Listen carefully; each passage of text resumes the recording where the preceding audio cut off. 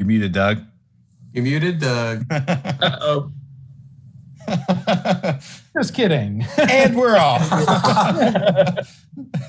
All right. 2020. All right. Welcome back to the Everwind Chronicles after a week break here of no shows or D&D at all. I'm glad to be back with you guys. And I think it's going to be a really cool episode. So getting back into it here. The current party, mission activities all started with a mission from Lord Greenwood where they went and eventually slew a dragon who was gathering power and potentially causing chaos in the countryside. In that process, they met a man named Kotok, who turned out to be the leader of the Leather Hand, one of the more powerful crime organizations in Elduin, and a pretty overall vile and evil man in the party's opinion. And as a result, they basically felt obligated to, I suppose, take him out or otherwise put him out of commission. And Hadressa told them that if they want to do so, they should sneak into they should acquire his ledger, which they do. They sneak into his hideout, thanks to some information that Asura earned through questionable means. They use that information to sneak in and find that the ledger is actually a woman who calls herself the Keeper. After some, we'll say, painful negotiating and conversations, we find out that they end up striking a deal with her that gives them some key pieces of information of what it will take to kill Kotok and what kind of consequences they might face if they do. The first piece of information revolves around the Archpriest of Karandia for the Order of Chaldrin, a man named Ran Mon, who she says is probably the first who will seek revenge or cause problems for anyone who interfered with Kotok, because Kotok has been selling Ran Mon bodies. And there's not, they don't know why. That's sort of an unknown reason at this point, but they have discovered that obviously something weird is happening there, where the Leather Hand is delivering just dead bodies to Ran Mon in secret. And they have some sort of arrangement. So after some other activities involving overcoming a remnant of the dragon's cultists, as well as some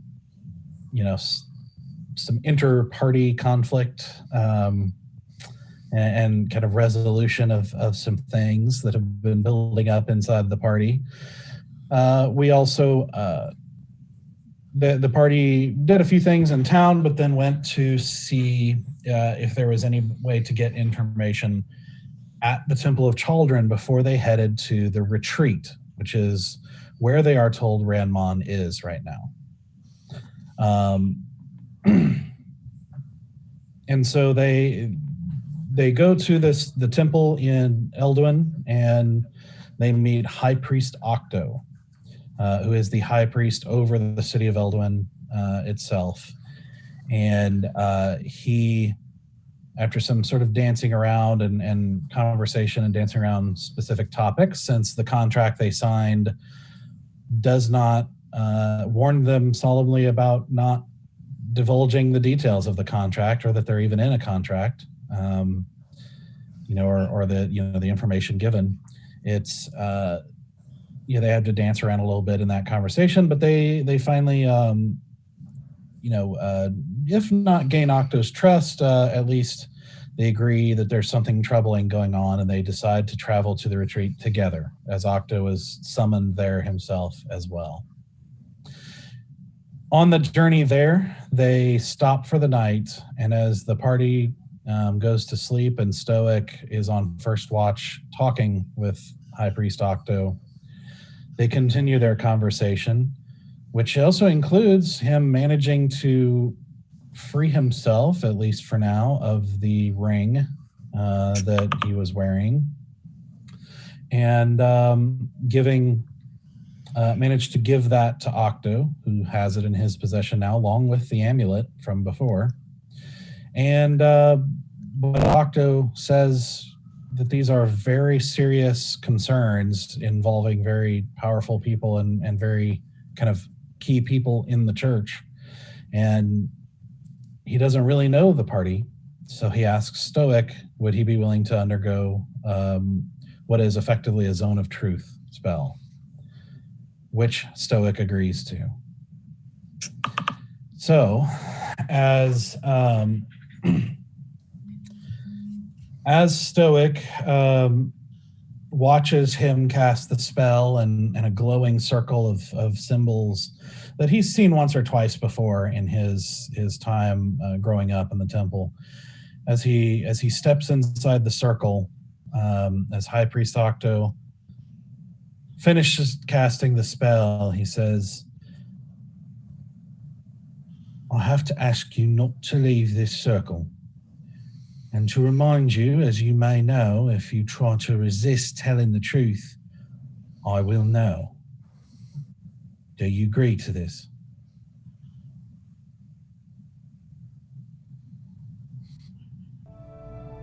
Stoic? I have nothing to hide. All right. We'll start with some easy questions then. What is your name? Stoic's Songsteel. And where are you from? I don't really know. I'm from my temple, but before that, I don't know. I was dropped there as a child. And which temple do you serve? The Temple of Chaldrin. Which temple specifically? I don't remember. My favorite. You're like, what's my backstory again? Yeah. I don't remember what zone or what location. World Thorns, right? You said this last week. Yeah, because I asked him because I got them too. World Thorns. So it's a temple in the World Thorns. Wild Thorns. North. Some people call it the Temple of High Mount. Okay. Got it. I'm from the Temple of High Mount in the Wild Thorns.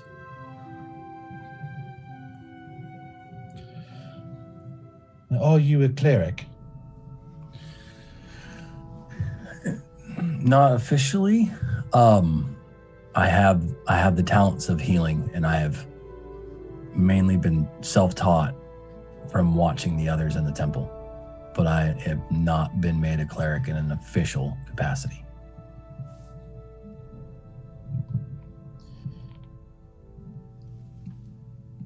Why weren't you made a cleric?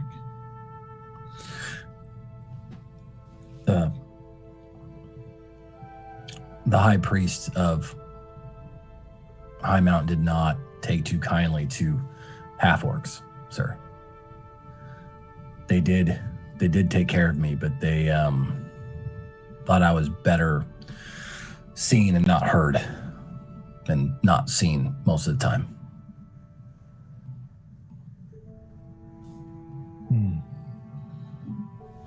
So you're not a cleric, but you wear the uniform. Yes.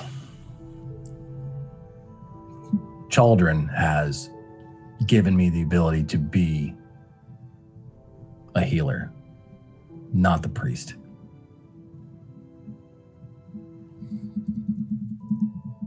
And I do believe that it's up to Chaldrin on who serves him and what powers he grants.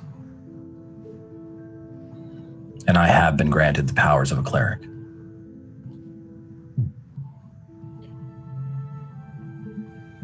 Well, indeed, Chaldrin is above us all. How did you end up in Corondia? I walked after the raid on our temple. Quite a few of them died. Paladins and clerics and one person who was very close to me. And so I had no reason to continue to stay. And so I left in search of the ones responsible.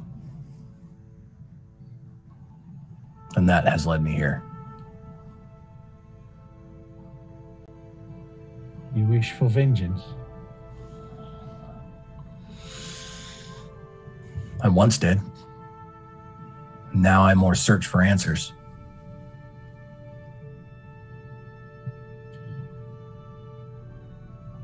I had heard the news of that. It's quite tragic, and I'm sorry you've been through that.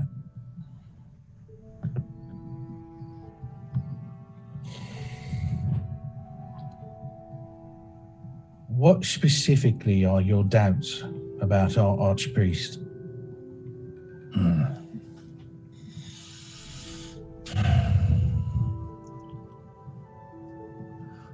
I'm worried that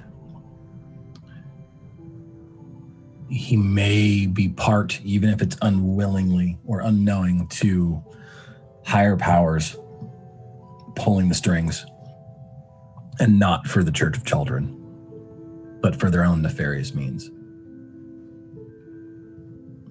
I've seen connections between him and not so pleasant sorts in this town, and I would like to ask him about it. What sort of connections?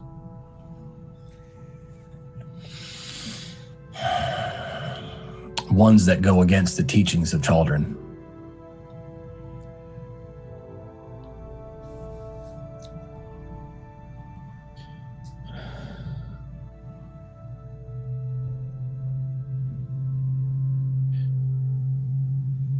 You're asking me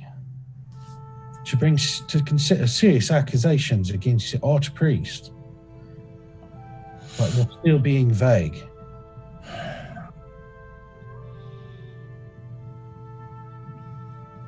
I'm not asking you to bring charges. I'm asking you to bring us so that we may speak with him, and you can judge then and go with your gut on who you think is truly virtuous.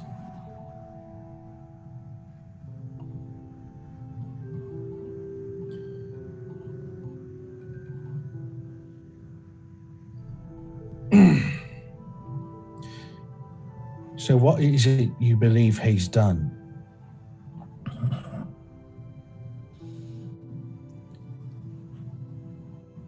I believe he may have been acquiring bodies.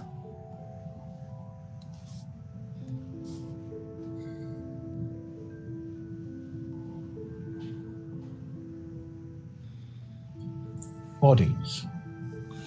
For what means, I don't know. He could be getting bodies of the less fortunate and giving them proper burial rites. I don't know. I just know that it seems questionable. And the sources he was getting it from are even more questionable. What sources are those? That is one area that I can't reveal that. I can be honest and tell you I have sources, but as I want you to trust me, I am trusted by others. And if I break that trust, what good is my word to you? What others? The sources that I've gotten this information from. Try to understand.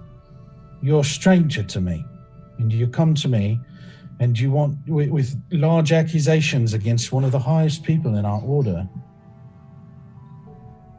and yet you won't tell me these key pieces of information. It seems like a scene out of Godfather, but if it was set in England. I'm the Godfather, yeah? I took you as a man of faith. And like myself. And sometimes faith is all we have.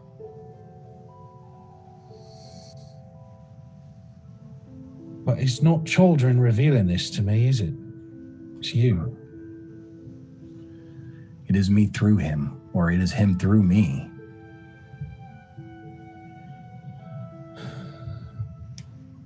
Our kind, like all, is also susceptible for people doing things in Chaldrin's name that's not of Chaldrin. I don't know you. I might know the people that you're getting this information from, or I might know something if you give it to me.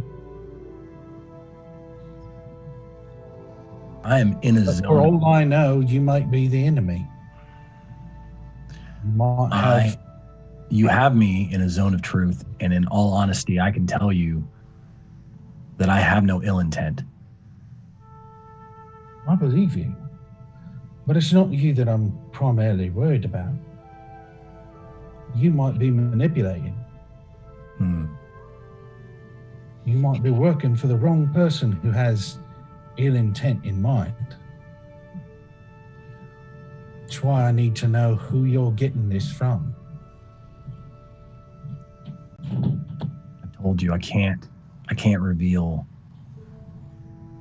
that person. They gave me their trust, and I won't break it.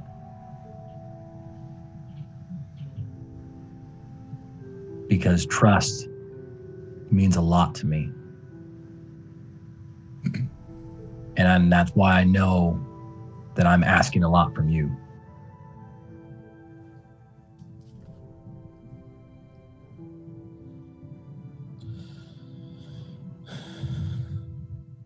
As I said, I don't know you. I don't have a problem believing that you yourself have the best intent, but until I know the pieces, I don't think I can help you. I can't justify bringing strangers with mysterious intent before our Archpriest.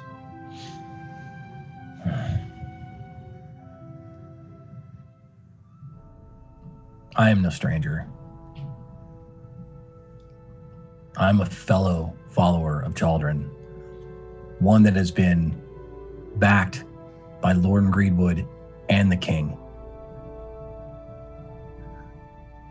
If you're going to be hung up on a single source of me not breaking the trust that I have, then I don't know what else to tell you.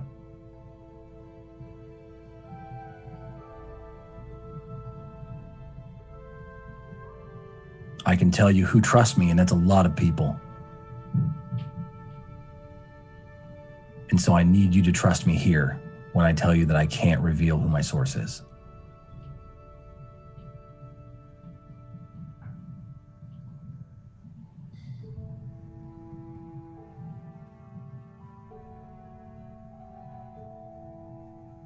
Can you tell me with certainty that the people you're getting this information from are good people who can trust? I do trust them. Now, hold on. Let's pause for a second. Uh-oh. I didn't say they're good people. I just said I trust them. Good.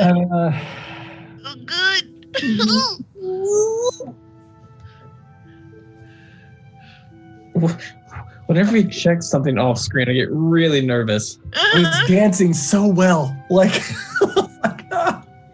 Still the trapeze artist here.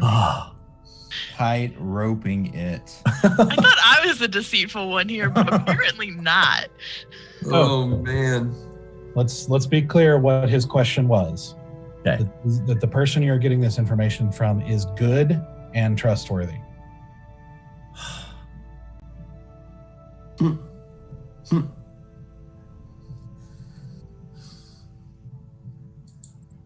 I don't believe they're a good person,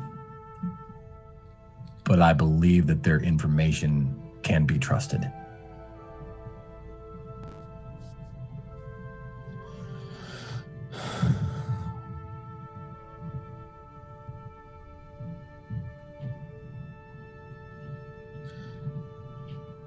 You said earlier you asked me about the leather hand. Are they related to this?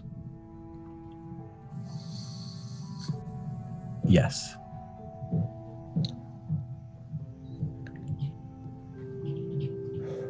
I see.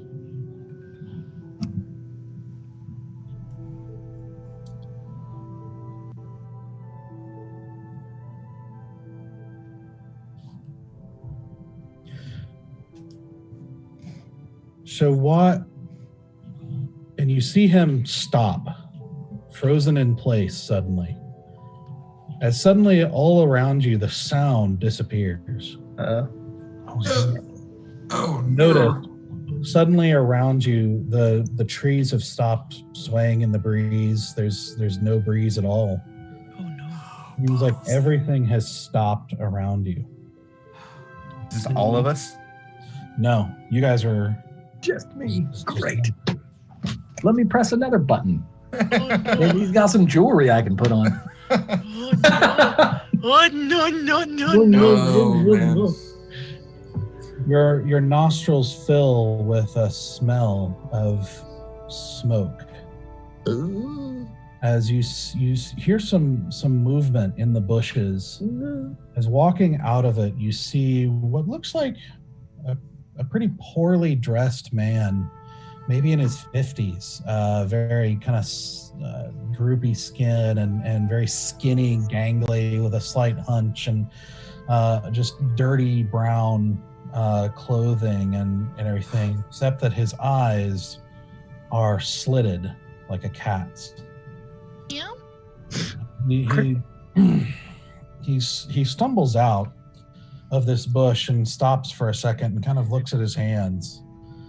And he says, "Yeah, why do you all, I don't understand how you all live like this with so many aches and hurts all the time." Zachary Banks. Oh, well, it's just a rental. And he like looks at you with like this kind of one-eyed squint at you for a second and kind of like moves his head just slightly as he looks you up and down. He's like, I have to say, given that old gal the ability to write contracts like us, that's a deal that's paid off in spades. Oh no. Now look, it's caught me in work. Oh no. Let me guess. You didn't quite keep up your end of an agreement, did you? I feel I completely kept up my end of the agreement. Mm-hmm.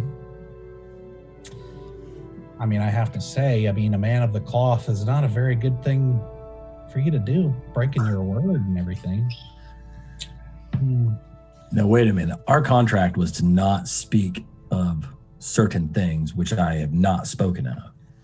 The Leather Hand is a well-known organization that was not... Like, as you're talking, he just goes like this, and the contract appears in his hand, and he looks over it, and he's like, let's see. I think the bit about the bodies, that was part of the information given to you. Yeah, I think that was definitely part of that bargain. And then you also weren't supposed to talk about details about how you got this information and everything. And the keeper is definitely part of Leather Hand. I gotta say, it's pretty clear to me. He shakes his hand and the contract disappears again. God. Sorry, guys. Oh no. TPK. We just saved you too. Dude, I know. All right. Well, let me be straight with you. All right. Your soul now belongs to the 9 hells. Well, technically, you belong to Asmodeus, the ruler of all that, but he never really bothers with this sort of thing. And, he sort of claims he owns everything. But whatever the case, so the more accurate thing to say about the destiny of your eternal soul is, well, that you're mine. Okay? You belong to me. And really what that's going to translate to at the end of the day is that you are going to spend the rest of eternity in servitude, one form or another. I don't know, there's a lot of forms that could take, but I guess one of the possibilities is that you could end up in the one of the soldiers of the 9 hells fighting against infinite hordes of demons for the rest of eternity. But I'm not sure how they'd feel about it at work, actually, given your nature. But one way or another, you're gonna serve me for the rest of eternity. For a measly few pieces of information, that was, well, I hope that was worth it for this tiny little country. Anyway, here's the fortunate thing for you, okay? Unlike many of my colleagues, I am pragmatic. That means while others might greedily slurp you up, just eat up your little soul without hesitation, I believe people can be useful sometimes. So I maybe we could work something out. Maybe some sort of arrangement that's mutually beneficial, or maybe worth more to me than you are. So here's how it works. You've got a little bit of time. You got until you die. Most of my kind wouldn't even bother with this sort of conversation. They just wait till you die and greet you at the gate, so to speak. But like I said, maybe you'll be useful. But you got until then. And honestly, I'm kind of limited on what I can do in your realm, so that makes you potentially useful to me, since you're still alive and all. So maybe we could work out something. I mean, could be as simple as we work out a place and, you lead 2 or 3 people to that place and get them to sign a contract. And, I get 2 or 3 souls and you get yours back. Something simple like that. As he says that, he starts walking around the campsite, and he actually waves his hand as the tents that you guys are in lift up into the air and just reveals you guys sleeping frozen in place. As he just sort of like walks around curiously, he kind of pokes Easy with his foot and rolls him just a little bit. And he's like, yeah, and moves on. So I'm the only one that can move right now. Yeah. And since we're new besties and all, your name again was? Oh, how terribly impolite of me. My name is Bolgash.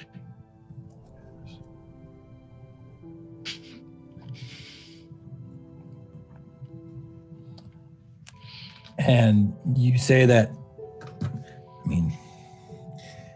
I don't really think that I broke the contract, but I can see your argument.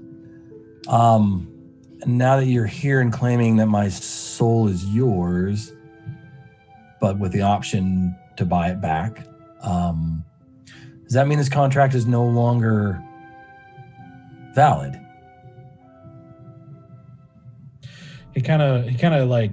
He's knelt down and he has picked up the blanket that is covering Valen, kind of like looking curiously underneath, and he's like, as he's holding it, he kind of looks at you slyly and he's like, maybe you're my kind of priest.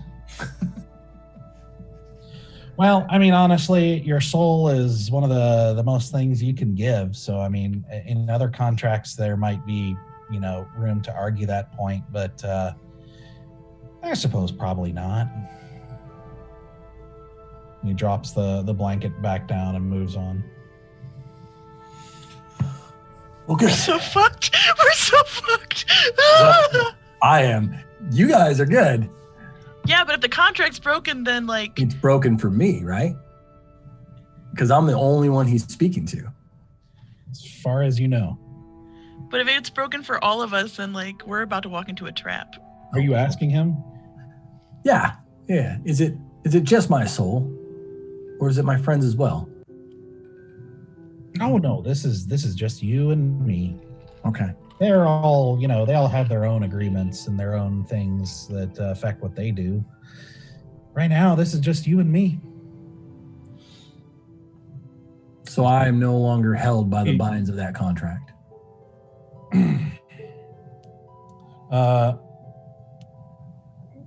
Yeah, broken's broken. You kind of signed a contract with high stakes, and there's not much higher to get. So it's not like there's most contracts have sort of scales to that sort of thing, and they it gets worse if you continue to break further parts of the contract. But at this point, it's, I suppose if you ticked me off somehow, I could always make things worse. But he picks up Bear's axe and is like kind of holding it and looking at it. And it looks like it feels very light to him. Like he is not kind of has any heft to him. And he just like kind of shrugs and then tosses it over his shoulder where it like suspends in the air behind him. Bogash. So would it anger you if I had a very open conversation with my frozen friend here? Well, right now, I think it's just you and me that need to work things out. Because I got stuff to do. I got other things I need to be. So my question is, we could work out a deal like that. I'm also an open-minded guy. If you got something that you could offer me that might be more valuable to me than you are, what do you got? Well, you seem to be interested in souls. And I assume you would take more souls in trade for mine? Oh, yeah. Well, it depends. I mean, some souls are worth more than others. Some people might be more valuable to me in their own way than others are. So it just sort of depends on what you got. He walks over and kind of kneels down by Asura and looks at up and down and is like, well, that's interesting. How about her? No, I was thinking a man of your stature may rather have a soul like the High Priest of Chaldrin. What, this the man you're talking to right now? No. His superior.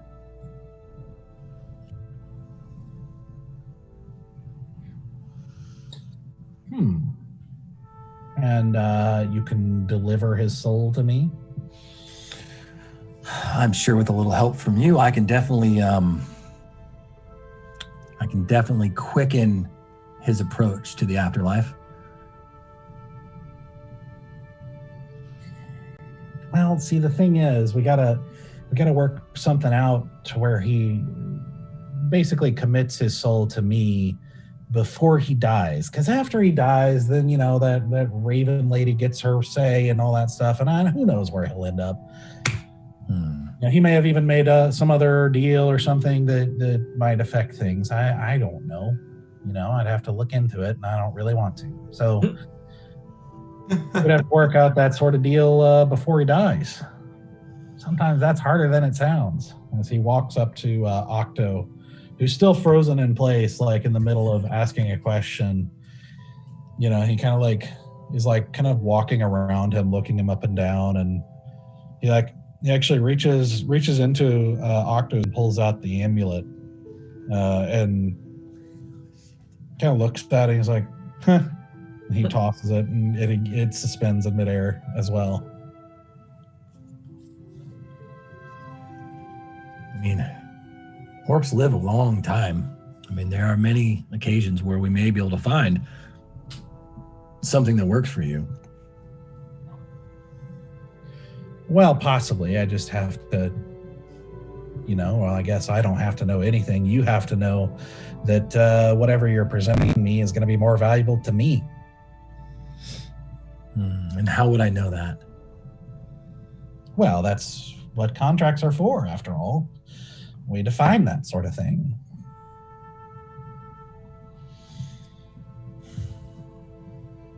Usually through specific arrangements.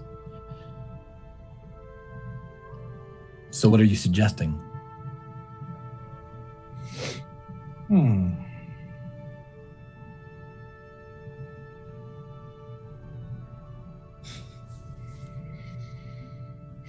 Tense contract negotiation I've ever been a part of. I have to say, the idea of an orc in the Nine Hells is pretty unique. It's not, you don't see many of those, and I think that there'd be some people who might even find you valuable enough to trade. Not really in a way that would be fun for you. Pretty horrible and horrendous for you. You're not, just to be clear, you're pretty hated there. I gotta say, your whole people and everything. That's you know, places.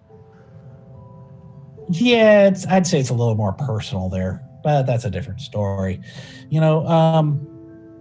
So I'd have to say, it's certainly not, an even trade. We got to make it valuable to me. But I suppose there are other things that might be more interesting. You seem, he kind of looks around just at the Forstner thing. He's like, you seem like you're getting involved in stuff, with some questionable people here. And, I think one of them might have something that I want. And, I'll, if you're willing to get that and get it to me, then I think we could make that deal. What might this item be? Oh, nothing. Just a little necklace. I'll put it in your little mind so you know it when you see it.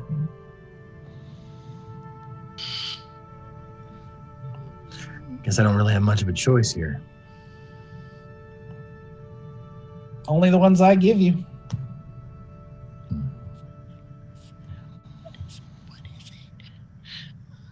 I mean, unless you have a better idea of something I might want.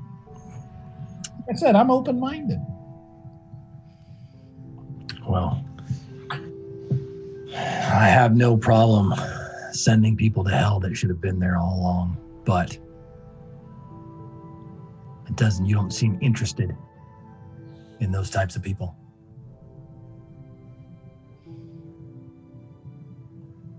Oh, are you looking to me to be like riled up about justice and who should go where? That's your little game. I'm not interested in that sort of thing. I'm only interested in what helps me.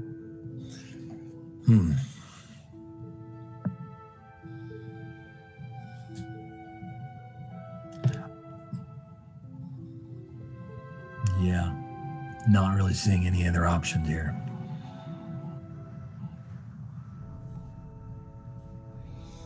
And just out of curiosity, why do you think I would care about this priest of yours? I just figured you may want to take people of power. People of, great deeds and high renown. Not lonely half-orcs. Great renown? I've never heard of him. But yet you're excited about me? Oh, I'm not excited. Excitement is irrelevant. You're mine. Well, who does excite you?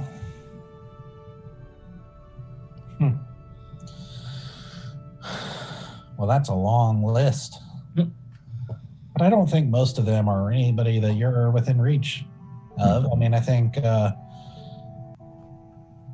probably if you're looking to me to come up with the idea, I think the necklace is probably the best bet.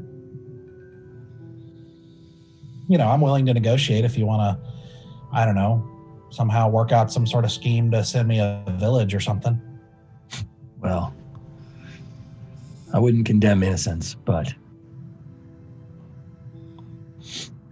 I guess this necklace seems like the best option.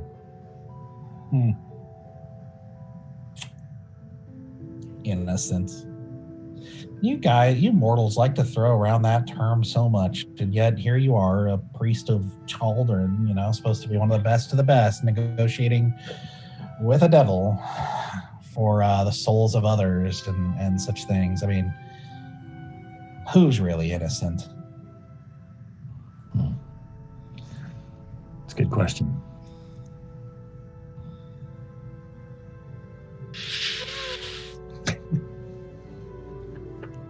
All right. Well, I guess this has been a great chat, or at least it will be if you get me what I want. If not, well, then I guess we'll be seeing each other soon.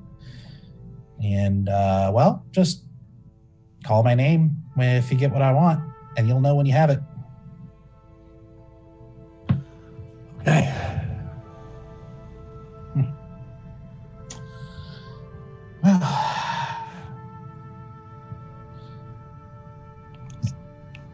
Is this going to stay like this, or is it going to go back when you leave? Kind of grins, and this grin is like inhuman.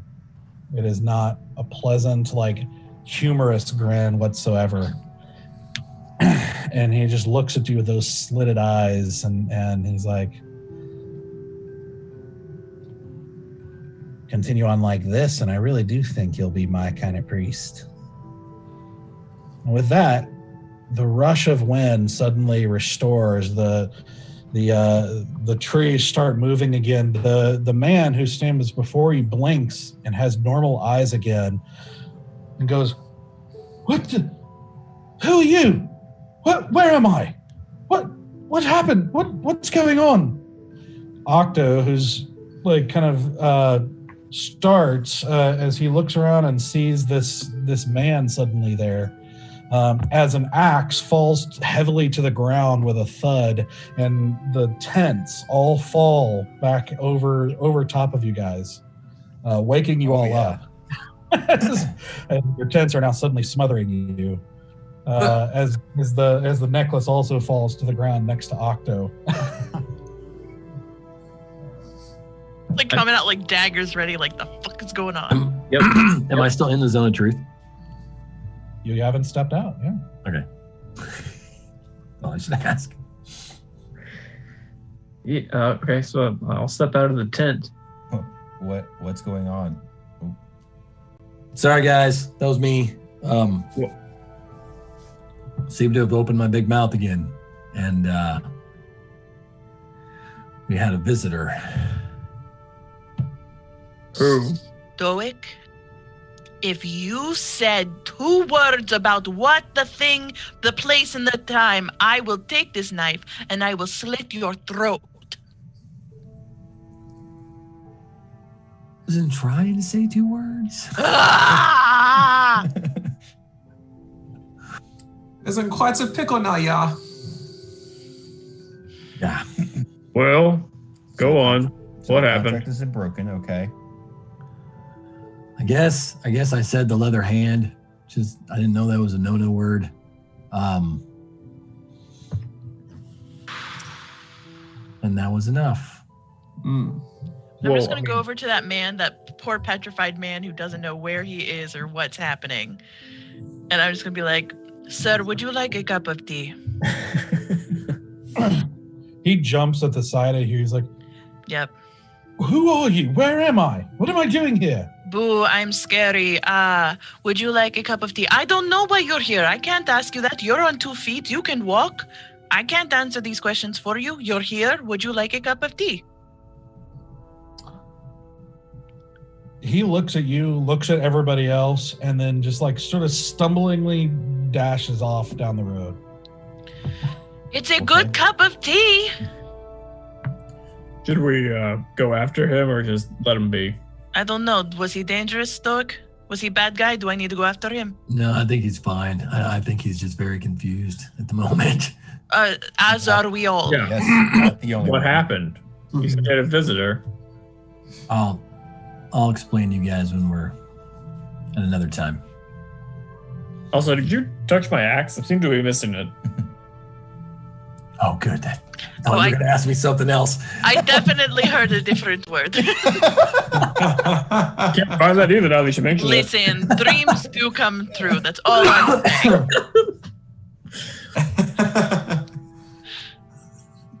It's that Stoic and Bear fanfic. Listen, I read my way through all of that when I was young, so. So, do you mind telling me? I'm a bit confused. You seem to know something I don't. Oh, no. What just happened? Well, I don't know what just happened. I was sound asleep for the first time in a little while, and I was enjoying myself immensely with a good, deep, hearty dream about hands. Stoic. And I awoke to my tent trying to choke me to death. So that is all I know.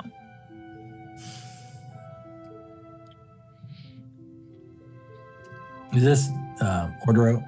Or who's asking? The weird village guy or the... No. The village guy left. Like he took off. Okay. This is Octo. Okay. Well, I told you I couldn't tell you too much, and I did. And there are consequences. Consequences. Octo, sir, I would kindly ask that whatever conversation the two of you were having needs to be completed now. Because apparently we have now done something very bad thanks to our dear sweet Stoic, and we are in deep trouble. Well, I am. That makes it even worse.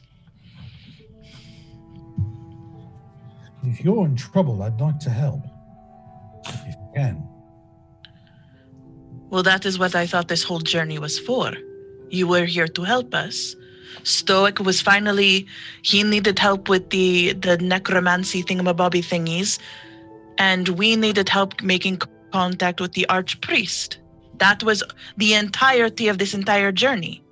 So I don't understand now why everything went...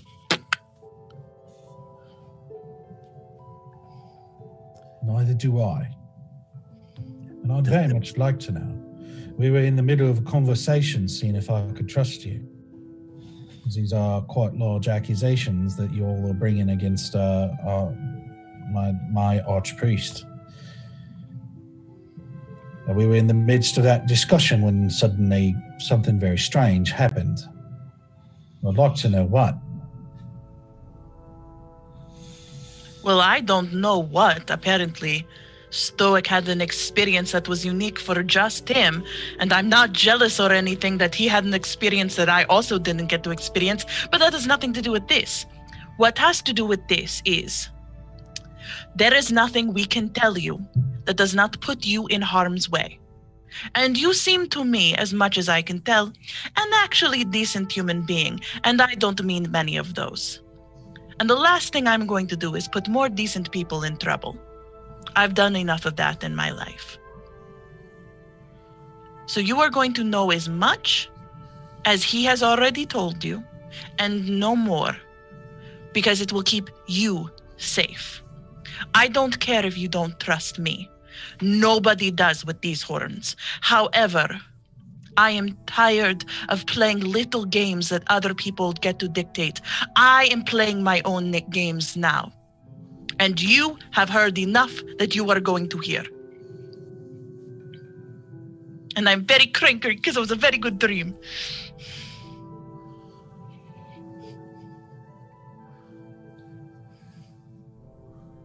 He kind of regards you. Make an insight check. Sure. We'll see how that goes for me. Oh, okay. Hey, that was a nice roll. Now I need to pull up my thing because I didn't pull up my thing because I was too excited talking. So that's going to be a 17. Nice.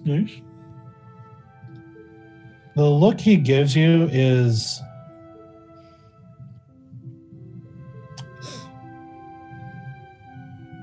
So, in most of your life, you are used to people when you kind of go off like that, or you lash out or anything like that. You know, most people sort of rise emotionally to that.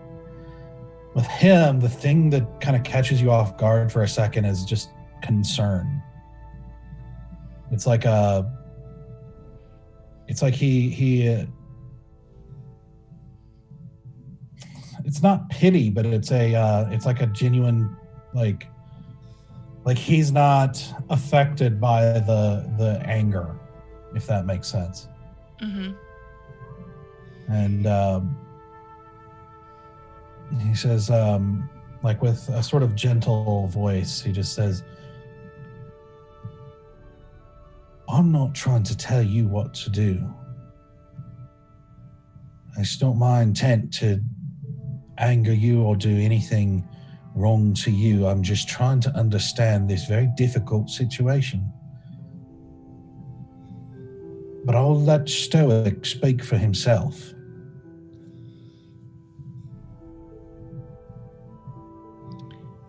Do I notice the truth-iness of it all? You notice there's a circle of glowing symbols around him. I think this has done enough damage. Talk to him all you want. He's an adult. He can say what he wants. Turn this off.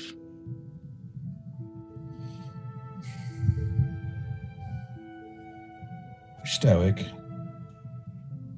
this is your choice. You know how things were with us and where we left them. Is that where you want to leave them?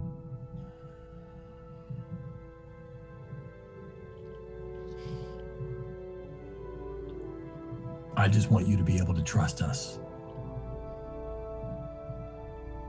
No, we're not there yet.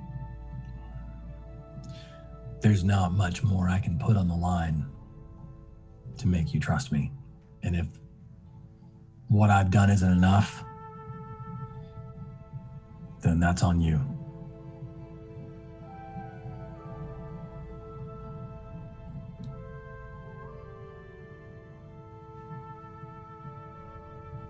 Very well.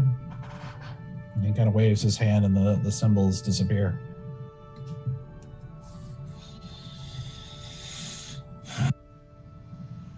Well, maybe we'll all have a better view in the morning.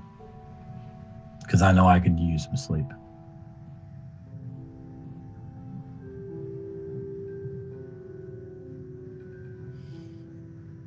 At all. Is the tent completely down, or is it like? Yeah, it's down. It's going to take a minute to get it back into working order. I guess I should say your tent wasn't, because he basically he picked up the ones that were over the others. Oh, well then I will convene to my tent. I'm gonna beeline. I'm gonna follow him. I'm gonna try and stop him before we get to that tent. How big is my tent? Where are you going? To bed. No. We can go in your tent and talk if you'd like to, but no, this is not time for sleep. What the fuck just happened? They're getting sassy. Yeah, some sauce. Fine. Come inside. Are you touching my axe again? How big are these tents, by the way? That's what I was wondering. Yeah. What I was about to say, they're like small one-man tents you use for traveling. They're not really gathering tents. They're not Harry Potter tents where he's So big. So Bear and Stoic, like the two tallest people in the group, were Yep. hunkered in this little tent. Let's try it. Let's do it. All right, we could Yeah. fit. I'll sit like cross-legged, kind of. I'm sure my head is like sticking through the. Oh yeah, you guys outside are seeing bulges in the like sides of the tent. Like, I'm not gonna say that I cuddle up next to them, but I'm definitely gonna say I cuddle up next to them. It's like squish my little body in as best as I can. Tail still sticking out of the tent. Oh, you're in there too. Oh yeah, no, there are conversations. Also, Stoic and Barrett in tight quarters together.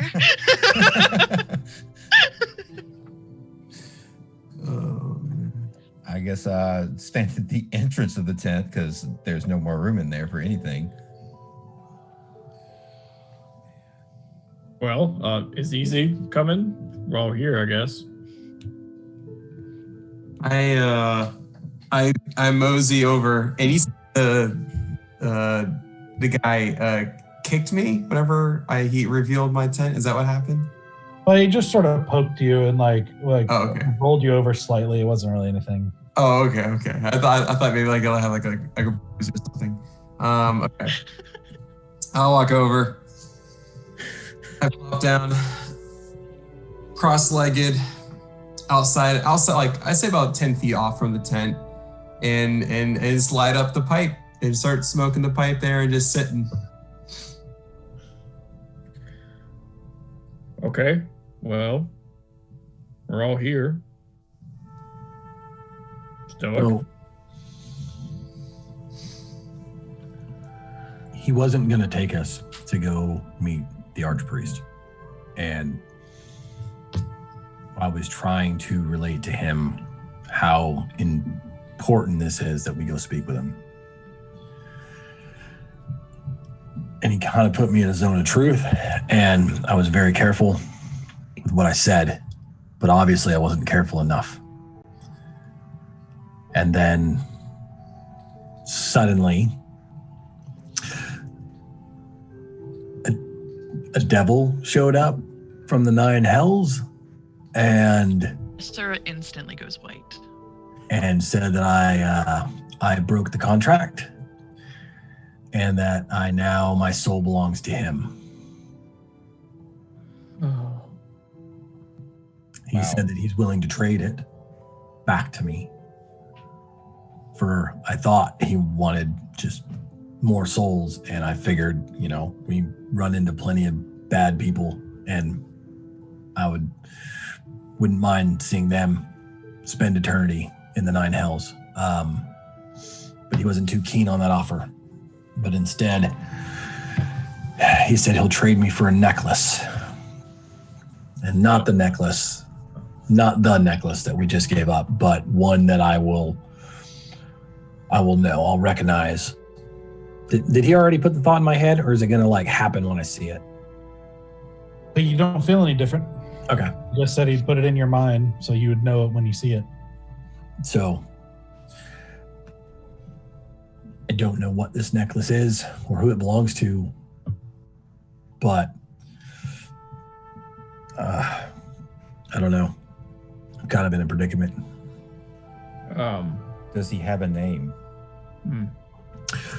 It was Bogash. Am I saying that right? Do I know that name as a tiefling?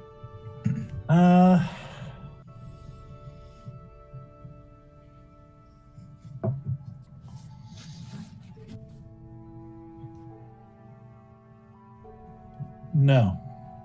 Okay.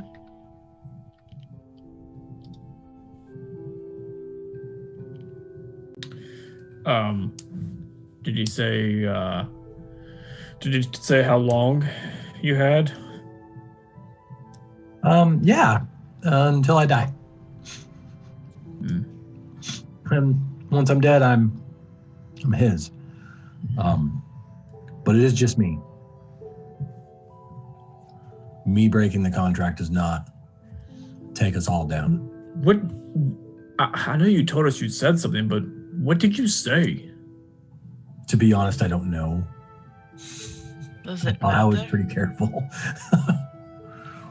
But I guess that contract encompasses a lot more than just our contact, and the contract itself. We were told we couldn't talk anything about the information or the contents within the contract. You signed it. I did, but I didn't read it. And now you have a new contract, which you don't know anything about. Yeah, For example, I haven't read that one either. What is this necklace? We already have discovered that a necklace of necromancy is very, very dangerous, and in the wrong hands can murder the world. And yet you're like, sure, I'll just go find another necklace with no information about what it is or what it does, and I will give it to a literal devil. Just trying to stay on brand. Oh, if it was not for your sexy healing hands.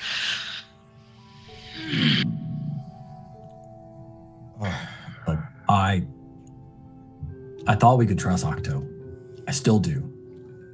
And It is not about us trusting him.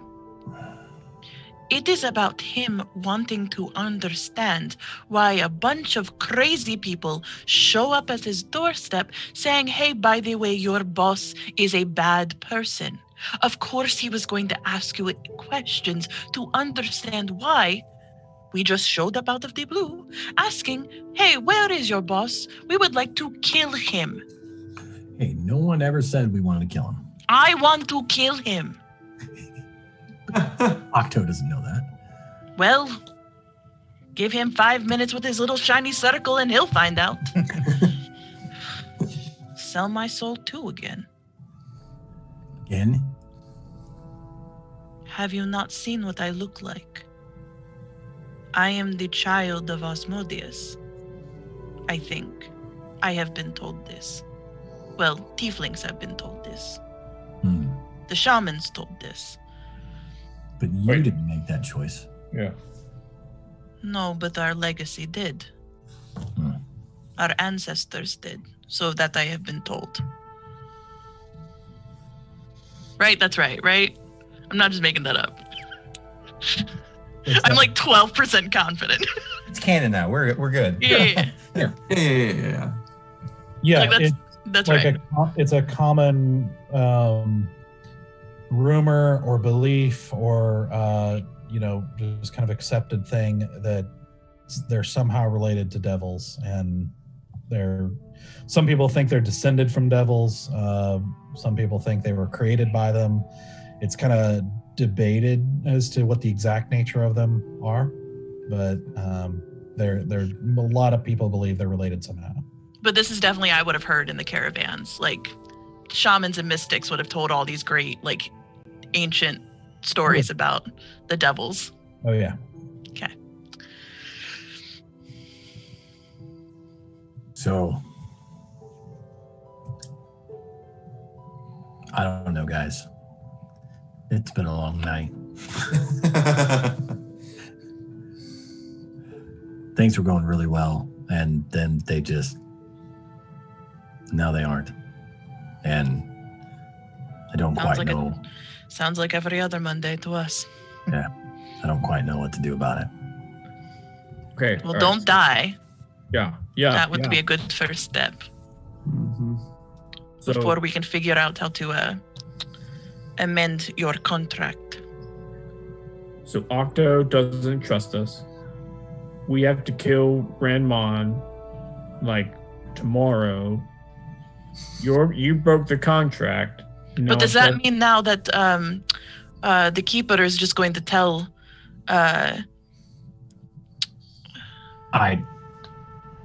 As far as I know, there are worse things that can happen than losing my soul, and that just seems to be the slap on the hand for breaking the contract. Hell of a slap, and I should know. I've slapped you enough times. So, because I tried that route, and we are still under contract.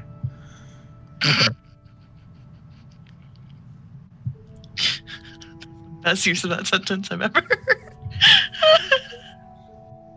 So,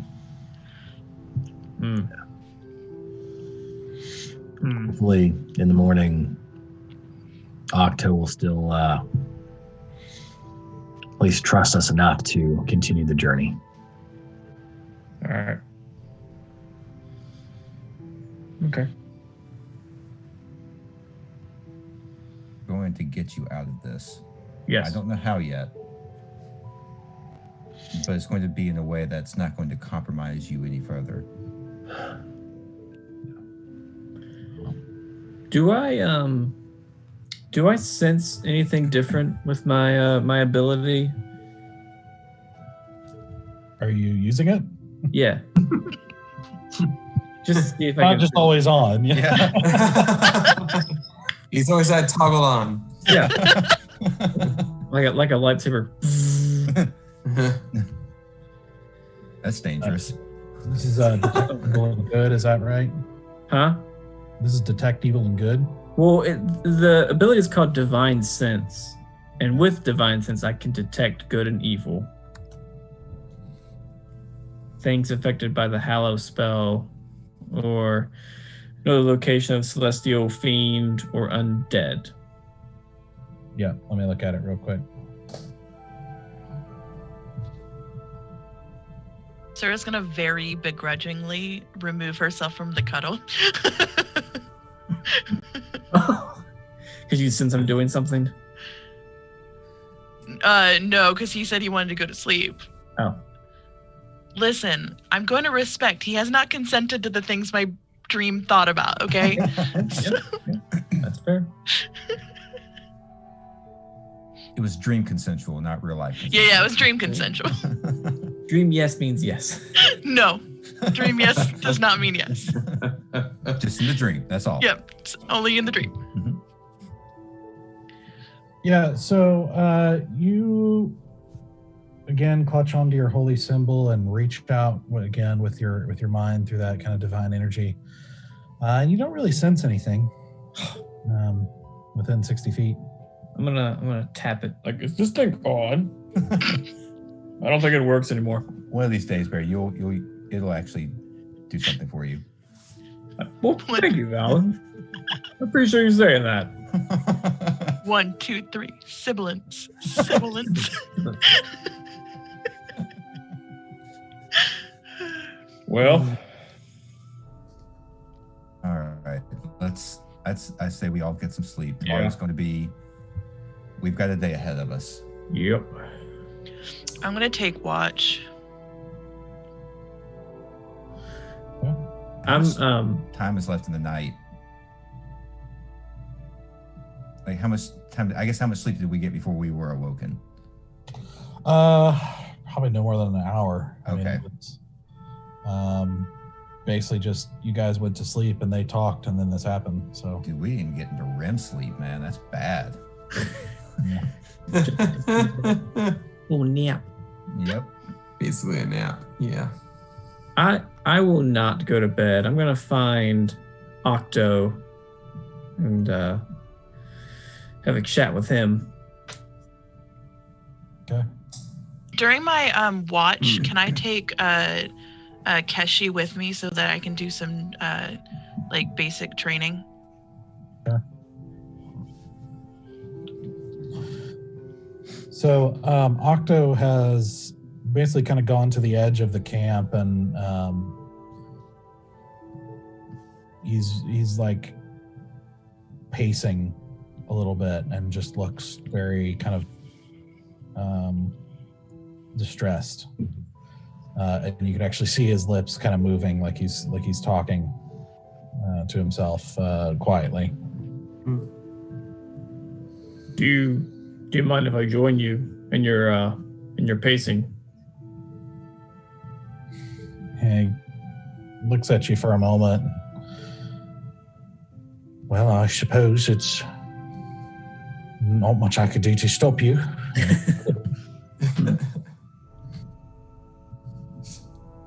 So, heard about your conversation with Stoic. He kind of filled us in on what happened.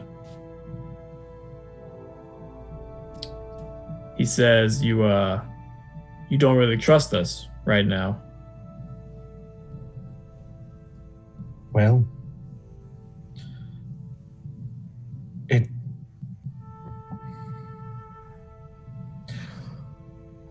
I don't have any trouble believing that Stoic is good and believes himself to be in service of Chaldrin. But he was not able to see, in fact, he was able to say that the people who's given you this information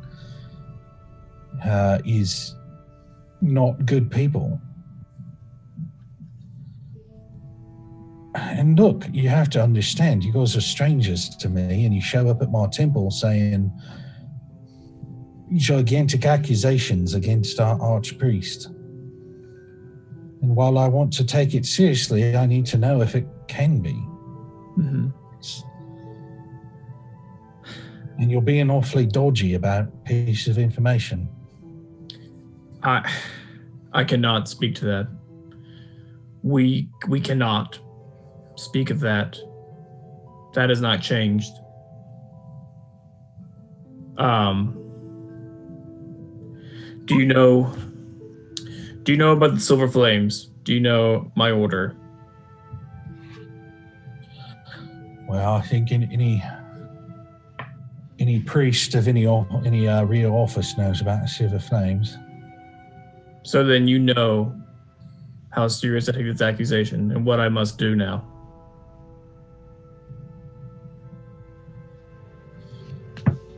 I know what you believe you must do. If there is any corruption, I need to find it. We believe there is a corruption with Ranmon. You have to give us the chance to find out if it's true or not.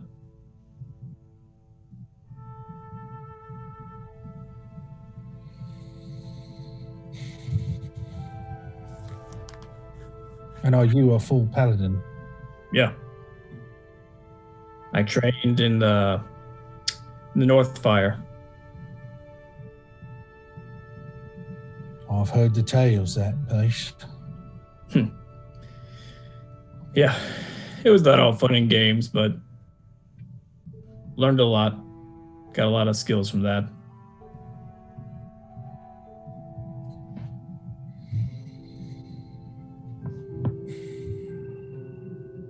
Roll a persuasion check. Well, he's good. He's charismatic. So that's good. I am charismatic, but Jeb is a terrible roller. Let's see. Persuasion. Okay. Damn it. It is an 11.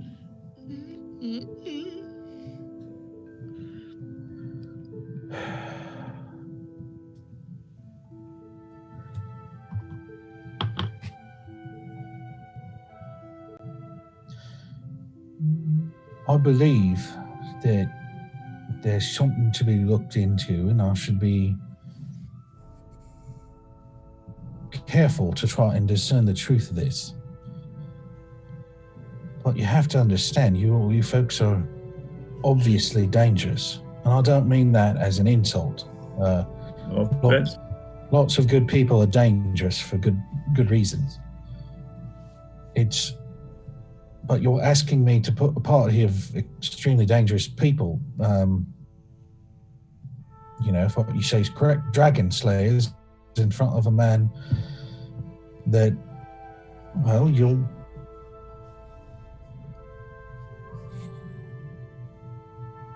It says I told Stoic. It's not really you, or at least Stoic, and perhaps you, that I doubt. It's that there's obviously some other people influencing your behavior that are not good people. By your admission, and yet none of you will tell me who they are or what they want. Why would they be doing this? All I can say, it's not that we don't want to. We can't. What you mean? That's all I can say. How about this? I have a deal proposition for you. Can you give me the chance, just me alone? You can be there too. Me, you, and Ranmon in a room. Not to fight, just to sort this out.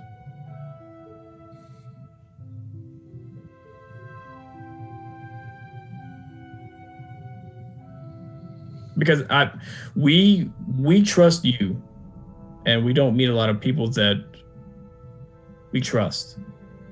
We feel like you. I feel like if Ranmon is who we think he is, then you would want to stop it too.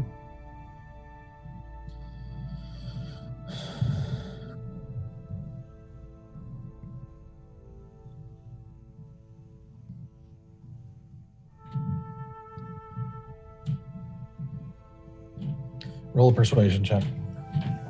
All right, come on, good die. Come on, good die. Okay. That was an 18.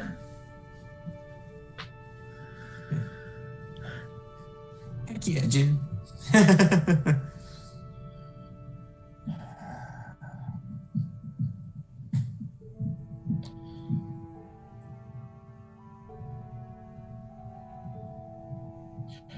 You know, there are those in our order and among other orders of the gods as well who resent your order, who resent your kind and think that you're,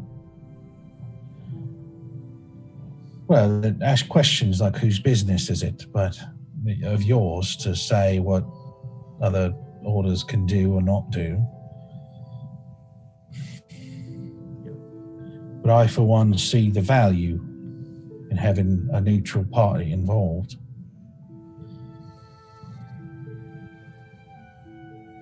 But I don't think I could say the same of my brethren. Yeah, that's my fear at the moment. Especially not Sun. And so I wonder if you have anything that could maybe hide the Like symbols of office, if you know. Sorry, say that again? The symbols of office, if you know what I mean. Ah, yes. I can do that.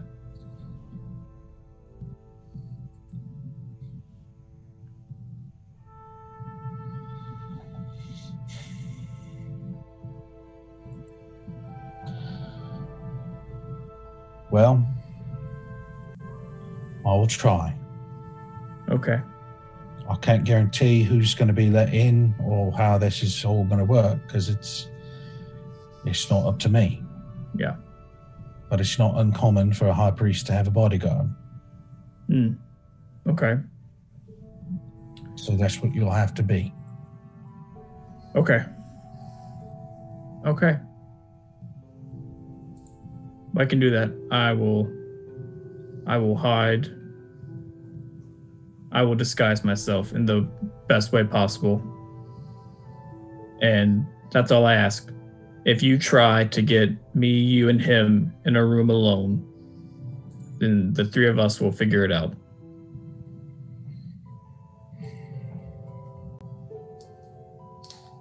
Dun dun dun dun dun dun dun. Sorry.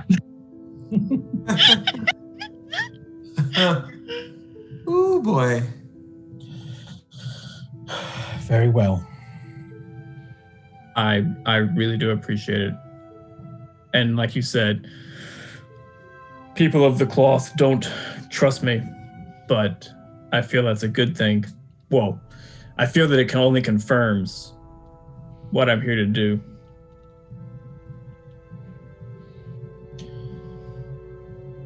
Yeah. Well, you make him nervous. But I suppose I believe that people in power should be nervous. Agreed. Sometimes. Well, again, thank you, Octo. And I hold out my hand to shake hands.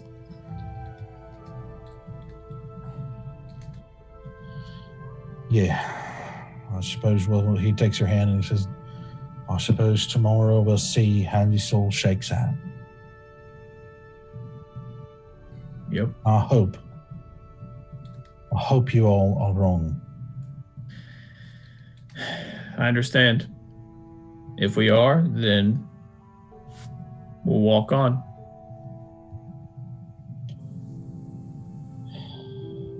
I hope so. Well, I suppose I should get some rest. Yeah. So should I. Well, good night. Night. I will, upon exiting that conversation, I'm going to find a Sora. I just wanted to be like, that'll do, pig, that'll do. That'll do, bear. That'll do. All right. So Sura's over there working with her horse. As you find her. Training, doing some midnight training, I see. If I am going to train her to be as quiet as me, I have to start early. How's it coming along? She's a little heavy of foot, but she's smart and likes treats, so that helps. That does help.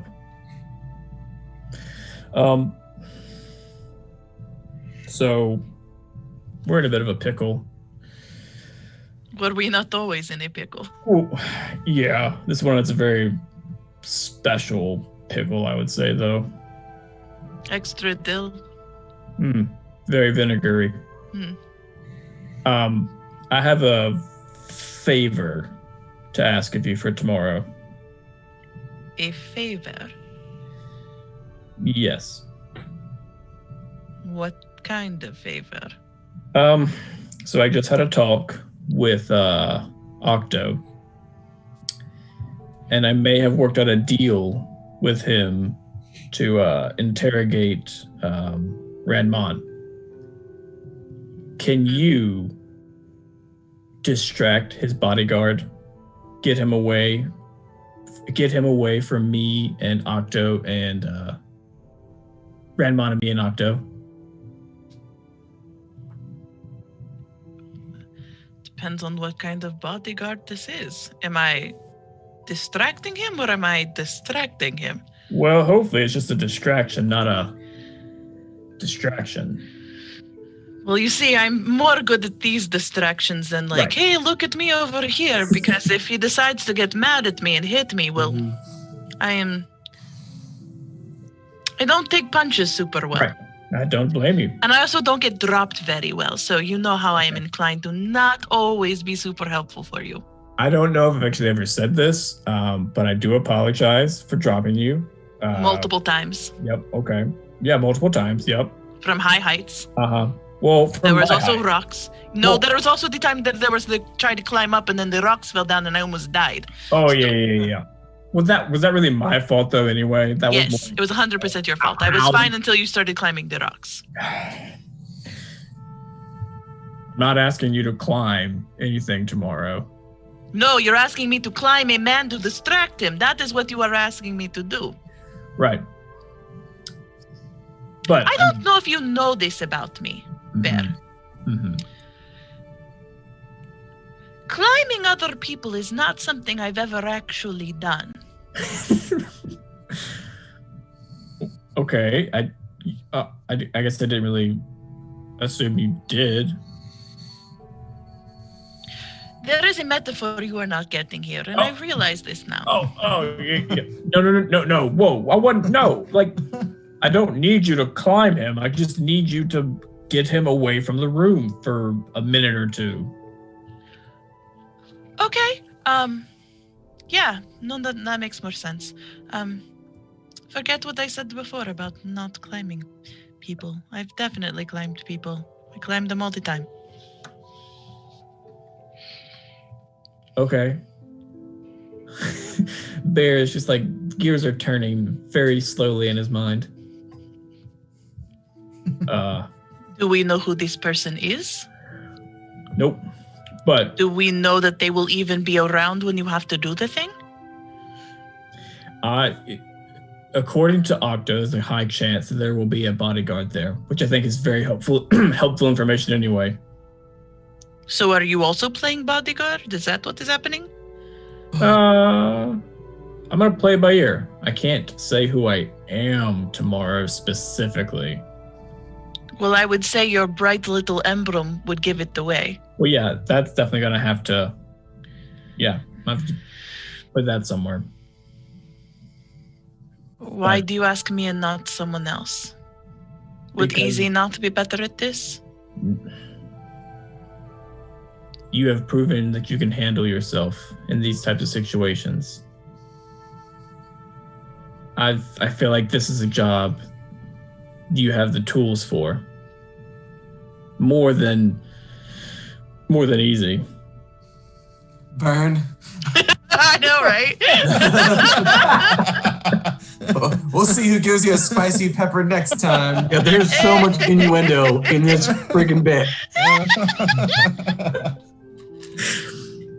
No, you're right. Actually, I didn't think about it. Easy could be a really good distraction, but if things turn to distraction, I trust you more than him at that kind of job.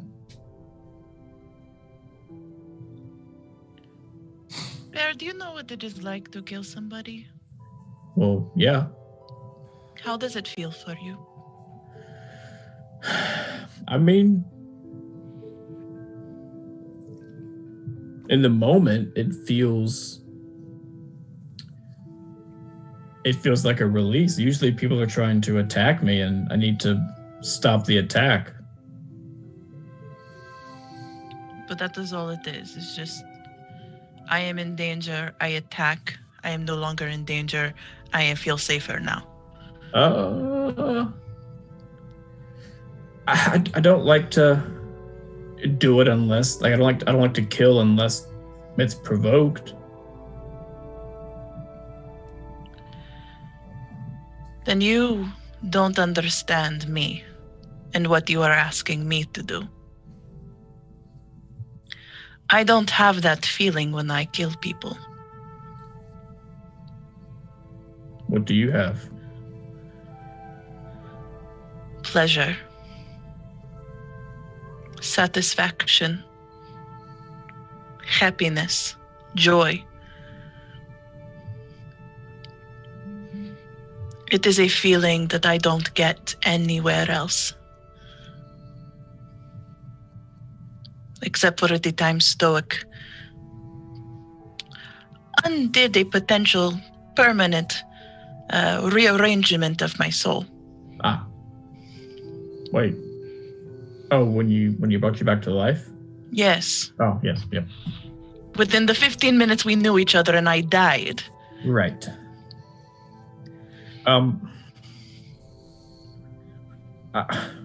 Again, I'm not asking you to go on an assassin mission. Yes, you are. You are asking me to wait until something bad happens and then kill somebody. That is what you are asking me to do. Okay, let me re-clarify.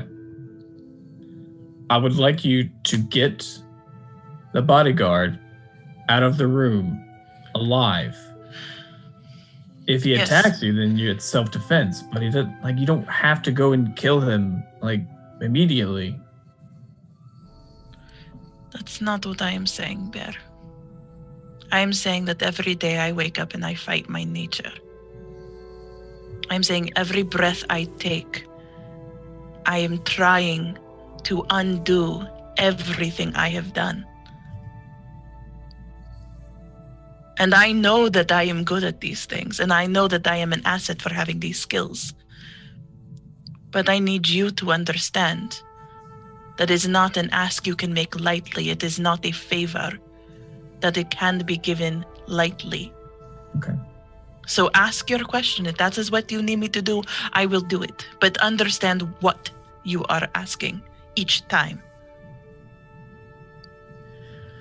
We already have one soul on the precipice. And I know that I am not speaking about Stoics.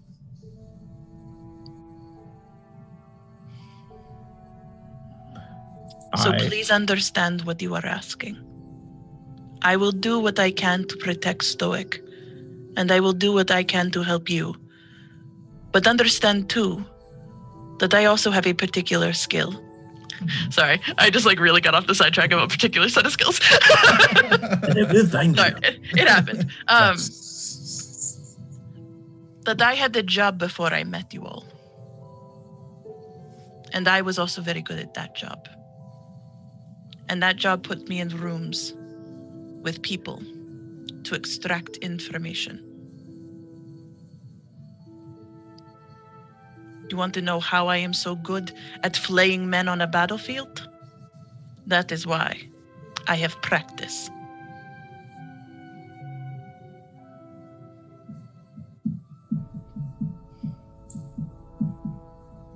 I'm going to keep on walk. Keshi and I are going to keep watch a little while longer. I will do what you have asked. And I'm going to walk away. I'll walk with you just a little bit more. You're right. I did not think about the weight of what I asked you to do.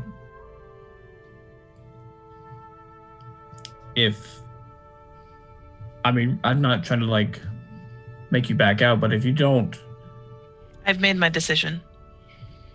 Okay. I will. Well, thank you. And I'm sorry that I put this weight on you. I didn't realize, I didn't think about it when I asked you. I have carried this weight long before I met you. Don't flatter yourself by thinking that you are the first. Well, yeah, but I don't want to be more weight. Well, you should have thought of that before you became a Goliath. You are a lot of weight. This is true, and the armor. But okay, I'm gonna give Keshi a little rub. How does Keshi react to that?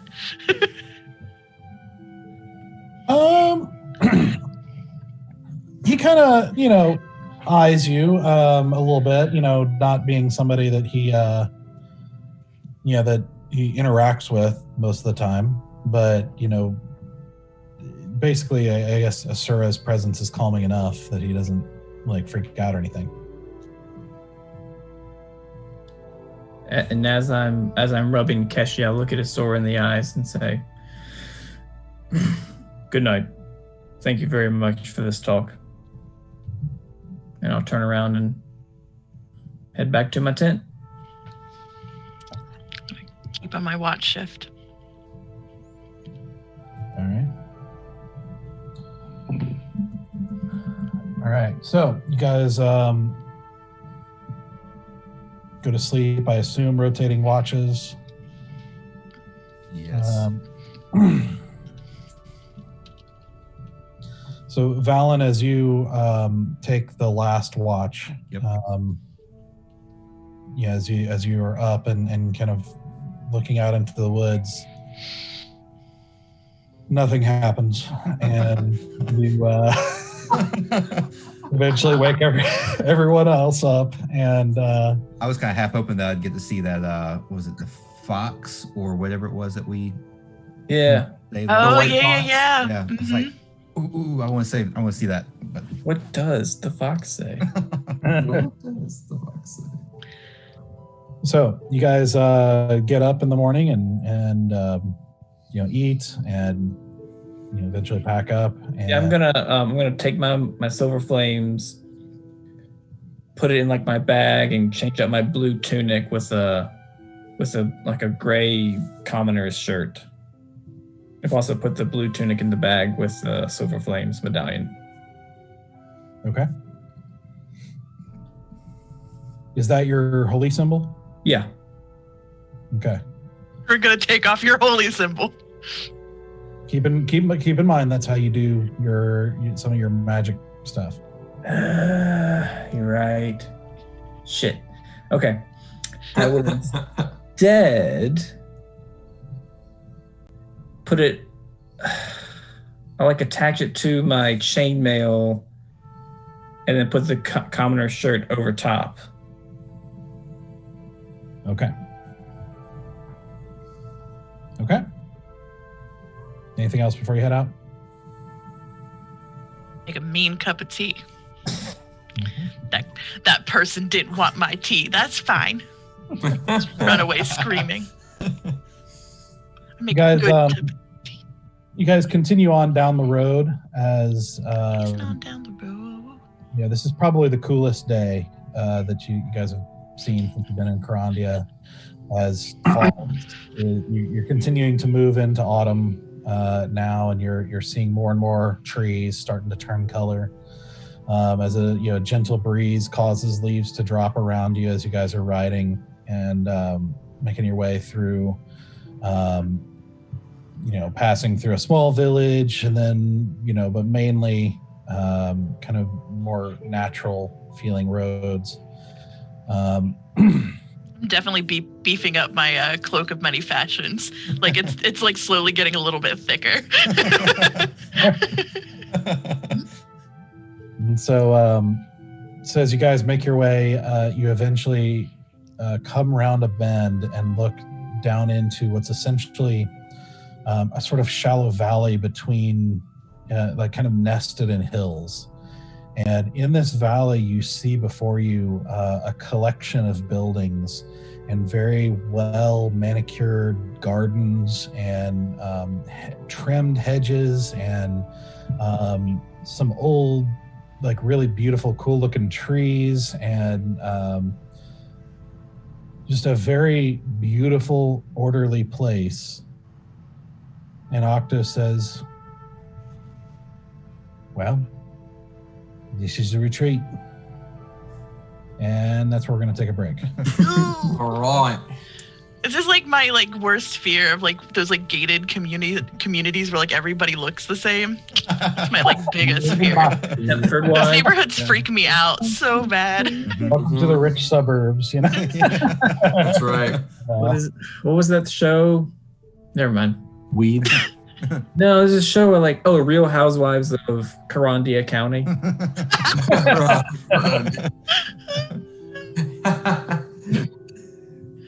All right. So we'll take about a 10-minute break, give or take, and we'll be back to get into it.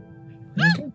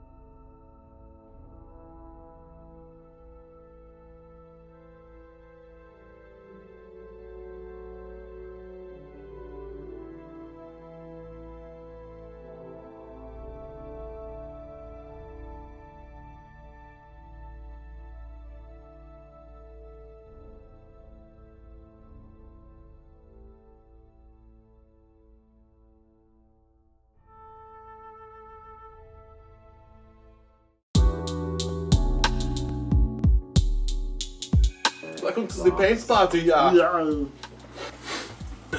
Isn't it? We got the paints, we need the paint holders. So you can use the plates. You want to use these mainly just for mixing colors because it's a little bit easier. Just dab it off of the cardboard. Yeah, it's no big deal. Or I have some cups that I brought extra cups for that and for cleaning. And the good stuff. Mineral spirits. Which we'll have to get a cup of that to clean off brushes. We'll probably want paper towels for everybody too. If I can use my Jedi mind powers. Alright, can you get the cups? Chicken out of cups. Today's Barnes. Mr. Walkway, leave me to the building. Fuck you. I'm literally using your sister's art as my reference guide. Oh yeah. Because she killed it. She killed it. Speed. For speed, that's amazing. I don't know.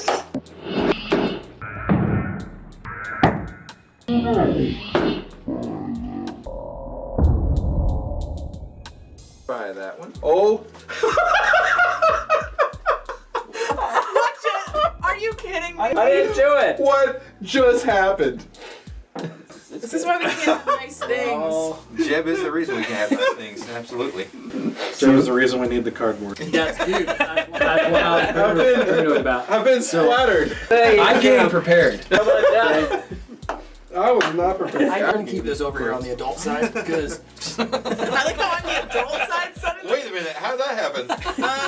I think you want to reassess who's an adult here. Because that is probably more dangerous to this table than the paint. What is?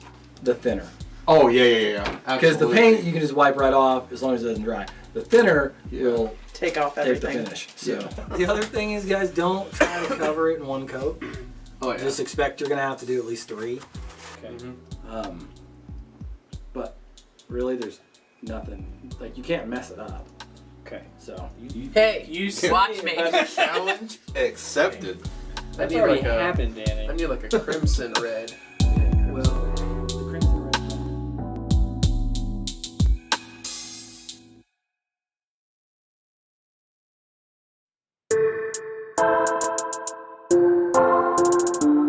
And also with the washes, whatever, go a shade lighter than you're gonna finish with. If you plan on using the poly shade, go 2 shades lighter because it's gonna darken up the color. I was gonna do blue, crimson, and purple for the cloak. We're all gonna be purple and love it. I'm not. I'm gonna be. I'm Blue. blue. You gotta say I'm not purple. I'm blue all over me. You're blue. It appears that I blew myself.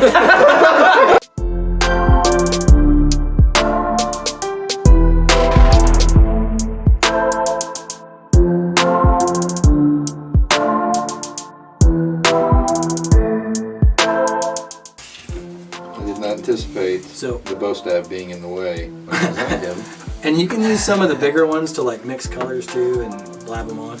These ones I bought specifically for dry brushing later for the detail. More texture on it.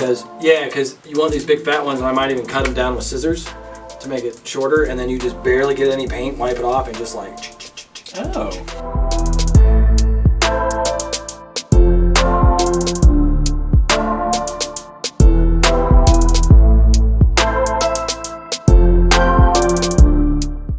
I used to paint for a living, not like this.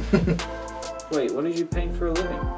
I was a house painter for a couple of years, but that was after I stopped working. I was a government contractor and I painted aircraft and like met generators, and so I can do like actual auto body paint, and then I can as well do like faux finishes and latex paint and stuff like that. Awesome. Wait, so you can do Autobots and Decepticons? That's all I heard. I can do atomized and airless paints if you want to get really specific, and stains and. Sounds like it was a transformative experience. So hop on to happyactionfuntime.com and contact us today. Do you need Tune auto? into the Everwind Chronicles for jokes like these. Keep you in stick. Top shelf.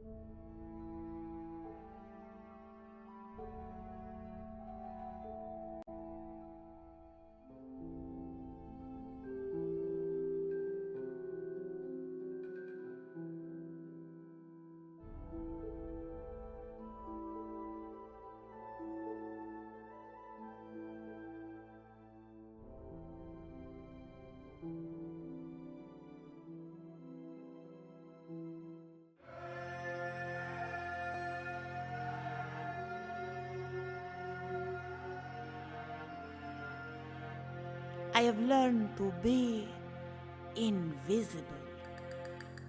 Invisible to those who have something I need or want. Invisible to the guards. Invisible to my enemies.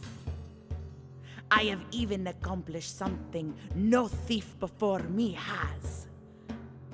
I have become invisible to myself. For I cannot bear to look at my own reflection. But is this all there is to me? Is my invisibility simply matching the hollowness I feel inside? I have to know who I am. I have to know if redemption is possible. So I will use all my power to seek that which terrifies me the most. To truly be seen.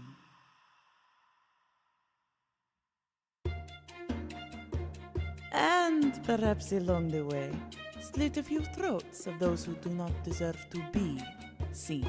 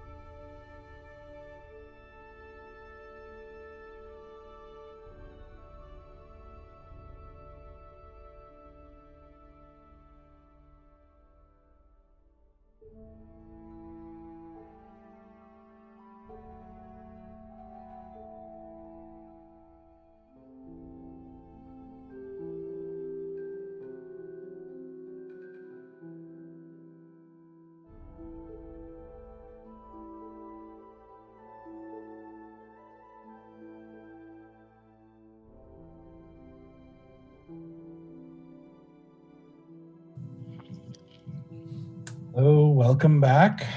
Hopefully it was a good break. Yeah, we'll just jump right back into it here. As the party has gone through an eventful evening and now has approached, finally, the retreat. So, as you guys progress down the road, approaching what looks like an outer wall around this complex that you saw coming down, looks like there's a large gate at the road with an outer wall that is covered in vines, and it's just effective but pretty, and that kind of stretches off and into either way and to either side.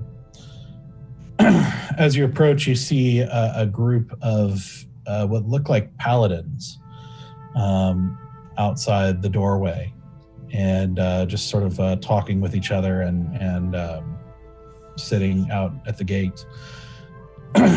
As you approach, one of them departs from the group as the others kind of turn, and he says, "Halt! What's your business?" And Octo steps forward and says, "High Priest Octo, here at the summons of the Archpriest." The paladin kind of bows to him and then kind of looks around at the rest of the group. It's like, "And who are they?" "Well, they're friends of mine of a sort. One of them is my bodyguard. The others are just accompanying us for the journey." The paladin kind of looks them over, and is like, a bit of a strange bunch. I just like casually like readjust my like defenders of the realm, like just a casual little readjustment. For once, I should not be the odd man out.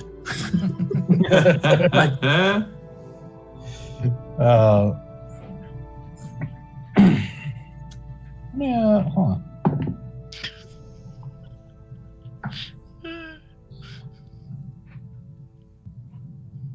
He actually notices you adjusting the pen, and you kind of see a head tilt a little bit, and he says, "I wasn't told that defenders would be visiting us." It was more of a surprise visit. And what's the business behind this surprise? Well, we are getting to know our realm, and we had an opportunity to accompany our friend here to meet the Holy Order of Chaldrin. And unfortunately, it appears that the Archpriest was not in town, and Priest Octa, whatever the appropriate affectation of his name is, was kind enough to let us accompany. Mm-hmm. It's we don't normally allow many people who are not of the Order of Chaldrin of one kind or another. Oh, I do not mean to intrude or interrupt what is happening. I just would like to get to know the people that I have been sworn to protect. Uh-huh. I would like to make an insight check. Because something about him feels a little off right now. I'm not sure what it is. Does he seem defensive or just kind of this is irregular and not really feeling it? Okay, do that. While he's doing that, Asura, make a persuasion check. Okay. 13. Rolled an 18. Okay. Valen, what you're seeing is a kind of mix of hesitance, because this is obviously, at least to him, a kind of an unusual request, an unusual scenario. You get the impression that he's used to dealing with people, of the temple, or people like paladins and priests, not so much, monks and other types of people that clearly don't look like they're involved in religious orders, and also a little bit of disdain, maybe like a little bit of, who are these weirdos? Like these. I mean, at this point, I think we're used to that. That's the look we get. That's the instant reaction that we get. It's like, oh God, who are these people? Mm-hmm. So to say, we will do our absolute best to not interfere with what you are doing here. We're just kind of getting, seeing who, like Asura said, seeing who we are protecting, getting to know our people.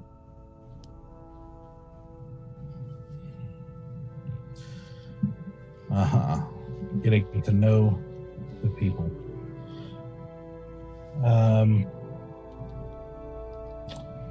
Valen, you roll a persuasion check. Okay. That's not gonna be good. Because I know I got a -1 on my persuasion. Ooh. Oh no. That's not good. Ooh, a 13 as well. Could be worse. Could be better. Yeah. He kind of holds up a finger for a second and goes back to confer with the other paladins for a minute. And then he comes back and he says, "Will As long as the high priest vouches for you, I'll let you into the grounds, but you won't be allowed into the inner chamber. Understood. Yes, that makes sense. All right. And he nods at Octo and says, "They're your responsibility then." And then he actually nods at Stoic and says, "And yours."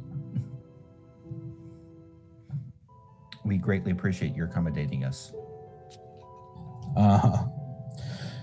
And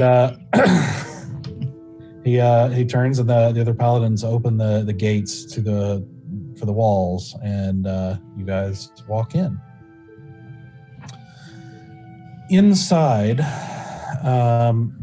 you see, again, this is a complex of buildings, a small number of buildings, but some of them sizable, and connecting them are what looks to be white marble sidewalks of pristinely cut stone and pristinely carved statues of various figures, some of them angelic in nature, some of them kind of more warrior-like, some of them obviously priestly, all of them white, that kind of white stone.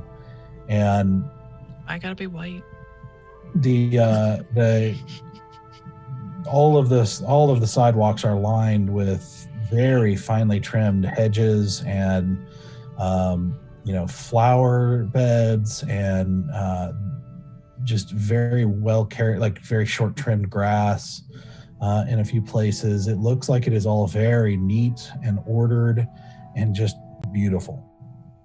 You see a fountain as you guys are walking. You see a fountain in the middle, with a multi-tiered tower where the water it comes out the top, and the way it's constructed makes the water kind of go down the levels at a diagonal way, so the whole thing looks like it's sort of spiraling down, with the symbol of Chaldrin up at the very top. Have you said what actually is the symbol of Chaldrin? I don't remember if we actually said that. I'd have to draw it and send it to you. Oh, okay. It's like a sun. Oh, okay. I remember this now. Yeah. Now I've got God as the sun stuck in my head. Is it Queens of the Stone Age or the other one? Don't worry about it. I'm just gonna be in my own universe.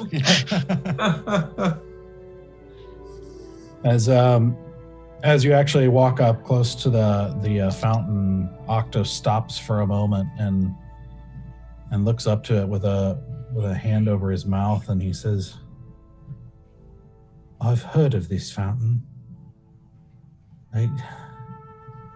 It's said that this fountain is, it's supposed to make Chaldrin's healing energy stronger if you're in it. When it's cast, it's supposed to be remarkable. I never thought I'd see it. It's very clearly an illustration of how all life comes from Chaldrin. And he causes all of us to grow, and I'm sorry, it's a beautiful thing. I've always wanted to see it." Is this like the central location, the origin of your religion? No, at least not that I know. Chaldrin's order is very old, and it's sort of grown up in multiple places and then sort of grew together, and that was all a very long time ago.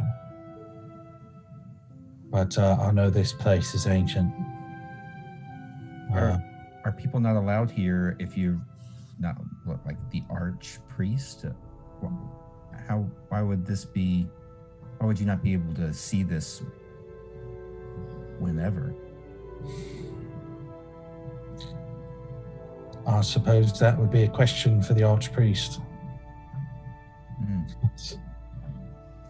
Would it be rude if I wanted to bottle some of this water?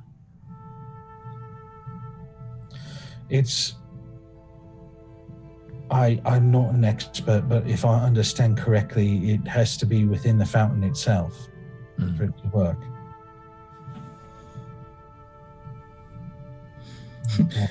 I pull out an axe and I put it to Easy's throat. Should we try it out? I also think this is a good idea, yeah. Okay. There, you put your toy away right now. Yes, Mom.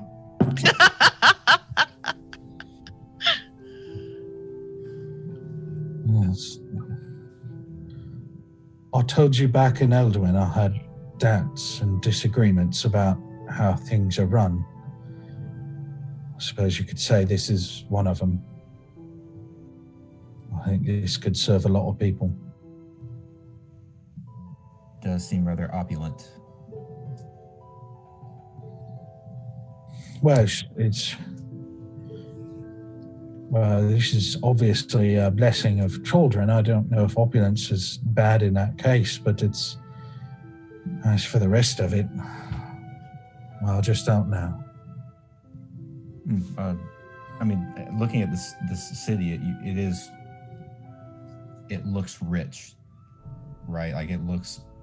Yeah, and it's not a city. It's just a small compound of a number of buildings, like, less than 10. Like we're not talking about a large group. It's just spread out a little bit with these gardens and courtyards and different things in between them. Mm-hmm. But yes, there is absolutely nothing poor about this place. Babylon, essentially.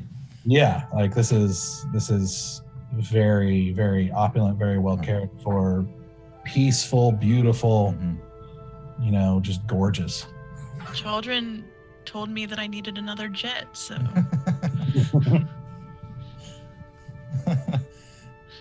It's when I say opulence, these buildings look rather expensive, rather excessive, I guess.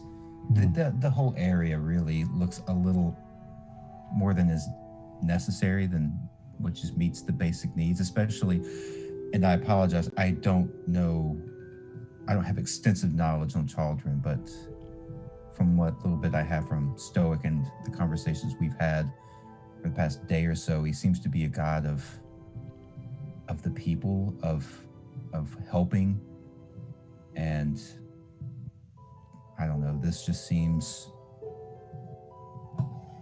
a little self-serving. Yeah, a little self-serving.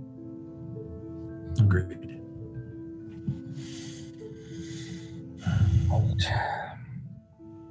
It's a tricky thing, and there's a lot in life that tends to distract us from what really matters, but I tend to believe that you're right, that Chaldrin serves life, and it seems to me that whatever we do should be serving the most life that we can, not the least. But this is sort of an inner conflict, I suppose you could say, in-house debate. Is there a lot of conflict within this kind of idea? Well, I wouldn't say this specifically.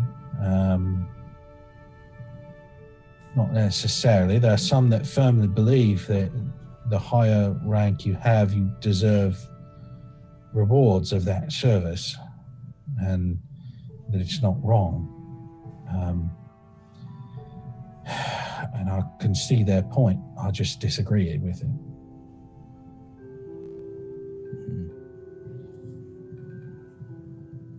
But I'm afraid I'm in the minority.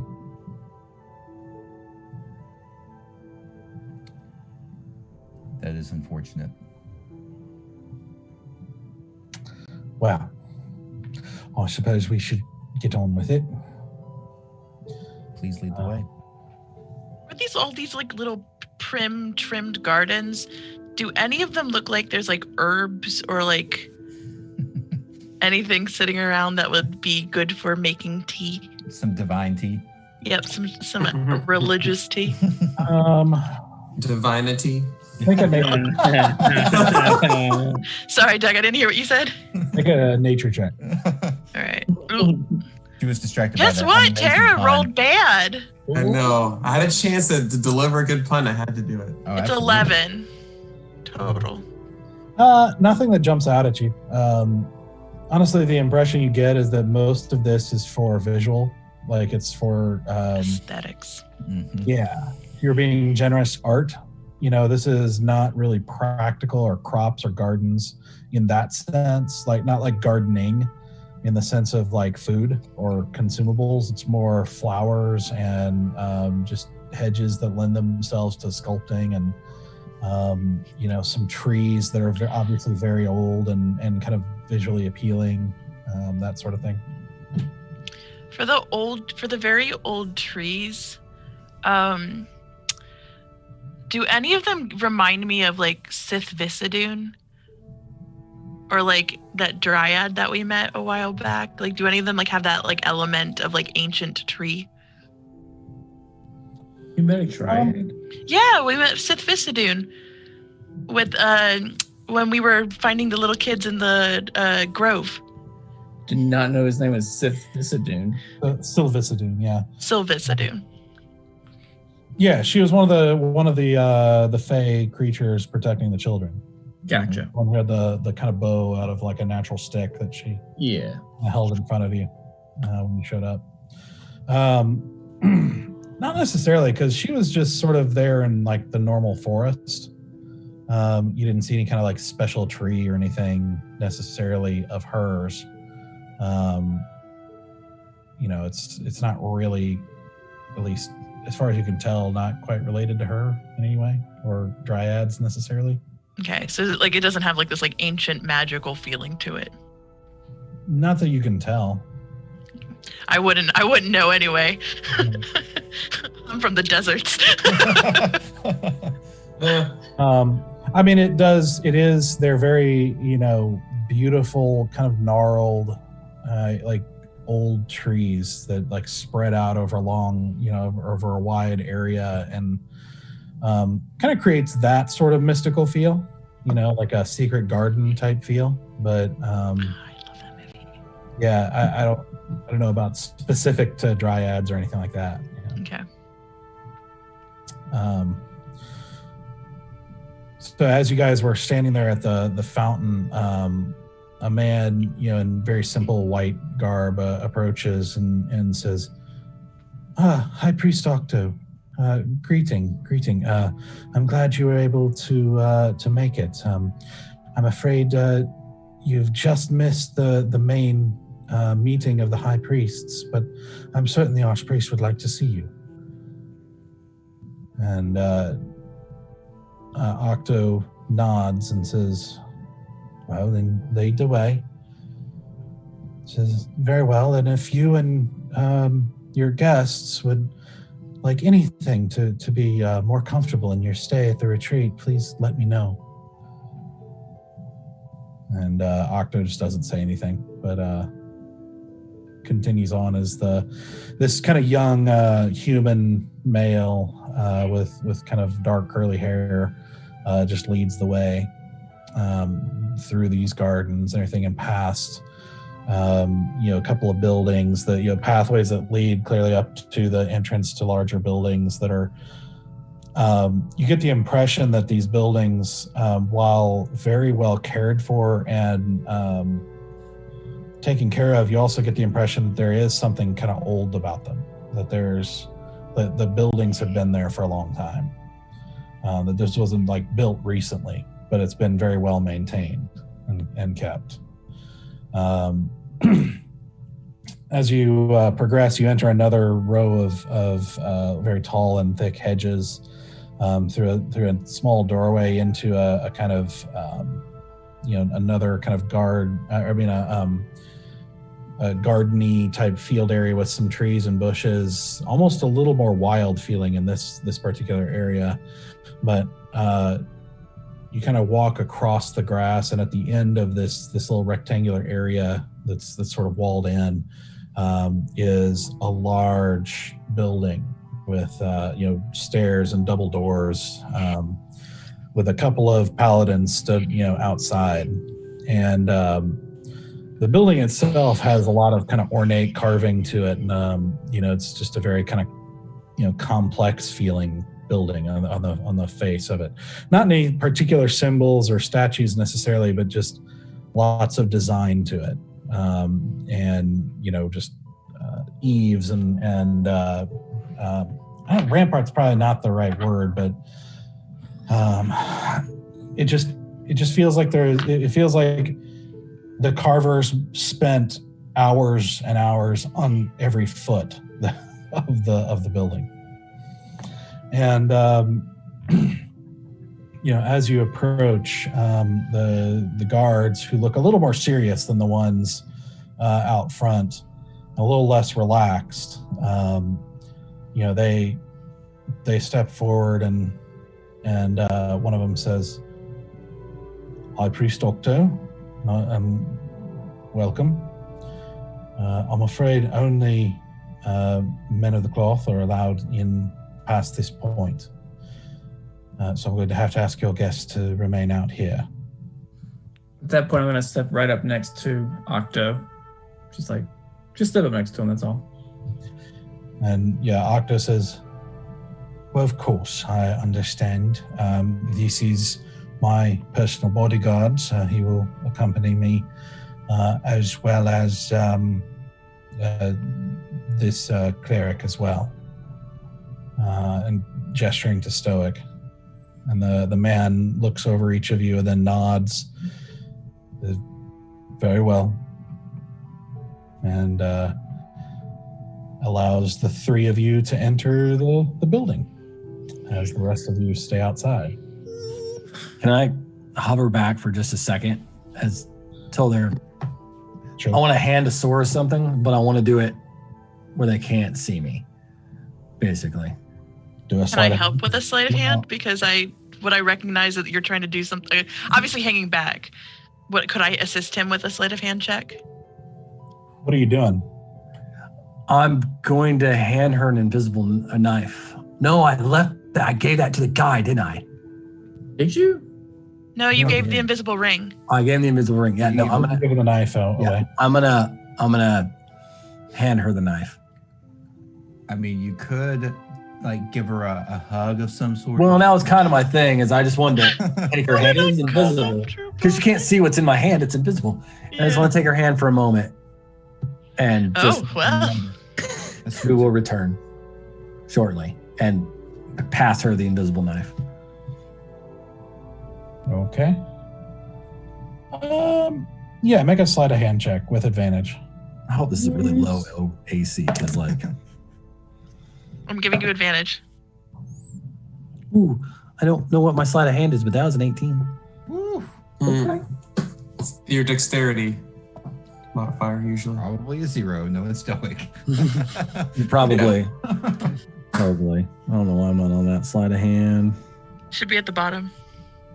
Of course it would be. Yep, that's a 0. So it's an 18. That's an 18 plus. There you go. Still really Everything's good. 0. Yeah.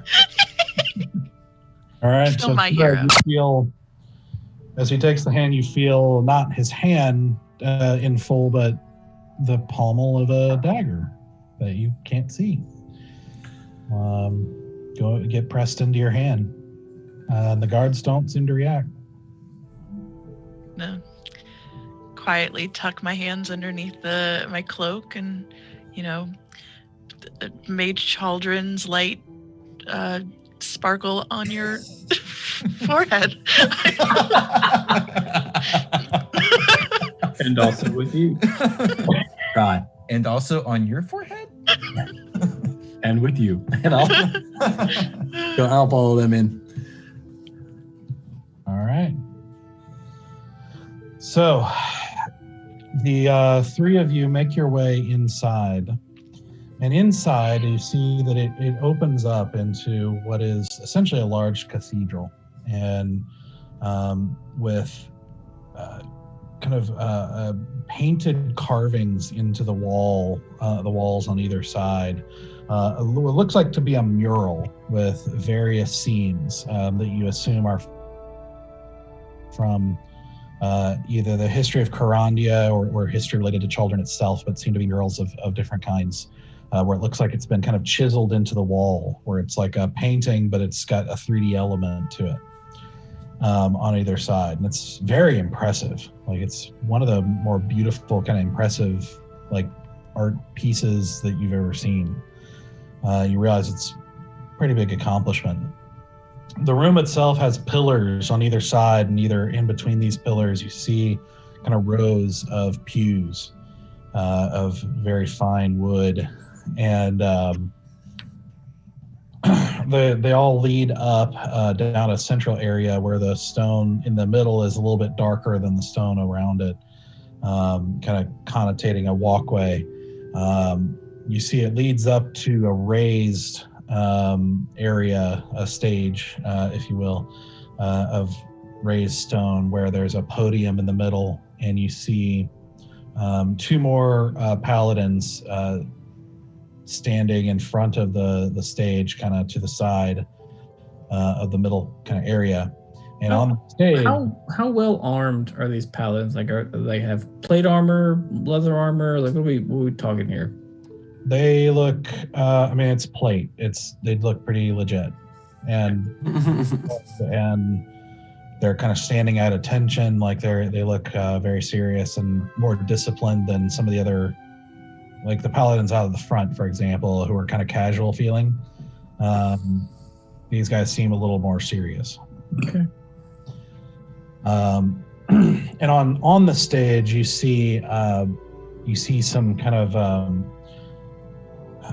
like large kind of bowl, like censer type things, where you might imagine incense is burned or something of that nature, with an altar in the middle, and you see two men standing, talking to each other, both dressed in priestly garb. One of them, Stoic, you recognize as Ranmon, the Archpriest, and the other one you don't.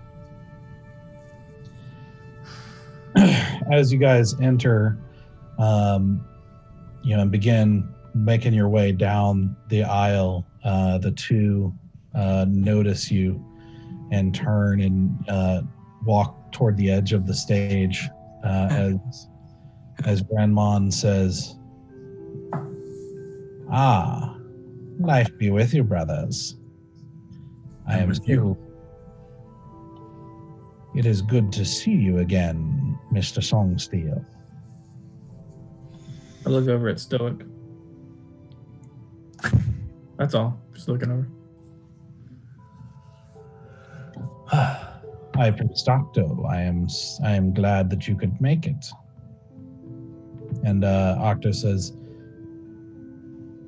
"My apologies for being late. I had duties with some in the city that kept my attention for a bit before I could depart." And Ranmon says, "Well, of course, the service of children must always come first. And it seems that evil never stops. I am so glad that you could join us, and it saddens me that you missed our gathering, where we discussed some exciting new developments within the Order. But I'm sure I can catch you up." And Octo, nods, and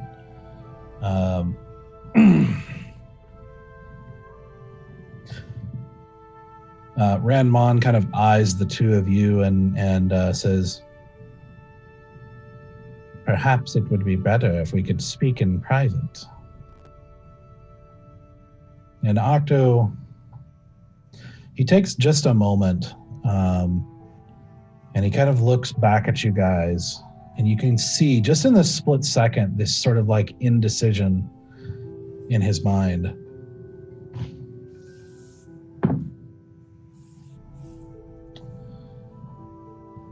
But he said, he while looking at you guys, he says, I'll trust these two for anything you tell me. And he turns back to Ranmon, who continues to eye you guys for a second with kind of narrowed eyes, and then says, very well.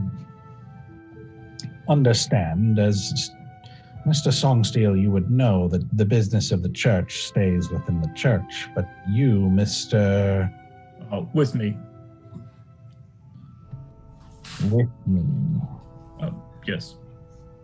I will request that you take a vow of your own on whatever god that you serve that you will keep this meeting quiet. My only concern is Sir Octo's safety. He is not a knight, sir. He's high priest. Well, yeah, that's why I'm here.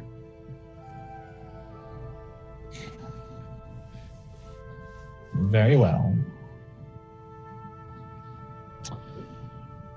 Brother Octo, this is Brother Rydor, and he gestures to the other priest who's standing behind him, and this priest has he's obviously probably around 60, and he's got kind of sunken cheeks, and he's just he doesn't look like he's unhealthy per se, but he just looks like he's kind of a little bit of a gaunt figure, and with a little bit longer gray hair that's balding at the top, and kind of shrewd eyes that's sort of watching this kind of interaction happen, and you see him just nod slowly at the group. Rydor here is a long-time servant of Chaldrin, and he specializes in diseases and plagues.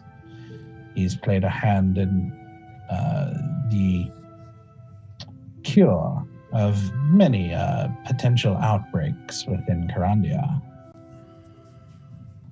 And Octo says, well, it is a pleasure.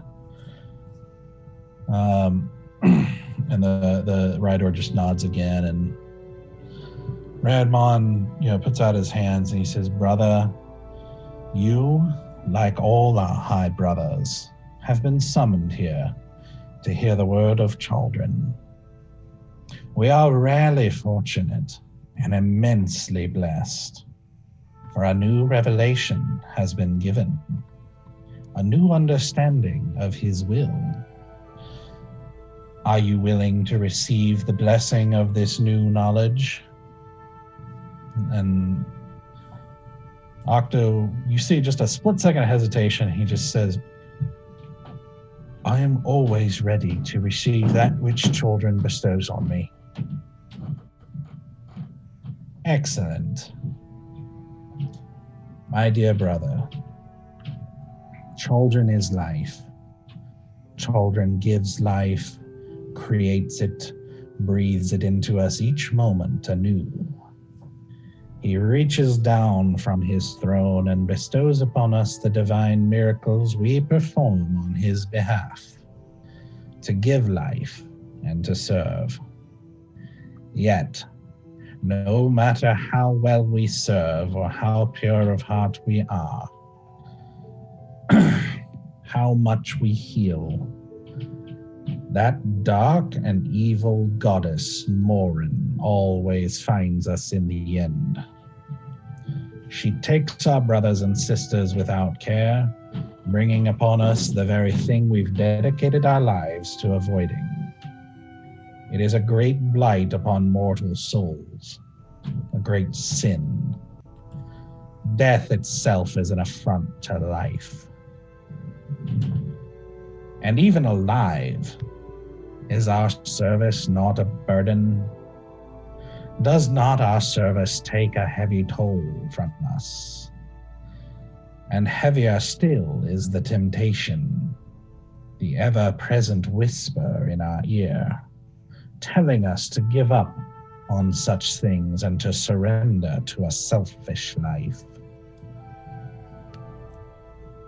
But, my brother, it has been revealed to me that it need not be this way.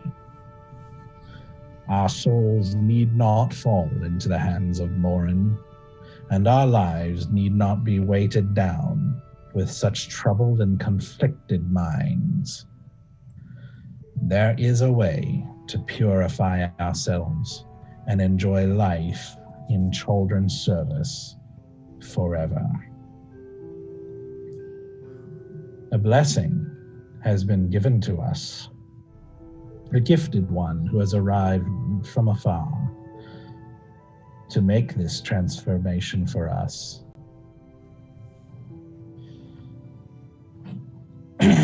Behold. And he gestures off to the side, and you see from a door that's kind of at the side of the kind of stage area, you see fading through the doorway is a translucent figure dressed in white that sort of floats through the doorway. It looks like a woman, maybe middle-aged, with long hair that seems to flow softly as she floats and moves over to the edge of the stage. You hear Octo just sort of whisper to himself, "Oh, Chaldrin's light." And Ranmon says, "Well said, brother. Once purified, not even death can touch them. And they are no longer burdened by impure thoughts, no longer weighted down by choice. They are servants now and forever. Only some few of us need remain behind as sacrifices, those who must be living martyrs, who stay in the toil of this mundane life in order to lead our purified brethren to joy and peace, to glory." Octo takes a moment, just sort of like kind of in this sort of stunned silence. This is not what is written. This is not what Chaldrin teaches us. The people will never allow this. And Ranmon kind of like waves his hand dismissively and says, "You fret about the resistance that the wicked have towards service. We all know it well. Fear not.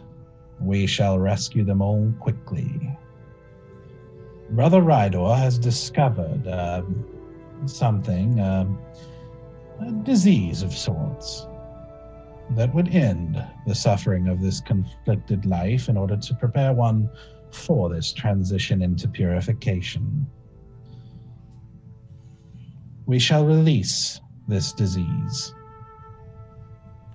into various public places as a blessing upon the peoples. And within a few days, we anticipate all life in Carandia to be purified as it spreads very quickly by the grace of Chaldrin, ending their suffering no more than 3 days. My brother, we can make the entire world servants of Chaldrin."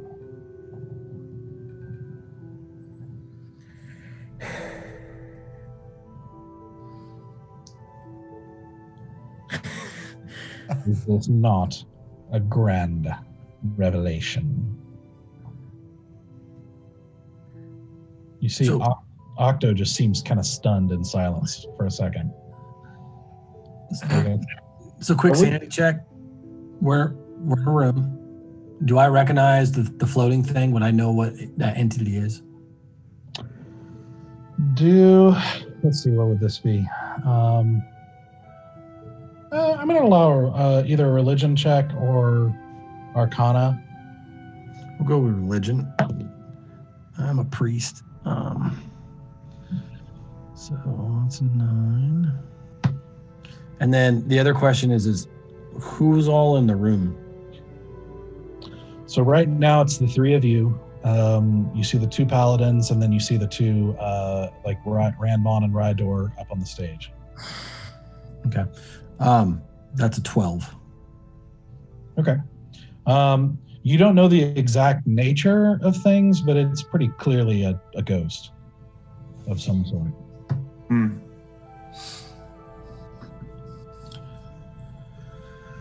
Oh boy. Yep. You see him as Octo is just sort of like obviously at a loss for words, and you can just see the color has left his face. Randmon, he kind of smiles and says, "Indeed, such a powerful revelation is shocking when we first realized what we could do. What say you, brother?" He turns to you, Stoic. I'm gonna glance over at Bear and give him the look. Which look is this? And then I'm gonna say, may Chaldrin's light guide you. And I'm gonna cast Guiding Bolt at 3rd level straight at his ass. I will take the opportunity and throw a axe.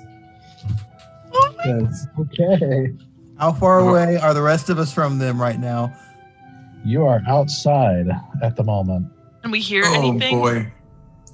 Guiding Bolt is really loud, which is kind of why I don't have Thunderclap or anything like that. So first of all, I want everybody to roll initiative. Sounds about right. No. All right, guys. The whole time he was talking, I wanted to let Doug finish his speech, but he was 4 words in, and I'm like, hit this motherfucker. This guy hit him. This is not gonna go well. It's not. No, it's not for not. any of us. No. We're right in the hornet's nest right now. Damn it, Stoic. Dude, this one's all Stoic. I don't want to do this, but I'm like, there's no way. There's no way he would sit there. Take a drink and get ready for this. Yep. We're about to all be. You do realize we are about to be so dead. We are in a compound full of paladins who are definitely not on our side. I know. I want answers. I have questions. I want all that. But there's no way he would have seen all that and just taken it. Yeah. Oh, we're so fucked. This is not Alrighty. going to go well. This is not going to go well. Been hanging out with a Sora too long. Apparently. And even I'm up here like dumb. Yeah. All right. Evil bad guy from your childhood, you wouldn't have hesitated either. Fair. Very fair. Yep. Oh boy. Okay. But a sir would have been smarter about it. 15 or higher. 26. Ooh. All right. 22. That alert. 22. I'm glad that at least 2 of us who are way down the hall. Yeah, all the people that you have to spend around to get to us. Oh, yeah. I'm also very thankful that I have tons of movement that I can use.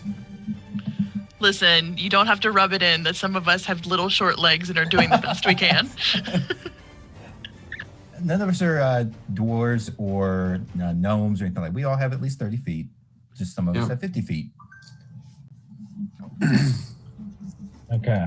So let me get you guys a map here. Oh no. Let's go. It makes me so anxious. Oh no. I gotta adjust it. There's some things. Oh, no. I feel like whenever I was doing the one shot, anytime I was pulling up the map, I was thinking of the song "Maps" from the Yes. Maps. I love that song. It's like the music you should cue as you're like waiting to pull up maps. Okay.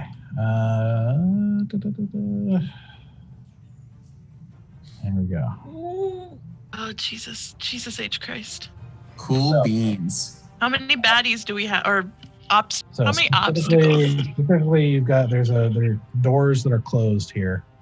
You've got the two guards out here, and then of course this group of people up here. That you're seeing right now. But here's what's going to happen. All right, let me finish getting the initiatives here. So 10 to 15. 14. 26. Who had 14? I do. Stoic. Okay.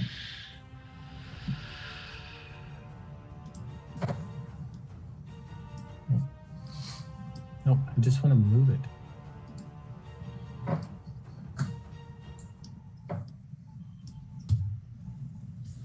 Okay, 5 to 10. 9. Okay. Nine. Oh yes. And easy is 7. He's really admiring the of the bushes. Look at that topiary. That's a beauty. Look at the knights who say nee. We are no longer the knights who say nee. We're now the knights who say bing boing boing boing. That is everybody. Not that far away. Yep.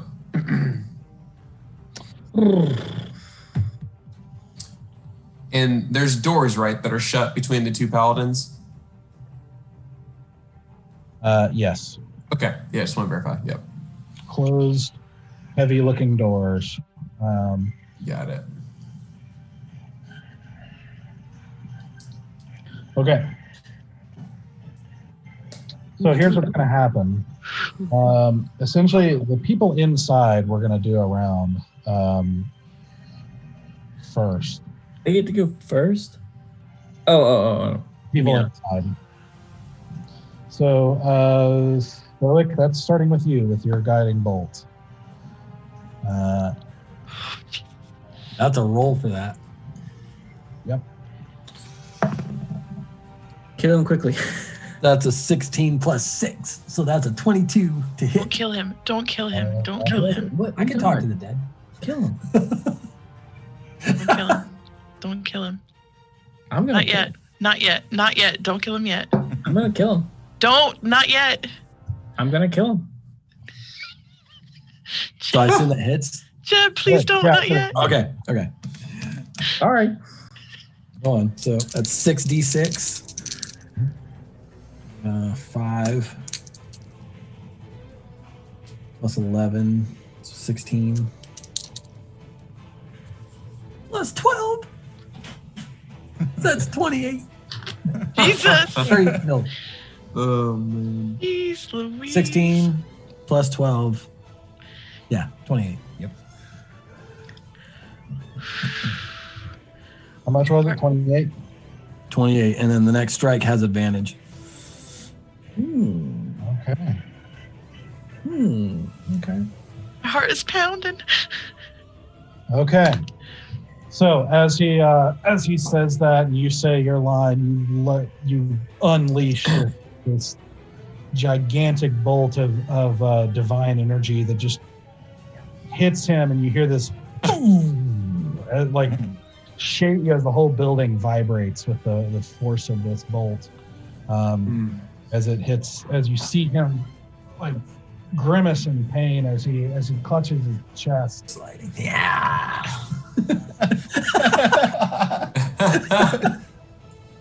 And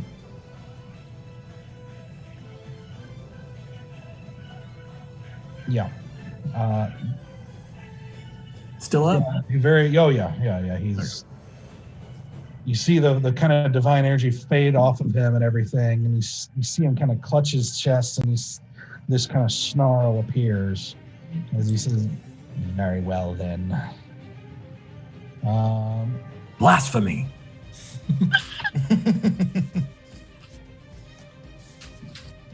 Which one is Ranmon, Doug? The one in the middle. Hold on a second. Yep, him. Perfect. So he. Right, so he is next.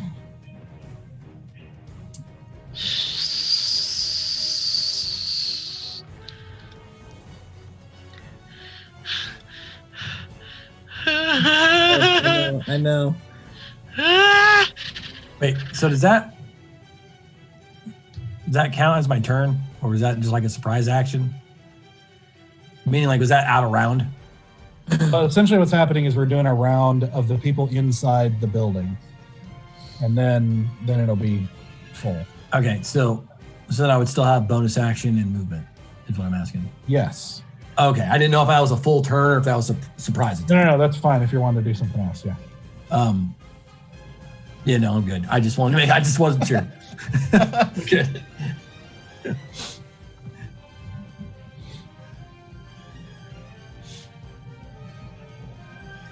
God, I'm gonna throw up. Yeah. Oh man. That's all you're doing? Yeah, that's it. Okay. All right. You see him as he snarls at you, as he holds his chest. You see him like wave his hand like angrily. I want you to make a charisma saving throw. Shit. This is just Stoic. Come on. Just Stoic. Yeah, just Stoic. It's probably a mind fuck, is what I'm worried about. That's 16. 16. Hold on. I'm losing my stat here.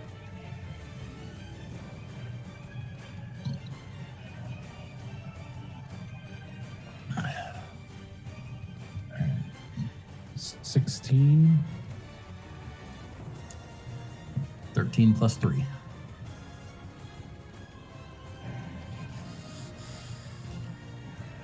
Oh shit! What? I just keep forgetting how much cool stuff I have now. It's like you can't say that. That makes me so nervous. Sorry, that's a good shit. Okay. Oh man. I am very relieved. I thought we were a lot further away than we actually are from everything. I did too. Okay. You feel for a moment like your entire being is somehow getting displaced, might be the best way to describe the feeling. Did he just try to banish me? You are barely able to resist it and stay in place. But you see him quickly raise up his other hand and make a clenched fist, and next to you appears, basically forming out of the air, a long spear seemingly made out of light. Appears next to him. Stoic, he's coming after you with your own gimmick. Right. All right.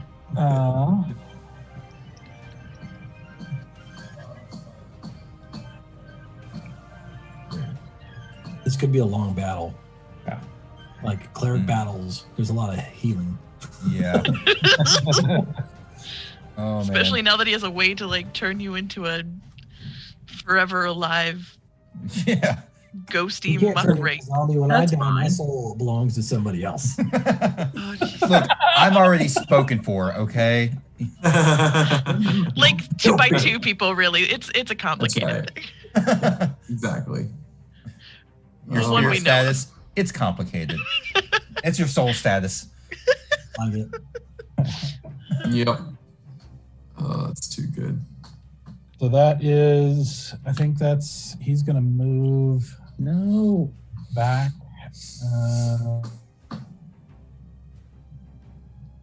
Yeah, he's going to move back here. Behind the altar here. Just kind of backing up there. Okay. That's his turn. Next up is the paladins, who immediately jump into action seeing this attack on their the people they are charged with here. So they are going to run forward and take some swings. Okay. It's fine.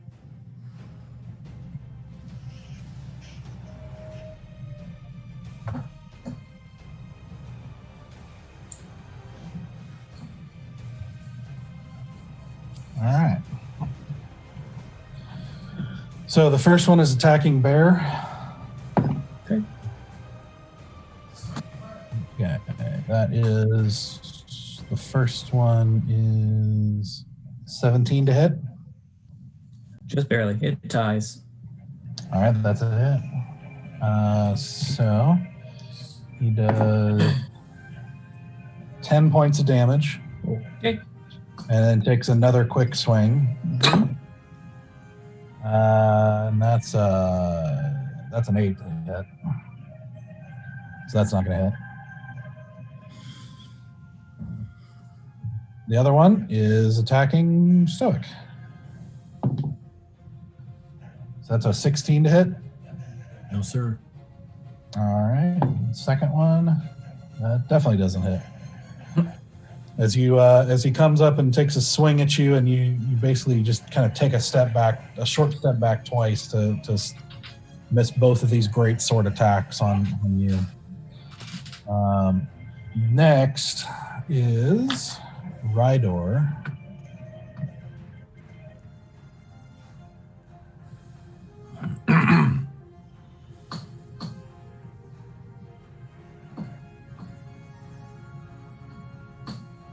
So nervous. I know. I'm just like, no. I just want to see what the 9 hells looks like. Well, you're going to find out. I have a feeling we're going to now. Head in that direction. you get hurt, and Asura will show you all 9 of them. That's right. Yeah, it's gonna be basically not Everwind Chronicles anymore, but like Dante's Inferno 2. Everwind Inferno? Everwind Inferno Chronicle. Rydor moves over here. Okay. And he puts his hand on his spiritual symbol and whispers something, and you suddenly see what's taking shape around him. You see these shapes sort of darting around him, vaguely humanoid shapes with wings. And they seem to be kind of flying around this area around him, which is just shy of that. So let me We're dead now. It's a pleasure fighting with all of you. Been fun. Like we say this all the time, but for real, like this is the end. That's not the shape I wanted to make. Not a rectangle, no. That was a circle. A square to a rectangle, but a rectangle not to a square. I was looking for rhombus. Bueller. I would like a dodecahedron, please. Dodecahedron. There we go. What is a dodecahedron, Alex?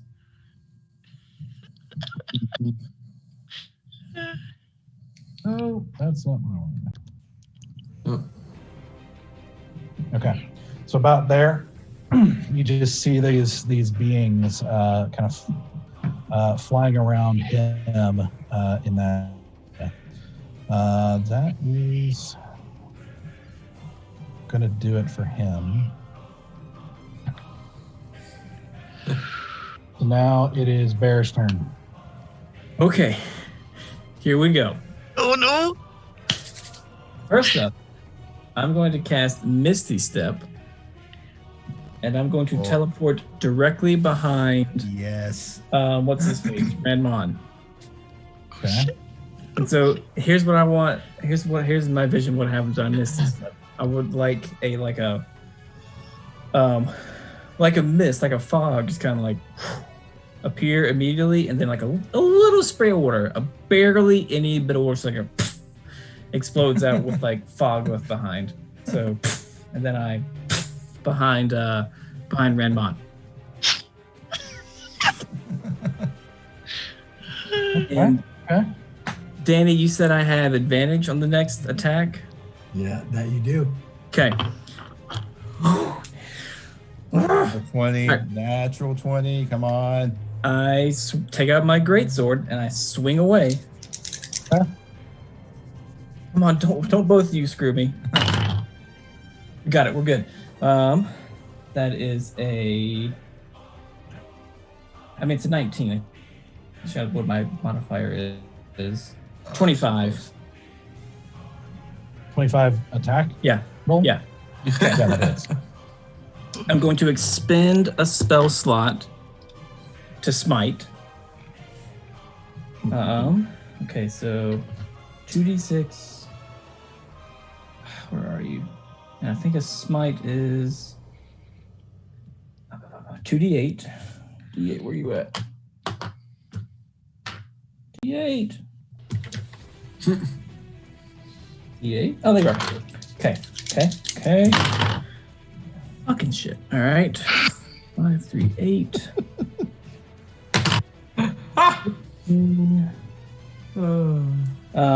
16 plus 3, 19. Jeez Louise. 19. Yep. Okay. And then I have one more attack. So I'm going to swing and then follow through and swing again. Okay. And this is not advantage, correct? Which is regular? I think it's just the one. It's just the first It's just the one. Yeah, the one attack. Okay. That should be good. 18.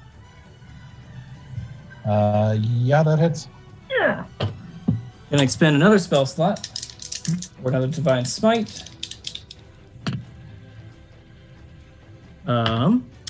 3 and 8, 12, 19, 21. Nice, 40 points of damage on that round. God damn it. We needed him alive. Told you, I'm gonna kill him. What am I for? Because he's the only one who can tell everyone else to stand down. Easy's got it. Plus, if you call your new demon friend, we could get him to sign a contract. He didn't seem to like that one. He didn't seem to like that option. He didn't go for I don't care. I would have made it an option. Okay. So you, as you, let me move you here. So as you, and just like a puff of mist left behind, as you reappear right in front of Ranmon, immediately letting out 2 huge slashes across his arm and chest. You just see blood start to pour out over his down his chest and down his arms and everything like that. As he's just like as that was a good hit. Thank you. I guess as a free action, I guess after that I'll just call them off. That's it. Okay. $1 million question. What does Octo do? Mm-hmm.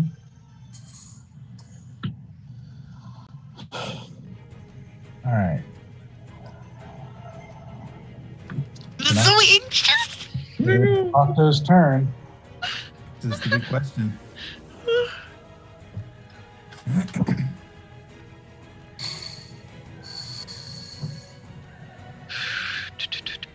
Right.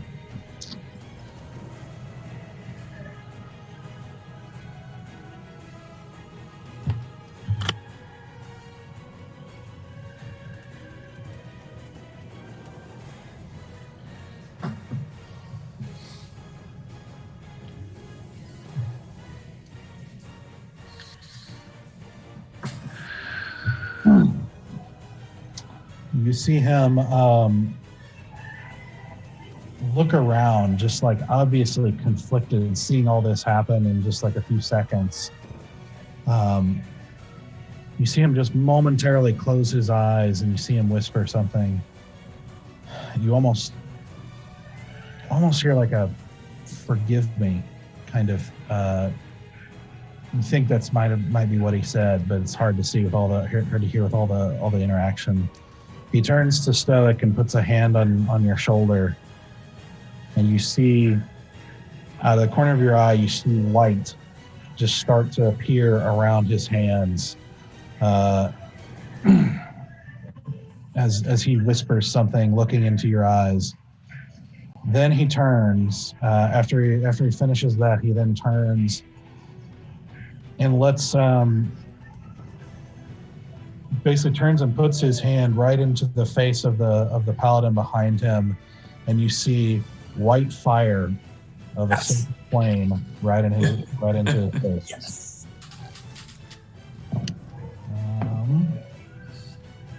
Did he bless me or anything? Let's see. You probably would recognize this as something called Sanctuary. Ooh. Yep, I know it. Okay. Sanctuary. I actually have it. I just don't use it. Yep. So, any creature who targets you with an attack or harmful spell must make a wisdom saving throw. If he fails, he has to choose a new target or lose the attack or spell. It doesn't protect you from area effects, though. Wait, you're protected from attacks? Is that what it said? But if you make an attack or cast a spell that affects an enemy or deal damage, that spell ends. So it's a temporary protection. Yeah, so pretty much just this round. That's fine. Gotcha. Gotcha. That's pretty cool, though. You attack. Yep. Okay. So Octo, that's Sacred Flame, which is going to be.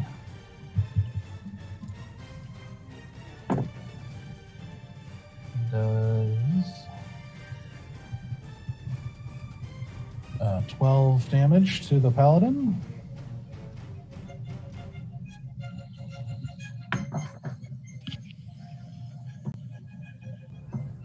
You see his like head fly back as this white flame goes straight into his face, and you see him kind of grip his face for a second.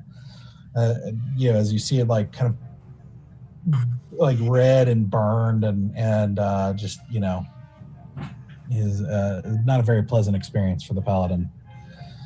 All right. So with that, you guys standing outside hear that huge inside as the whole building shakes. And suddenly the paladins are like ready and have their swords drawn and are eyeing you guys, and you see one of them open the door quickly, and you see there's chaos happening inside. Asura, you're up. Okay, I have two questions really fast. One, darkness. If I cast it, can I see through it? Let me double check. No. Apparently it's an innate ability I have as a tiefling. Oh. I know. That's cool. Right? When we leveled up, I got me a fancy new skill. Ooh, don't you know? You can cast darkness? I can cast darkness, yeah. That's a serious spell. Yeah, I can only cast it once per long rest. Yeah, and it's at second level. I believe not. It's Okay. like kind of the magical version of knocking out a torch. You don't. It's like a black hole. It's a magical darkness, so your dark vision doesn't work either. Gotcha. Okay, cool. Learned a lot, grew as a person. Two, from where I am, because I'm like right up against this bush. I want to be able to use Assassinate, and I never get a chance to use it other than getting like an advantage on a roll. Am I in such a position that am I like obscured from one of the two? So like he can't see me at all. They are very aware of your presence. God dang it. Okay, well then I'll just get advantage on my first attack roll. Cool. So I see this happening. Yep.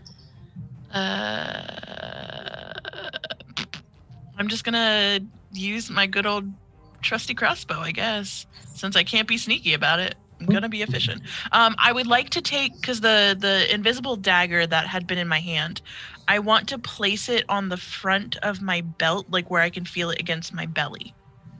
Okay. So that like I can feel where it is on my person. Sure. And I'm gonna take out my crossbow. Okay. And I am going to hit this guy. I'm sorry, let me get myself back in a place where I can ping him.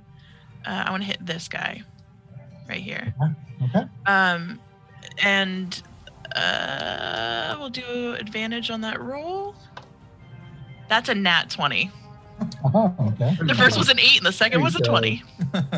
Goodness gracious. Yeah. And because I had advantage on the roll because of my assassinate, I still also get to use sneak attack, because sneak attack gets to be used so long as I have advantage. That's correct. I'm getting better. Look at me. I'm getting better.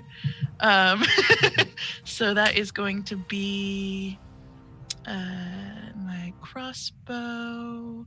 That's a 1d8 plus 2.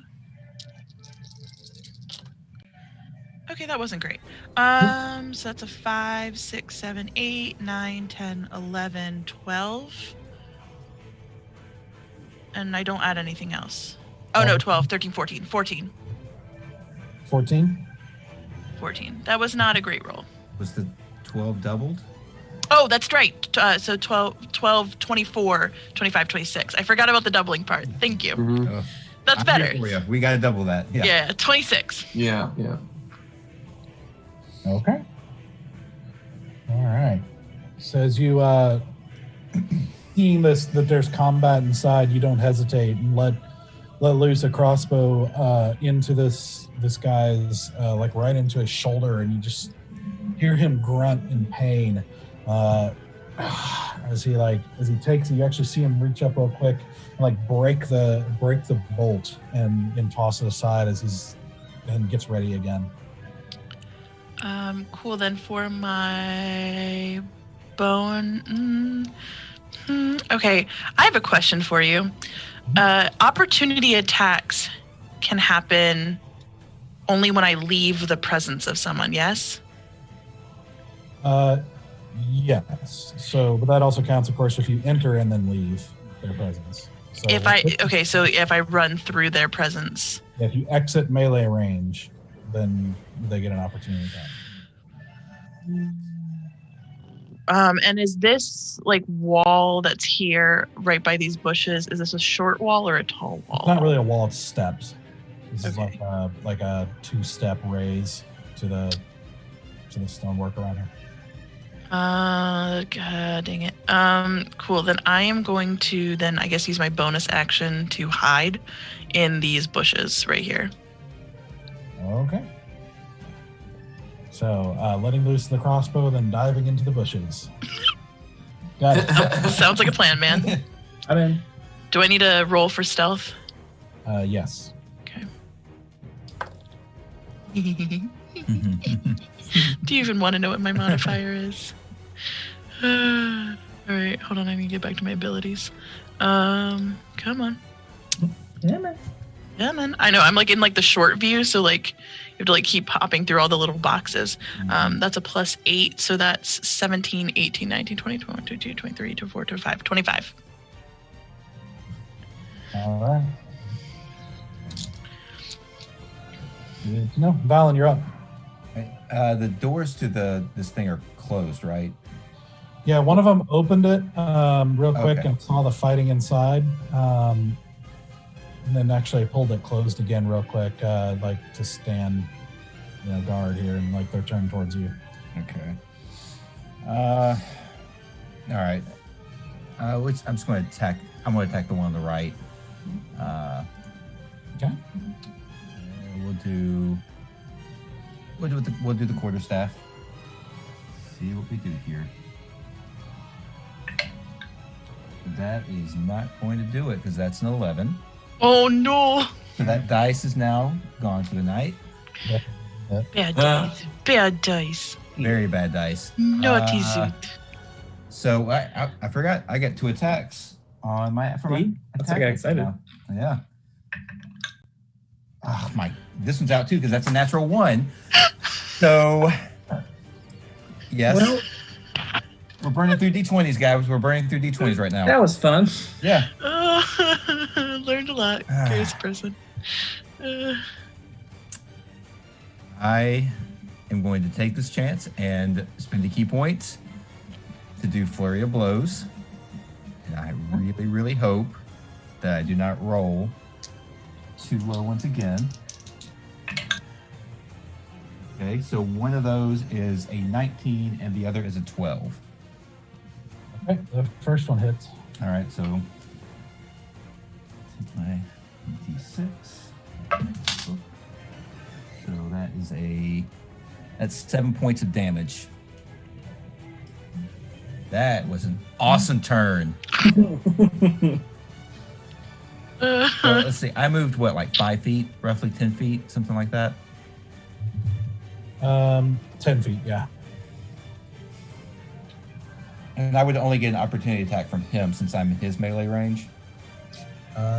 Probably. Okay. I will go ahead and risk the melee attack to move another. Let's see how far this take me. Yeah, I'll do another 40 feet and get right within, basically behind Stoic there. Just leaving our squishy bodies out here outside. That's fine. Yep. Well, just you and me, Easy. Easy's going to drop some kind of AOE that's going to hurt everything involved. I've learned my lesson. You hit that's right. Run away from Larry always gets burned. Mm-hmm. Literally. Sometimes literally. Yeah. If I go last, I'll let you guys know why going last is the worst for everybody. Oh man. All right. So what you got, Doug? That's 15 to hit. Misses. Right. So as you run up and you see, you start throwing a long string of 4 different blows. You actually see him blocking 3 of them. Yep. Managing to get a kickoff onto his side, but you can quickly realize, wow, this, despite the mail, despite the plate, these guys are no joke. They're moving quicker than you expected. Yeah. Fight the mail. So you do that, burst through the doorway, and get in right behind Stoic there. Yep, and see all kinds of weird stuff going on right now. You're in the room? Yes. Yeah. Perfect, actually. Stoic, you're up. Wait, what about I am, and I'm going to. What about Easy? We're in initiative now. We're in actual rotation. Oh, okay. Yeah. Uh-huh. And I was first in the actual rotation, so. Gotcha. Mm-hmm. Yeah. So of course, bonus action, spiritual weapon. Okay. And I'd like to cast it right next to dude hiding in the corner with his little magic circle. Sorry, your spiritual weapon. Religion, it fits.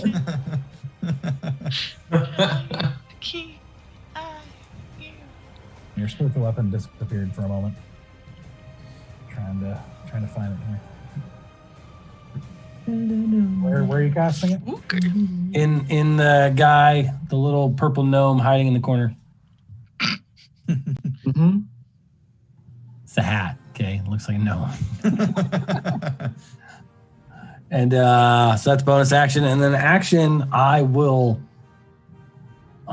swing it at him. Mm. So that's a 19 to hit. Okay, that hits. That's a D8, which is 5 plus 3. Yep. So that's 8 to hit, or 8 damage. 8 damage, okay. And I'm not going anywhere. I kind of want to rotate in my circle and go back to back with Octo. Oh, okay. Yeah. Then Valen comes running in and completes the Charlie's Angels pose. Yeah. I'm picturing a very Michael Bay shot. It's like, I am too. guys. We're in a church telling people doves are gonna fly out of somewhere, dude. John Woo with film. Yep. Yeah, John Woo. Yeah, I was just thinking. Will Smith just falls from the ceiling. Let's go. Okay.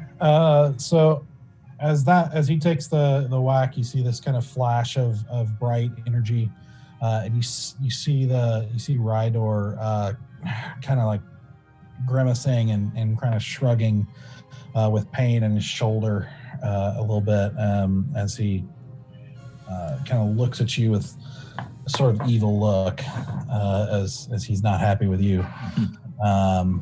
That's your turn? That's my turn. I'm not gonna move. Okay. So next up is Ranmon. Here we go. So Ranmon is going to do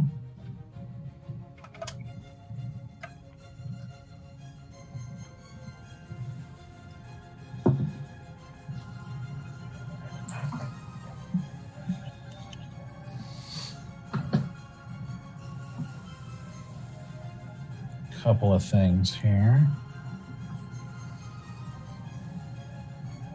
Do we complete all the turns outside? Just want to confirm.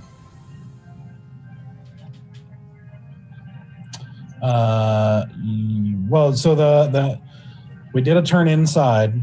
Now we're Right. at full initiative of going through everybody. Does that make sense? Outside doesn't get its own turn. Yeah. Like it doesn't get its own like separate turn before the rotation starts. Right. But I didn't go at all. Because we were Right, outside. you were outside. You, Valen, Oh, and those two Yeah. paladins didn't go at all. Technically, this is the first round. Yeah, that was, Oh, kind I of see, like I see. almost like a surprise round. The first where they Right. were inside. Essentially, it was like you guys had no reason to even know anything was happening until you heard the combat. So we did a round of combat with the guys inside. Yep. Which alerted everybody outside that something was happening. Gotcha. Okay. Now we're in full initiative. Gotcha. Okay.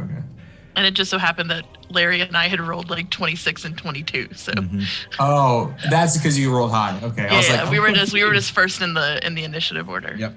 Got it. Losing my religion, and I don't know if I can do it. Okay. So, Ranmon is going to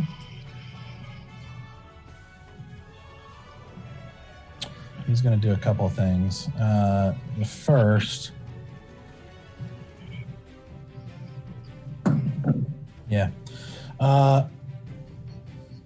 he's again going to lash out his hand, but at Bear this time. Bear, I want you to make a charisma saving throw. Oh no! Come on. I don't have counter spell, guys. Okay. Just don't roll badly. That's 2. Oh no! Yeah. It looks like you fail. So I got an boy. 8. Oh boy. Okay. Oh boy. So, Bear, you are suddenly not in this temple. You are now in what appears to be a long, seemingly infinitely flat ground that's just kind of this gray stone-like material with a gray, featureless, sunless sky above you. Oh boy. And you're just there. Okay. The rest of you inside, at least, you see Ranmon wave his hand, and Bear just goes, "Vroom," and is gone.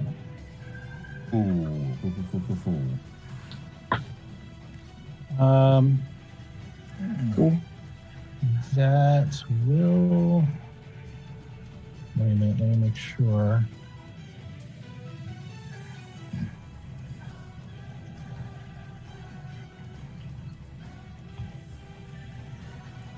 Yeah. Okay. So after that, the spear, the spiritual spear next to Stoic, suddenly lunges forward and makes an attack on Stoic. And that is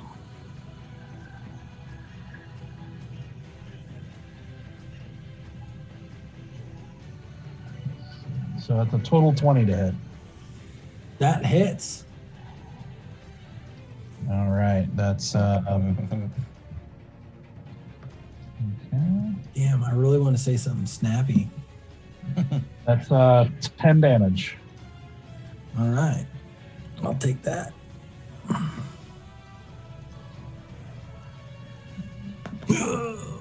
As you suddenly get stabbed with this spiritual energy, right into your stomach. You just feel that piercing, burning sensation. The sword's is strong in this one. Go through your gut. So with that, let me mark. Actually, let me just take you off because you're not there. Don't take me away. I'm all alone, all by myself. There is no one here beside me. I'm all alone. Not the song I thought you were gonna do. I was making a musical theater reference for you. Yeah, I got it, but that was a Green Day moment. Sure, but myself. Yeah. No, I got that, but I wanted to give you something else. Oh, I appreciate Stoic, I'm just trying to give you some love. all the time. I know. Sorry. You got me musical earlier because what did you say? Every step you take. Oh yeah. I was instantly like, yeah. So Ranmon moves over into this sort of circle of flying spiritual creature shapes. Into this, and I think that's going to be his turn.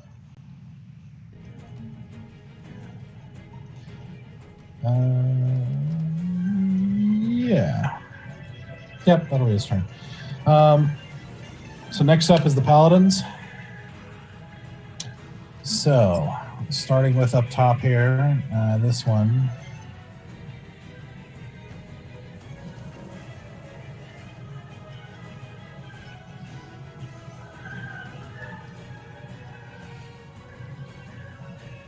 And infinitely more difficult with now 2 in some kind of protective swarm.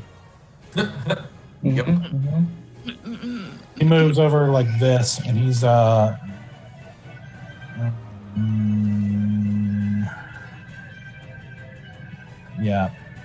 No, he's gonna move actually around here and take a shot at Stoic. A couple of shots specifically. First one is a 2. That doesn't hit. The second one, I believe, is a 21 to hit. Ooh, that actually hits. Yes, indeed. All right, so that is. It's going to be 12 slashing damage. Damn. Okay. Then the second one here is also attacking you. So that first one is a 19 to hit. That hits. That's 10 slashing damage. And then the second attack is a 13 to hit. That does not hit. All right. So it's like 22 points of damage that round? Yeah. Sounds about right. Okay, so then so this one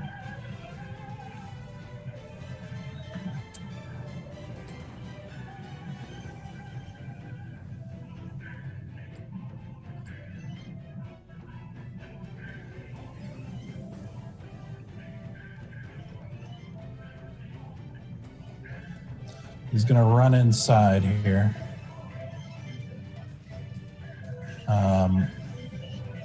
Can't quite reach.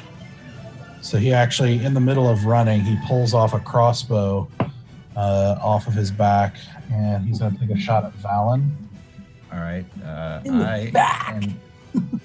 Oh man, I'm so excited because I finally get to use this. Deflect missiles. Yes. Deflect missiles. Yes. I have been wanting to use this the entire time, but Doug never shoots anything at me. Well, I'll be sure to shoot more things at you. I appreciate that. I didn't like that sentence. All right, go ahead and roll what you're going to roll.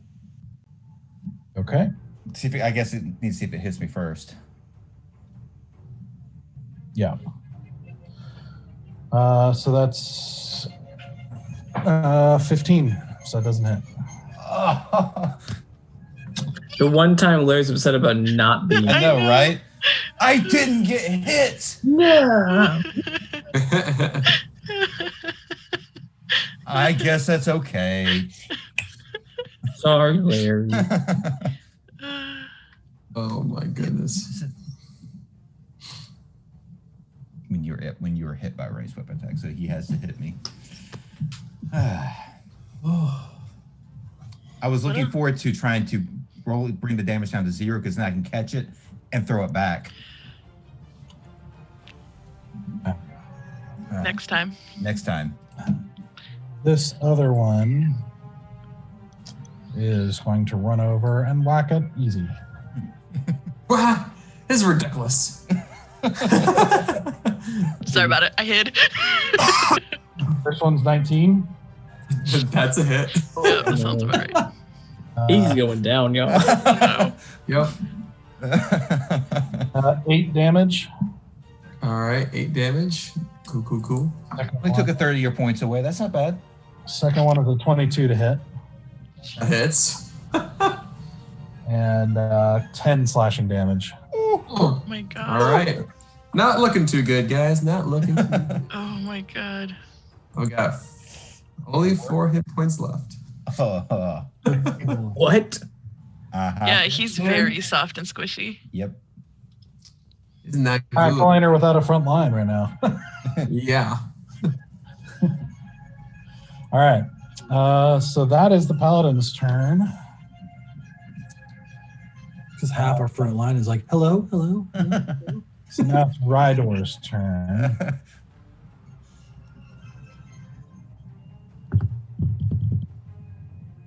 Oh, I just got your joke, Danny. That was good. I thought you were making like an Adele reference or something. No. You're just in a vast void there, buddy.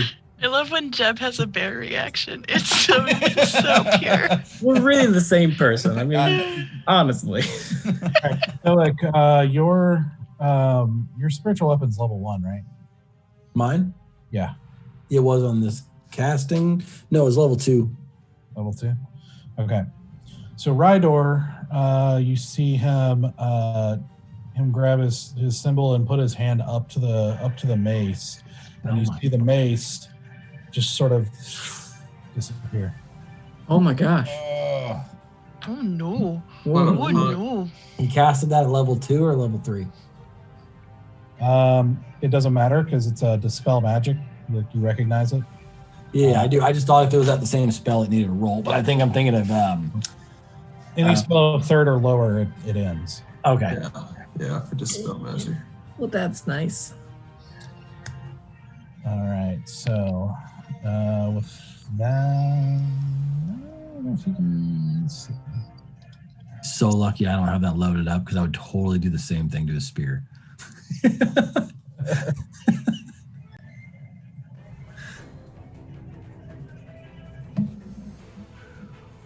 Yo, we're in danger. Mm-hmm. I'm in danger. Hiding in a bush and haven't been touched. Yeah, I know. Yeah. Well, I'm counting tulips out here. I'm getting smacked in the face. Yeah, that's all he's gonna do. All right.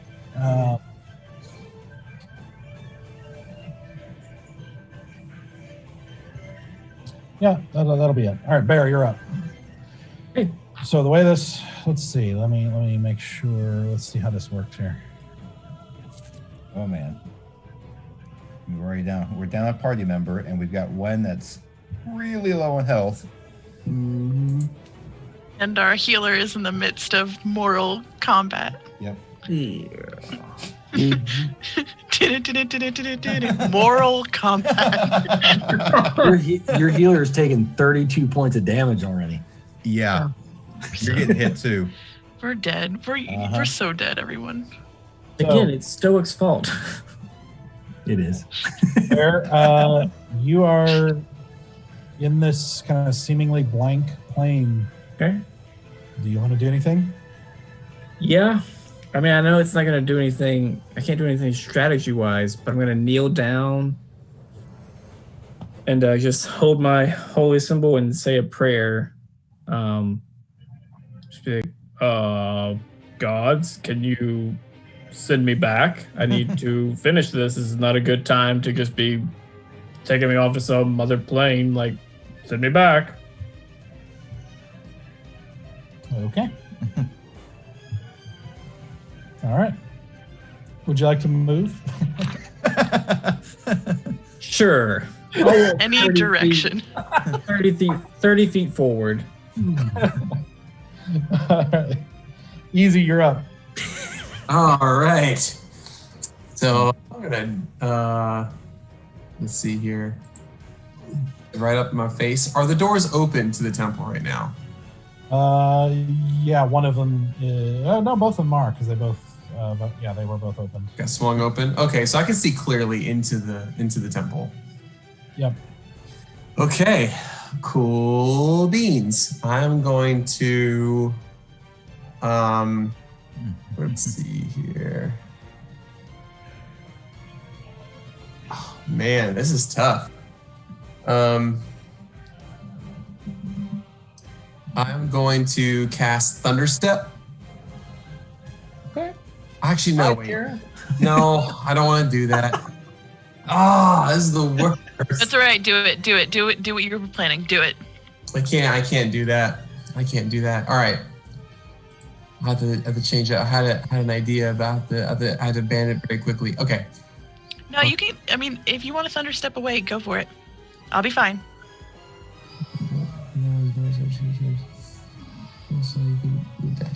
Okay. Man, I think I'm going to do. Yeah, I think I have to. Yeah, I'm gonna cast Thunderstep here. Dang, no, I can't do it. I'm gonna be beaten up on Asura.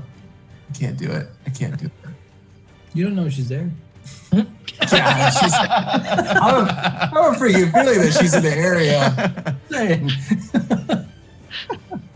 Sarah in your area. Sarah in your area. All right, I am going to. Dang. Do it. All right, I'm gonna do it. I'm gonna cast Thunderstep. I'm going to. Actually, I'll do this. I mean, I can. Dang, if I move anywhere, he's gonna get an opportunity attack on me. Is that correct? Yeah. Well, I don't think.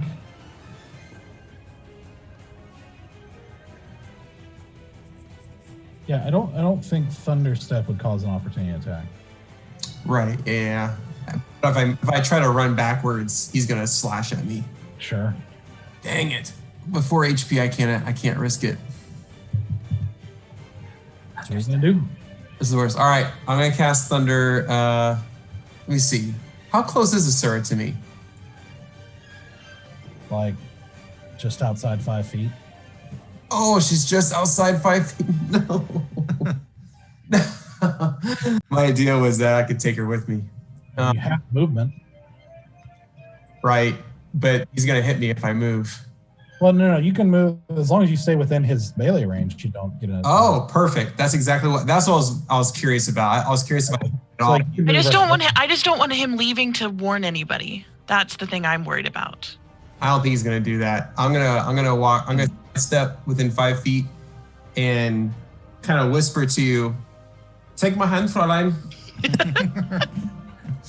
And I'm going to cast Thunderstep. Are you going to come with me? Sure. Okay. I highly recommend that you do this. Because otherwise I will be in a lot of trouble. Oh, your ears are going to ring very long time. This is the first time I'll do it consciously. It's true, yeah. You're making the conscious effort to do it to me. All right. This guy has to make a wisdom saving throw. Oh, sorry, not wisdom. I'm sorry. Dexterity, I believe.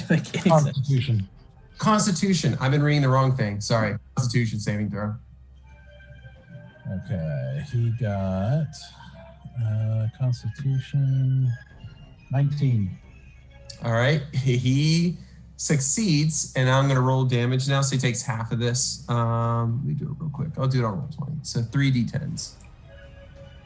All right, let's do that. All right, takes 15 divided by 2. So what is 7? 7. Okay. So I'll say you are thunderstruck, and then it just goes. Thunderstruck. As you grab Asura's hand and disappear with a thunderous crash that cracks the ground underneath, and you see him kind of go down to one knee as he kind of holds his head and everything with pain. Where are you going? It's got to be a place where you can see. I could see, yeah. I'm gonna go all the way. I can go 90 feet, so I'm almost gonna go to the max. I'm gonna go up to the left side of the altar, where that kind of behind that, I guess, are those like burning pots or something? Yeah, the sensors there. Like yeah, I'm gonna go like behind those. Okay. Well, it is not letting me grab you. Okay. Yeah, in a way where we can like hide behind it for most people. Yeah, I think you were able to get to like here. Yeah, that's about as far as I can go. Yep, you're absolutely right. Okay. And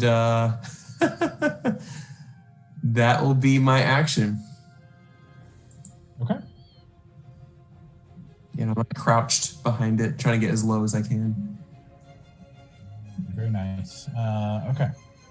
So that's easy. Next is Octo.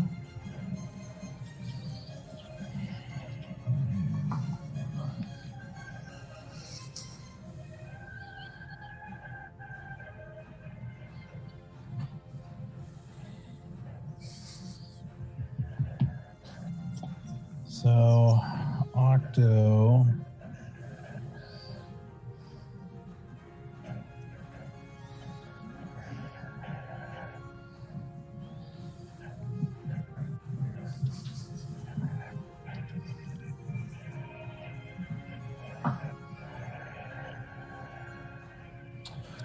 Well, Octo is he's gonna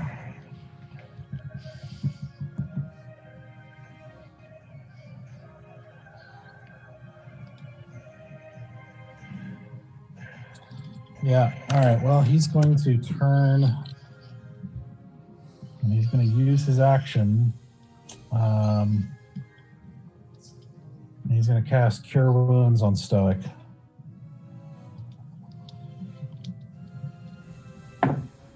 Like that. Gonna be not bad. 10 points back to you. And then he's gonna use his bonus action.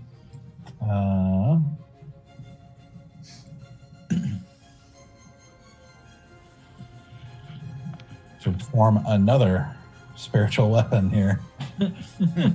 Is in the form of a sword. Yeah. Oh boy.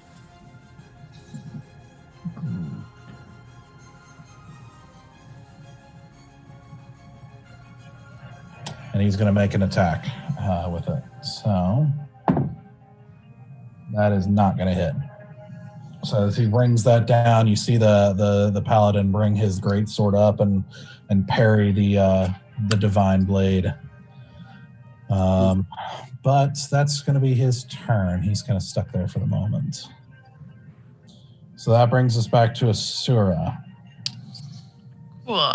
Slightly disoriented because I'm in a very new place. I can see this dude with the dude in purple here. I can see this guy, right? Yeah. I'm gonna let Lou. Okay, I have a question. Because I just like popped into existence, is anyone like aware of me yet? In like that like blink that I like showed up. Well, you're definitely not hidden if that's what you're trying to. You know. I was trying to figure out if I could use sneak attack on that guy because like technically like I've just blinked into existence and then like fired off a shot. Yeah. No, I don't think so. I think it would just be a regular attack. Okay. Well, that doesn't. I need my sneak attacks to be able to do anything worthwhile here. I tried to drop us in the bush. It didn't work out. That's all right. The paladins that are here are within 5 feet of Stoic. Yes. So that would give me my sneak attack bonus. Which one looks a little worse off?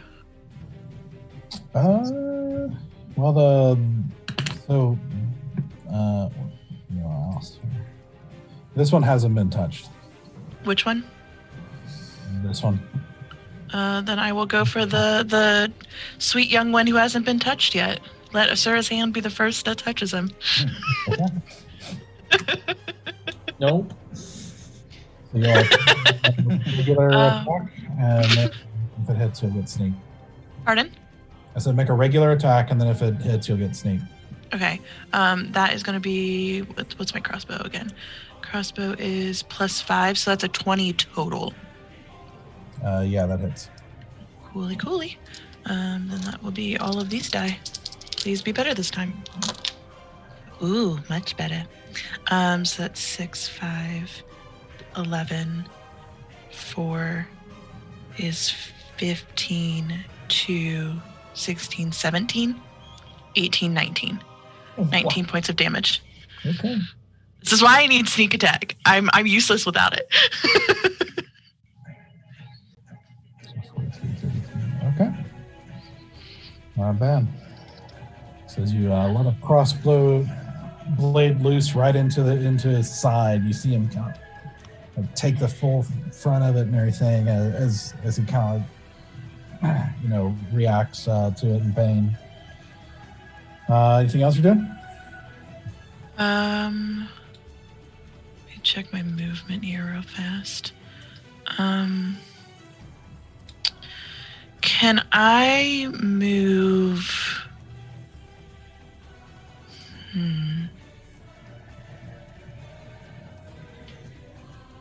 Are these pews? These guys. Yes. Can I come 15 feet up to here? And then up to here. And then duck down. I know that these guys will still be able to see me. The Archpriest dudes. But try. Pardon? You can try. To hide? Yeah. From the paladins specifically. Yeah. You can try. Yeah. Okay, then let me use my hide action. Okay, that wasn't a great roll, but I think I still have +8 if I remember correctly. Nice. It's pretty good. Yeah, +8. So that's going to be an 18. Oh, because I only rolled a 10. Okay. All right, Valen, you're up. Whew, well, lots of options, none of them good. I think that trying to help out Stoic here, I'm going to attack the one that's between him and Octo. Oh man, I'm so scared of my dice, but we're going to try this. What are you talking? Sorry. Something. Well, it's that one. For some reason, it's not letting me.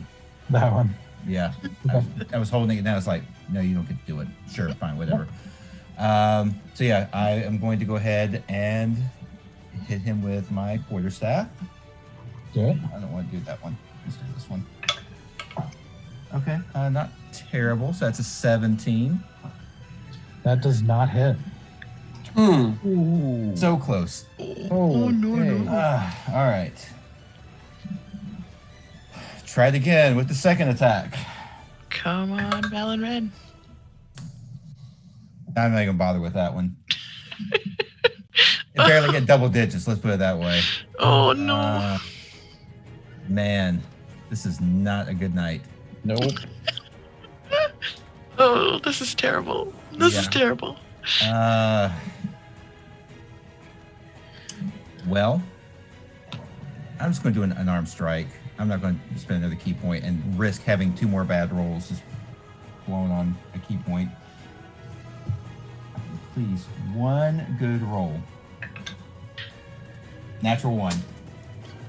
Out. Oh, Out. I'm done. What Larry, no. 2 natural ones tonight. 2 natural ones.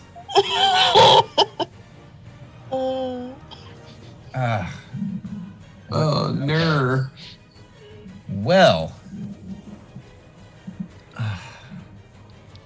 Oh, gosh. Yeah, I can't even do anything, so.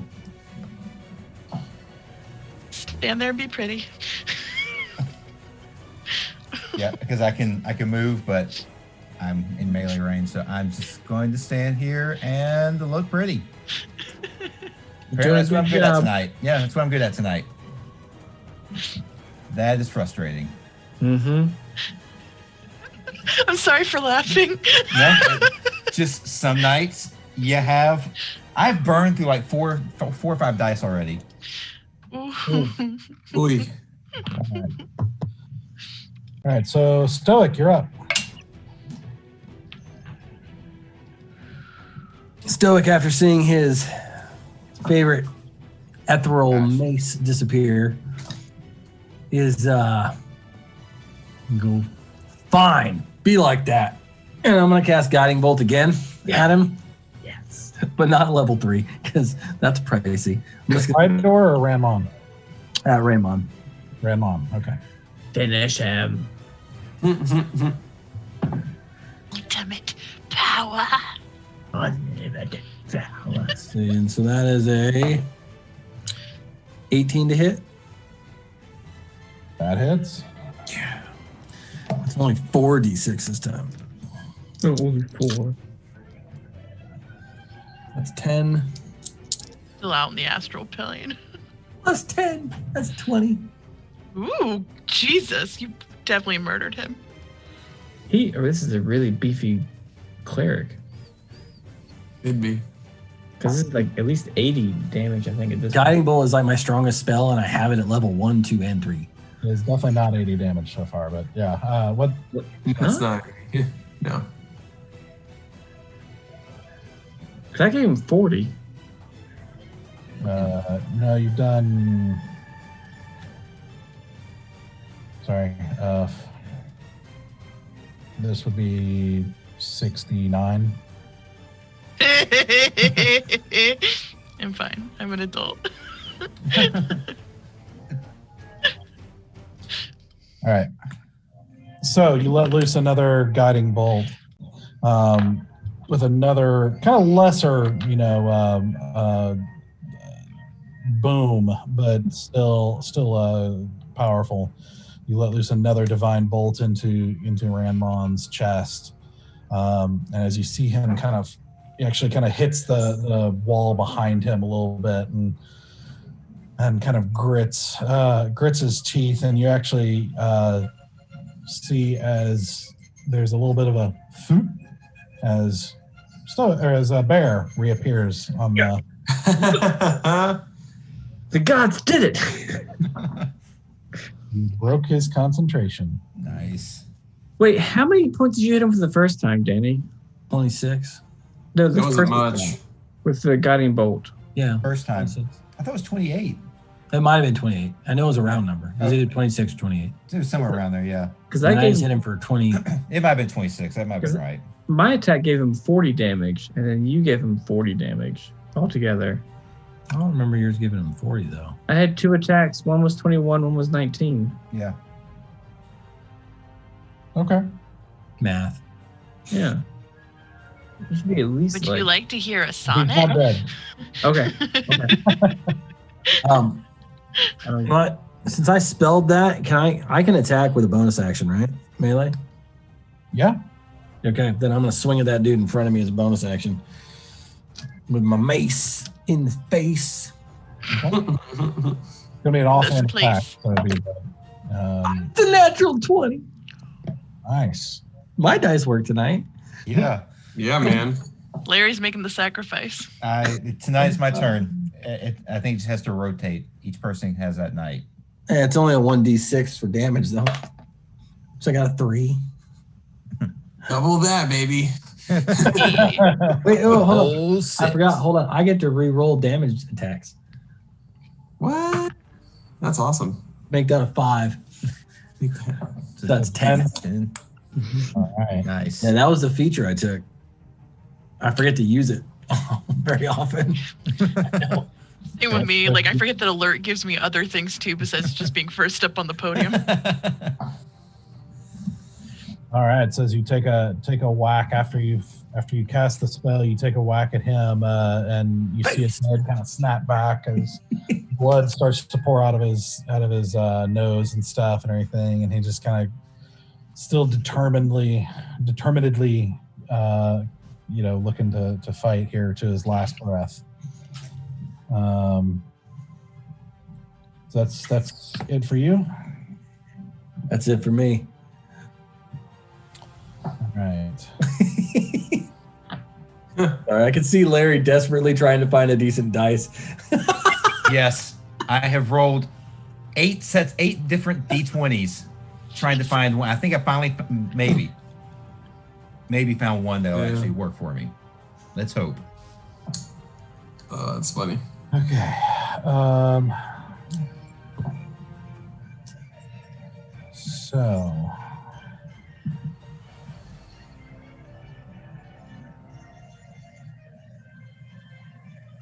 Let's see. 30.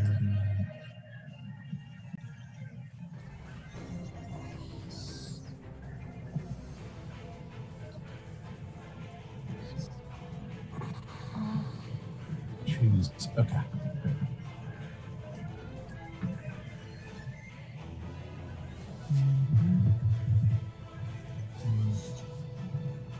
Okay. So you see, Ranmon, you see him grip his holy symbol as it grows brighter than you've seen so far. And you see this wave of white light emanate out from him and seems to wash over himself, Rydor, and the 2 paladins in a spell that Stoic you've only seen once before from one of the high priest of your temple one time in a demonstration, but you recognize it as mass cure wounds. As they recover. Counter spell. So bad. You only had it. Dude. Who wish as they all recover. Let me make sure I'm doing it right here. I have ideas on how to get it eventually. I'm working on it. As they recover 28 points. Oh, that's so my much. Lanta. Okay. Nausea, heartburn, indigestion, upset stomach. My Lanta.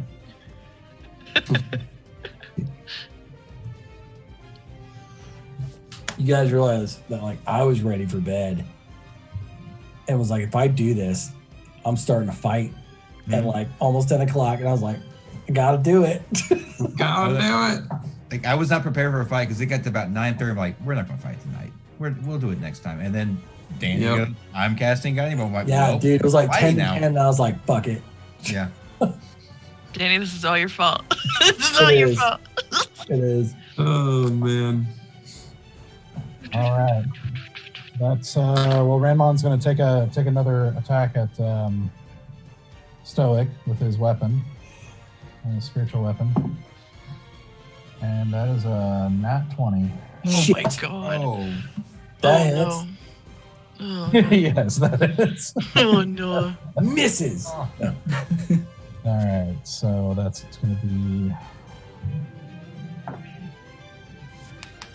Yeah, how many hit points do I have? Not a lot. 22 points of damage. My god. I'm still up. Jesus. He rolled so freaking well on his damage and his heals. Oh my god. Stop rolling well.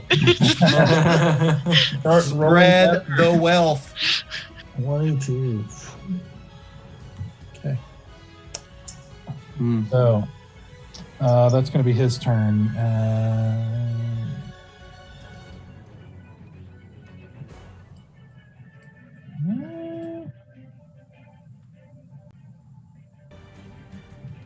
Actually, I think he's going to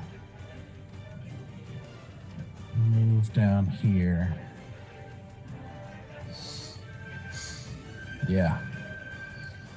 He's going to move right there by that door. Okay,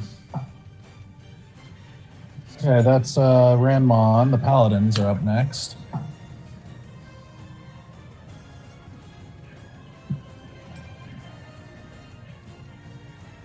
All right, so this one's going to...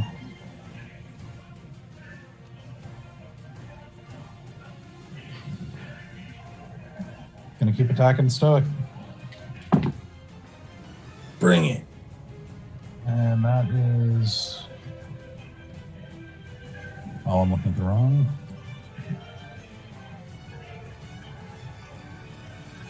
Ooh, a 13 and a 12 to hit, so neither of those hit. The second one is going to attack Valen. The first one is an 11 to hit. Misses. Second one is a total 20. And that one does hit. So that one's going to be 10 slashing damage.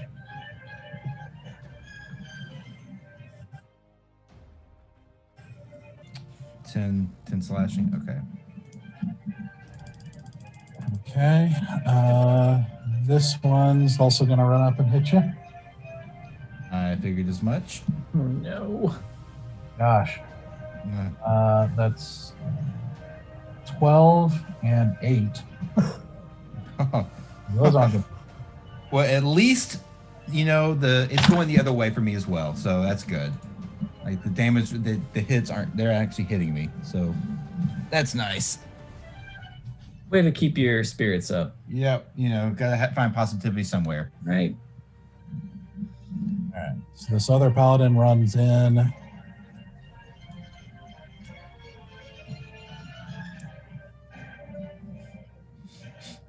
And takes out his crossbow to take a shot at Valen. Golly dang. You use your magic missile thing. That's a 4. It was what? A 4. Okay. Well, apparently I'm not using it. I like that you can't get a hit, but also you can't use the thing that you want. Can't do anything I want to tonight. All right. I'm glad you guys are complaining about their poor rolling. No complaints. Rydor is next. Rydor, who is fully healed now. Oof. I think is going to...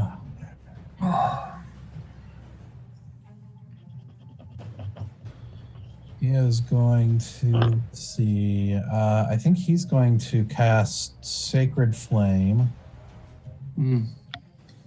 On Asura. I don't know what that is. Cantrip. Can I react to it? It's an 11 to hit. So That will not hit, so then I don't have to worry about that. yeah. His second.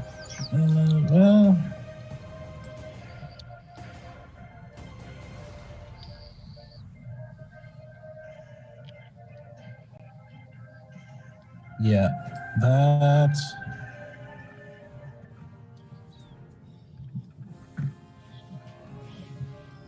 Let me see how this. Let's see.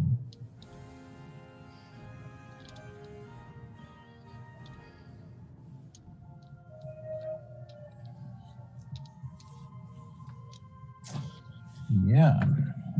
So he's going to move over here as well. And you see the aura actually moves a little bit with him.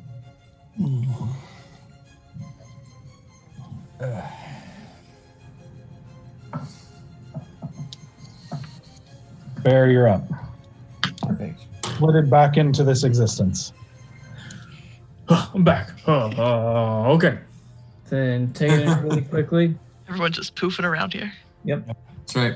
I am going to I'm going to run to the edge, right here.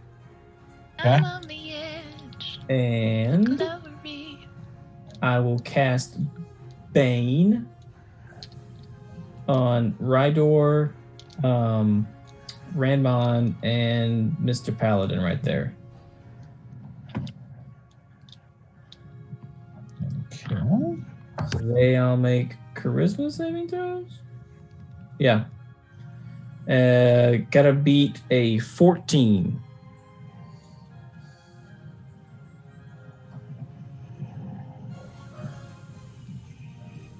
I'm pretty sure you're good. Let me check. Yeah, barely. Okay.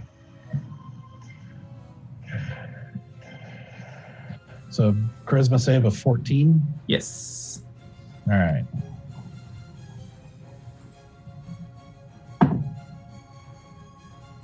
All right. So Ranmon 12. Okay. Rydor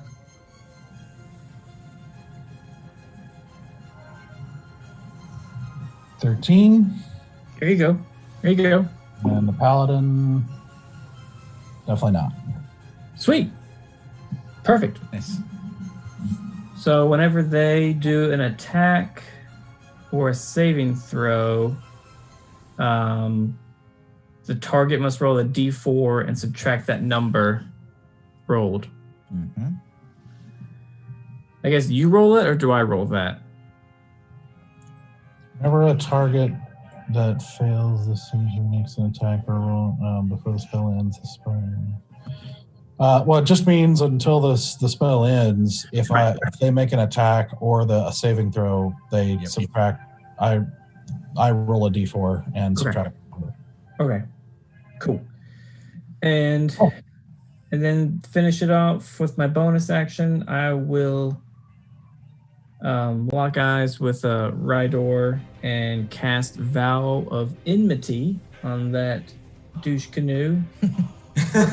Douche canoe. Do what? On Rydor? Rydor, yes. Is it wrong that I've been thinking about Hodor, but like Rydor, like it would be a very different story. Ride the door! I mean, I've been thinking ride or die the whole time, so. My mind went to Strider. Ride or die. I choose the latter. Okay, is that your turn? I mean, we might have our wish tonight. Easy. Your turn. Yes. Eso differs. Oh, yes. It's time to crack the old knuckles here. And take him out. Whip out the old fireball here. Okay. Yes. Okay. And I'm going to target the bush. How do you ping? See that bush right there I just pinged? Yeah. And that 20-foot radius will hit the Paladin, Ranmon, and Rydor. They're all banged. So I won't hit. I'm not going to hit a Stoic, I believe, right? Yeah, no, you're just shy. Or bring it a little bit more left. Then I mean, where I'm going to hit those 3 guys and not hit Stoic is what I'm trying to do. I guess more on. I guess right on Rydor then. No, That would get We get Stoic in there. Yeah, So if it was like the bush just behind him. Yeah, I'm trying to find a perfect spot where it's like, where I'm just gonna hit those 3 guys, and not hit Stoic. Let's see. Well, What if you hit that that blue spot right there? So probably right there. Yeah, right there. Perfect. And Bear would just be out. No, Bear. Yeah, Bear's not gonna get hit. Yep. Just barely. Yeah, when Bear went to that spot, I was like, "Thank you, Bear. You went right out of the range of almost certain death." Ooh, I could have been bad. All right, do it. All right, here we go. Blow him up. Whip out the wand, and as a bonus action, I was like, "I'll go pull out the where is it? Sorry." Pull out the seagull conch. Sure. and I'm going to say, "Here's the conch," and I blow the horn as I cast Fireball. Oh my god. They cool like seagulls. Oh my gosh. Okay. Yeah, I blow on the conch shell and cast Fireball. I'll go ahead and I'll have to do a dex save of 15. 15. Okay. Yeah, 15. The save for that one. It is 8d6s. Oh my god. All 3 fail. There you go. All right. That's 17 plus 20. Wait, sorry, I rolled d8s. I'm sorry. I was like, what just happened? All right, never mind. All right, that's actually pretty good. 18 plus 10. So that's 28 fire damage. That's their healing. That's what they all got healed for. Yeah. Hey. Okay, hang on a second. You just rolled 3d6, 5d6. Yeah. Oh, okay. And so Yeah, so 8 total. So 28. 28 total damage of fire damage. And then things catch on fire that are not on their person. And a seagull is summoned onto my shoulder. Your companion? This is my companion. He's just a regular seagull. He's not magical at all. He's just a regular old seagull. Does he have magical poop? I mean, if you want it to be magical. Apparently good luck to get pooped on by a seagull. That's right. Okay. Mine? You know mine? Mine? Mine? So, with a small red flash followed by a concussion that temporarily deafens everyone, and that cracks through this this gorgeous mural over on the side of the wall. Now cracked, this pieces fly off with this explosion of fire. Hits in that area. You see, let's see, Rydor.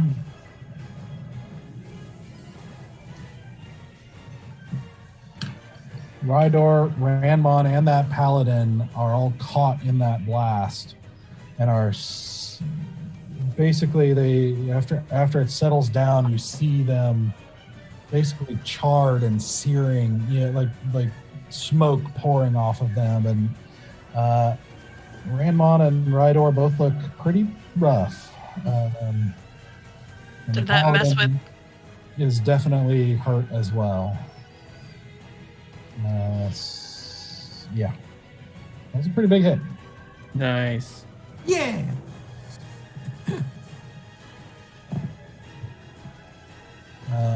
Let's see. That also would be. Make sure that's how it works. Yeah.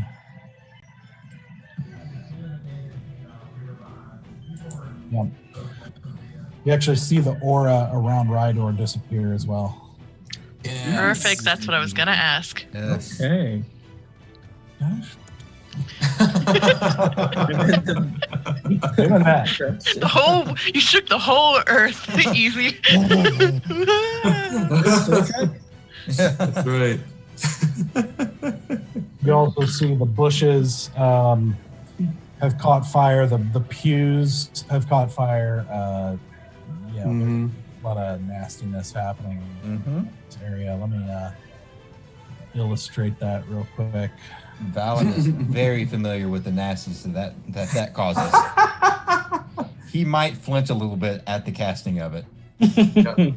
Oh man! Yeah. Wonderful artistry skills. Yeah, Beautiful. Beautiful. I can definitely see where Cyn gets it. It's more of a cheese. It was more of a cheese ball. Cheese. I mentored her growing up. Sound like a right. EKG. So now that there's a lot of fire happening around this area, and a lot of damage was just done. Very, very good, easy. As a seagull appears on your shoulder, but at the concussion immediately starts freaking out and cawing and flying around the ceiling of the room. Oh, perfect. Come back, my friend. Chaos. All right. So, all right, Easy, is that your turn? That's my turn. That's all I could do. Octo is behind the altar as best I can.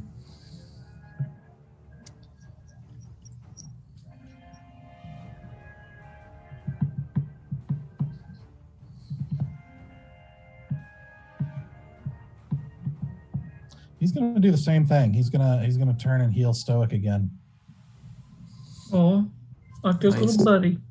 Mm-hmm. This time is 8 points. So you can put 8 points of healing. And then he's gonna attack the paladin while he is in rough shape, but it doesn't matter, it doesn't hit. Yes, the paladin's barely able to get a parry off to keep that spiritual weapon from hitting him. All right, so that's Octo. So we're back to the top. Sarah. All right, so question about fire resistance. If I walk through all of that fire, am I okay? You'll find out.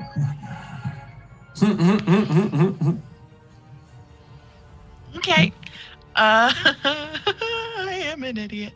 I'm going to do something really stupid and crazy, especially because there's another guy there. But I don't care. I'm just going to do it. I am going to use my movement plus dash to get all the way to Ranmon. Okay. Let's see. But I was asking if I could basically jump over the pews on my way, like the fiery pew on my way over to avoid getting in the middle of that paladin who was caught on fire. Let's see. 15.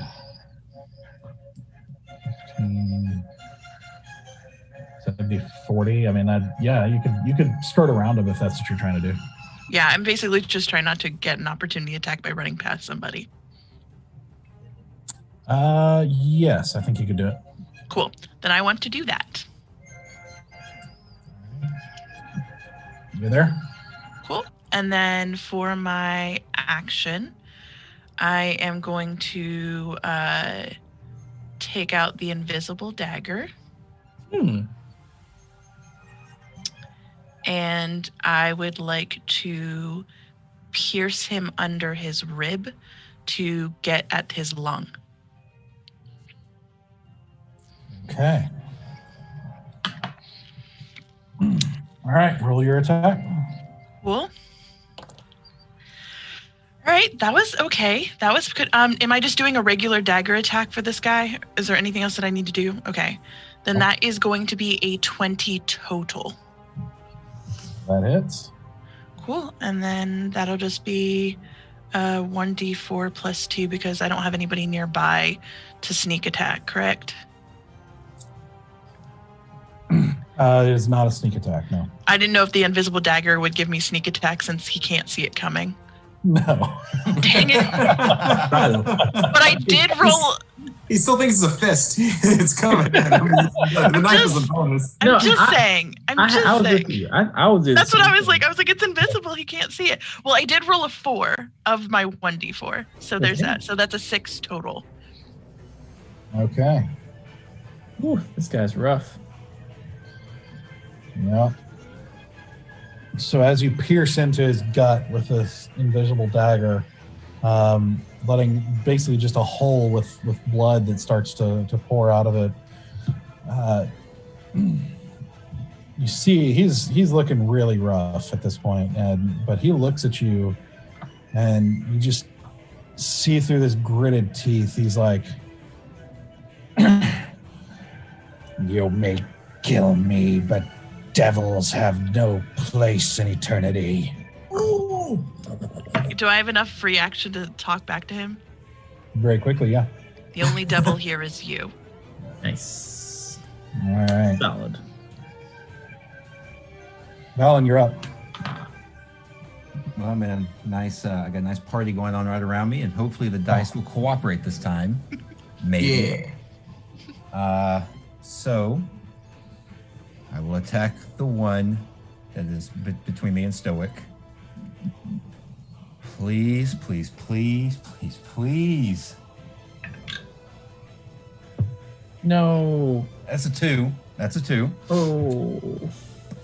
Yeah, that doesn't hit. Yeah. It's a total 9, but I'm sure that still doesn't hit.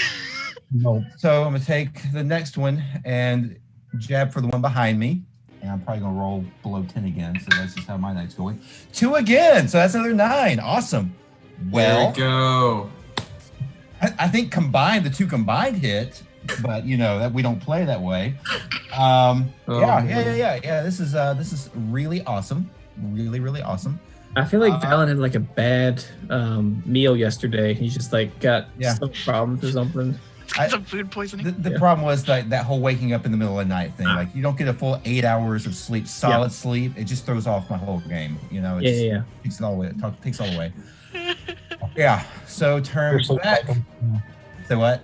Just your sleep cycle was disrupted. Yeah, it totally happens. Mm-hmm. So I'm gonna take my last. I'm gonna do my unarmed strike to the one between me and Stoic again. I don't even know why I'm rolling because, hey, total 20. That is. Yay! I think that dice is going to stay in play for a little while, at least for right now. So that is, 7 points of damage. All right. So you are fighting as hard and fast as you can, but these guys are obviously trained, and they're one of the first enemies you've had that are kind of keeping up. Yeah. And basically parrying and blocking and dodging everything you're throwing at them, but you're still able to get shots off here and there. And you're blocking and dodging a lot as well. It's kind of martial artsy happening right now. It's like a Jet Li, fighting bad guys right now. But as you do, you're able to get a blow off, and you hear some breath exit his lungs. But he's just recently healed, so he's doing all right. He's pretty good shape right now. Is that it? Yep. That'll do it. All right.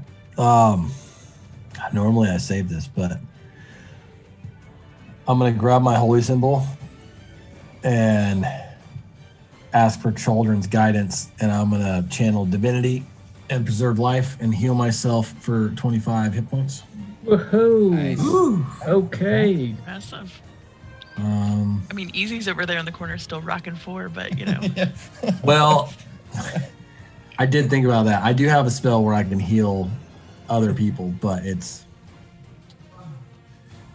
Don't worry, I got it's like give them 3 hit points. It's more of a bring them back, not a heal them.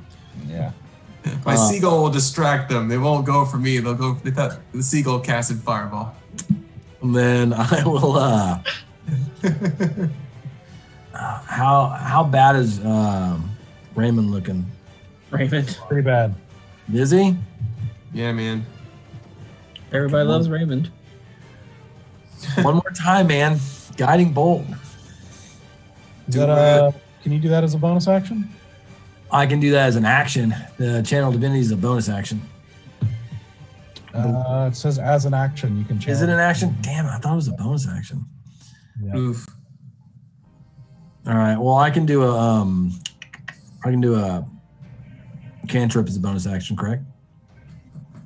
Not unless it says bonus action on it. Oh. Which I don't think you have any. Yeah, not on my. The only bonus action you have is healing word. Shield. Yeah, I've effect, got healing spells as bonus action. Okay. Weapon. Then healing word on Mr. Easy if I can. Bonus action, right? Okay. And I'll do that level 1, I believe, for word. Yeah. So 1. It's 1d4 plus 3. So that is 5 hit points to you there, Mr. Easy. Better than nothing. He's been sitting there at 4. I'm That's just all I got. huffing and puffing a little bit of coming out of the mouth, but now it feels better. Okay, Ranmon's up.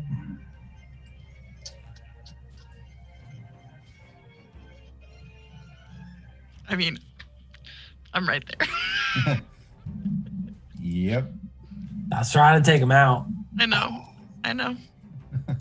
Hey, it's not that bad over there. It's actually pretty comfy in the gray zone.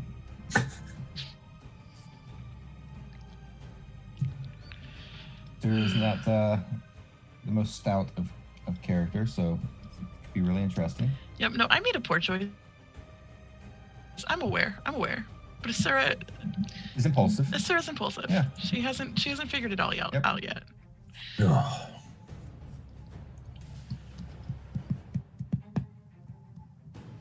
Okay. He is going to.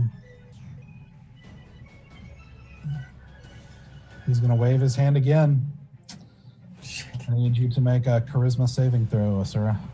Well, fortunately, charisma is something I am good at. Hmm? So let me do. Where's my saving throws? Oh, dang it. Never mind. I lied. Well, no, it's not terrible. All right. That's a 16 plus 2. So that's an 18. Okay. 18. Okay. Yeah, so you're able to resist that as you feel again sort of this weird, or not again, but you feel this weird displacement energy happening, but you're able to shrug it off. And send me to hell. I've already been. I'm from Alraka.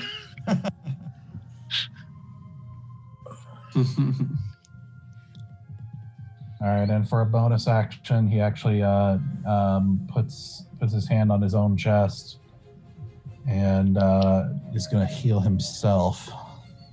Oh.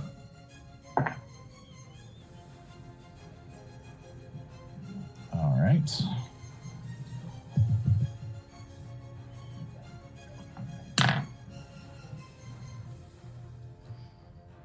Okay, that's...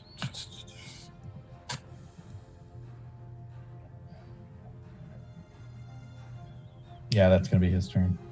The paladins are up.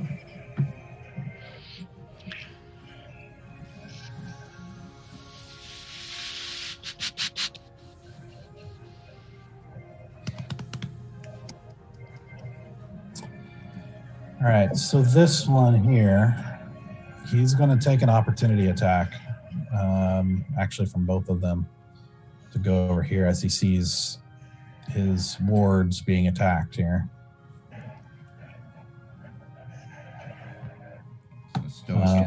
So Stoic and Octo. Swing away. And Stoic, make an opportunity attack. What's a 15 to hit? Does not hit. And Octo's does not as well. But, so he runs up and attacks Asura twice. Oof. The first one is 16 to hit. That hits. I'd like to use Uncanny Dodge. Okay. You're like right in the thick of it. Mm-hmm. Yep.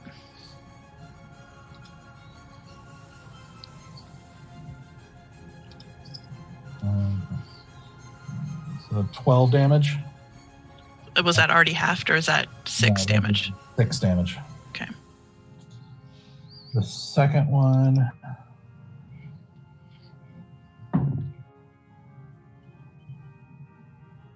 The second one is 14 to hit. Hits. That's going to be 8 damage. Okay. I'm not terrible, but I'm not great. I'm about halfway down. This one is going to attack Valen.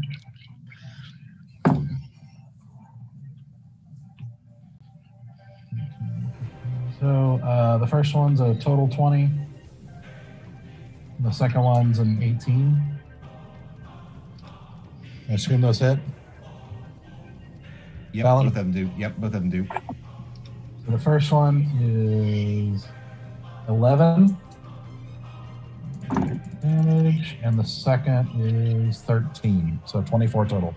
Jesus.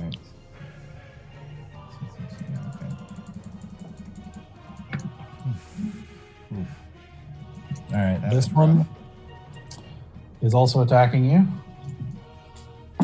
Let's go for it. So the first one is 12 to hit, and the second one's even worse. So Awesome, both of them miss. That's why you missed the other guy. You were so busy dealing with that one. Yeah. Let's see. This one is going to. Mm-hmm.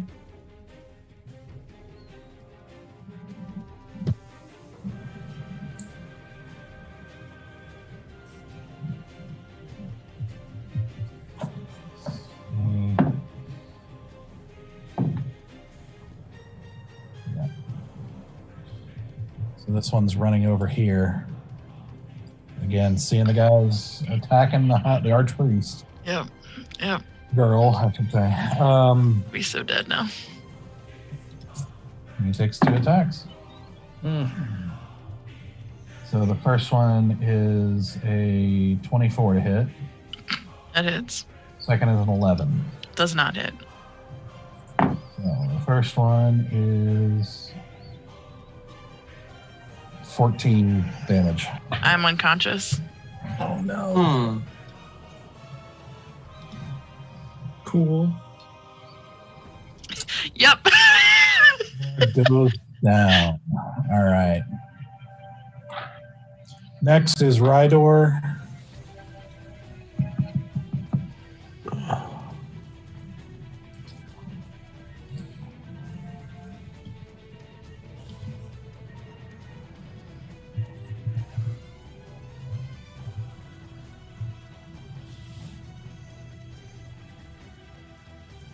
Rydor is going to use Sacred Flame.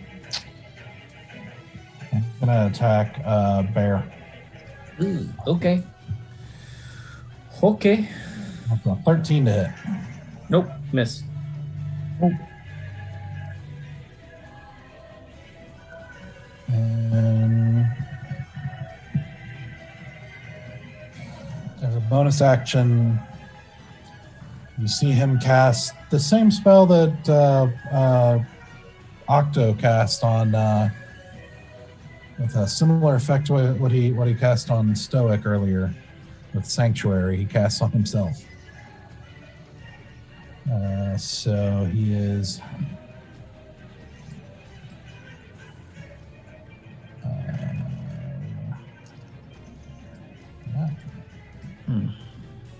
Okay.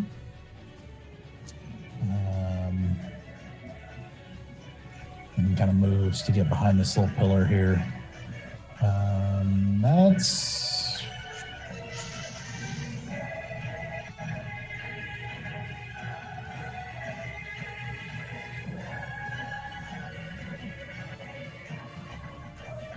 You know what? Actually, he's gonna do something else. You know,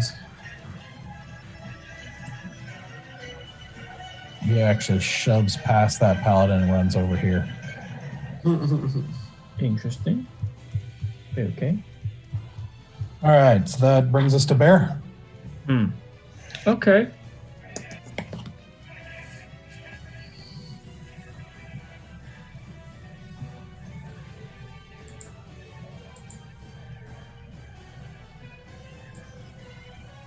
Shoot on that. 21. Okay. I would like to run to Ranmon, avoiding the paladin if at all possible. Be next to him, but you'll be there. Huh? What now? I mean, you'll be next to him, but. Okay. Yeah. Question about, so I have 2 attacks per action, and for a bonus action for 2-weapon fighting, if I use one-handed weaponry, I get a bonus action attack. Does that apply to both attacks? No. You're basically, because it's your attack, is 2 hits. Uh-huh. And that's your attack action is a multi-attack. And then your bonus action is just the one hit. Okay. This doesn't change what I was going to do. I was just curious. All right. I'm going to pull out my Sable Blade. And I'm going to swing away at Raymond. Okay. Do it. 14. 14.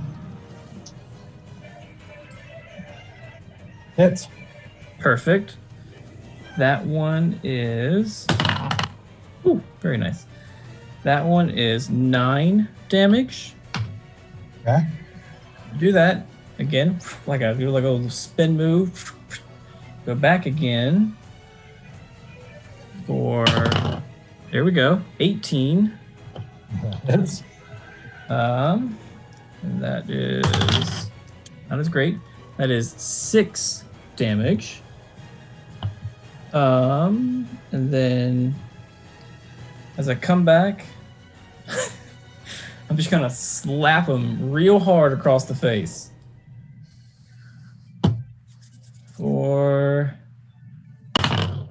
That does not hit. That is a 9. Okay. So with the 2 attacks, how do you want to do it? Yeah. Perfect. I'm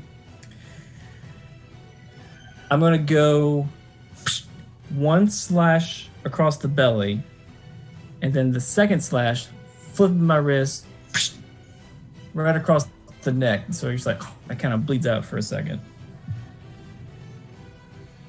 Okay. So as you leap in among the burning bushes, among almost stepping over Asura on the ground, as the paladin is getting ready to turn and hit you, you make pull out that black sable blade, with the feather dangling off the pommel, and make 2 quick slashes. One almost disemboweling him as you see That's right. a hand quickly go to his stomach, like trying to hold it, closes, his eyes widen, and he looks up just in time to see for the other blade to quickly slash under his chin as he starts to try to gurgle something, and you see it like in his hand, like a spark of divine energy, like start and then fizzle as he tries to gurgle out something and starts coughing, falls to his knees, and then falls dead. As he dies, I'm gonna say, "That's what you get for killing a Sora or knocking a Sora out."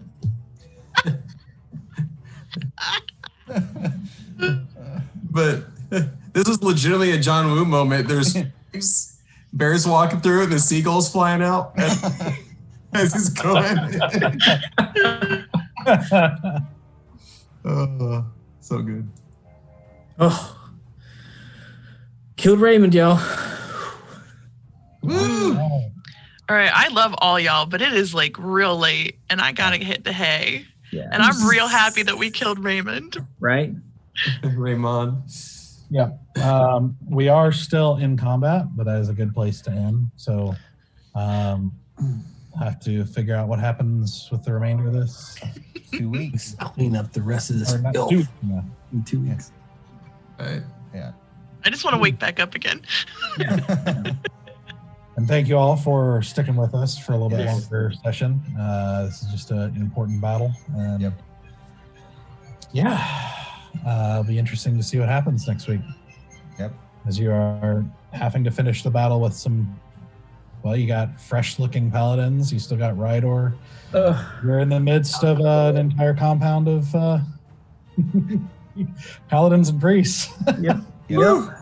Smart I decision. think we all need to be a little more awake before we approach that problem.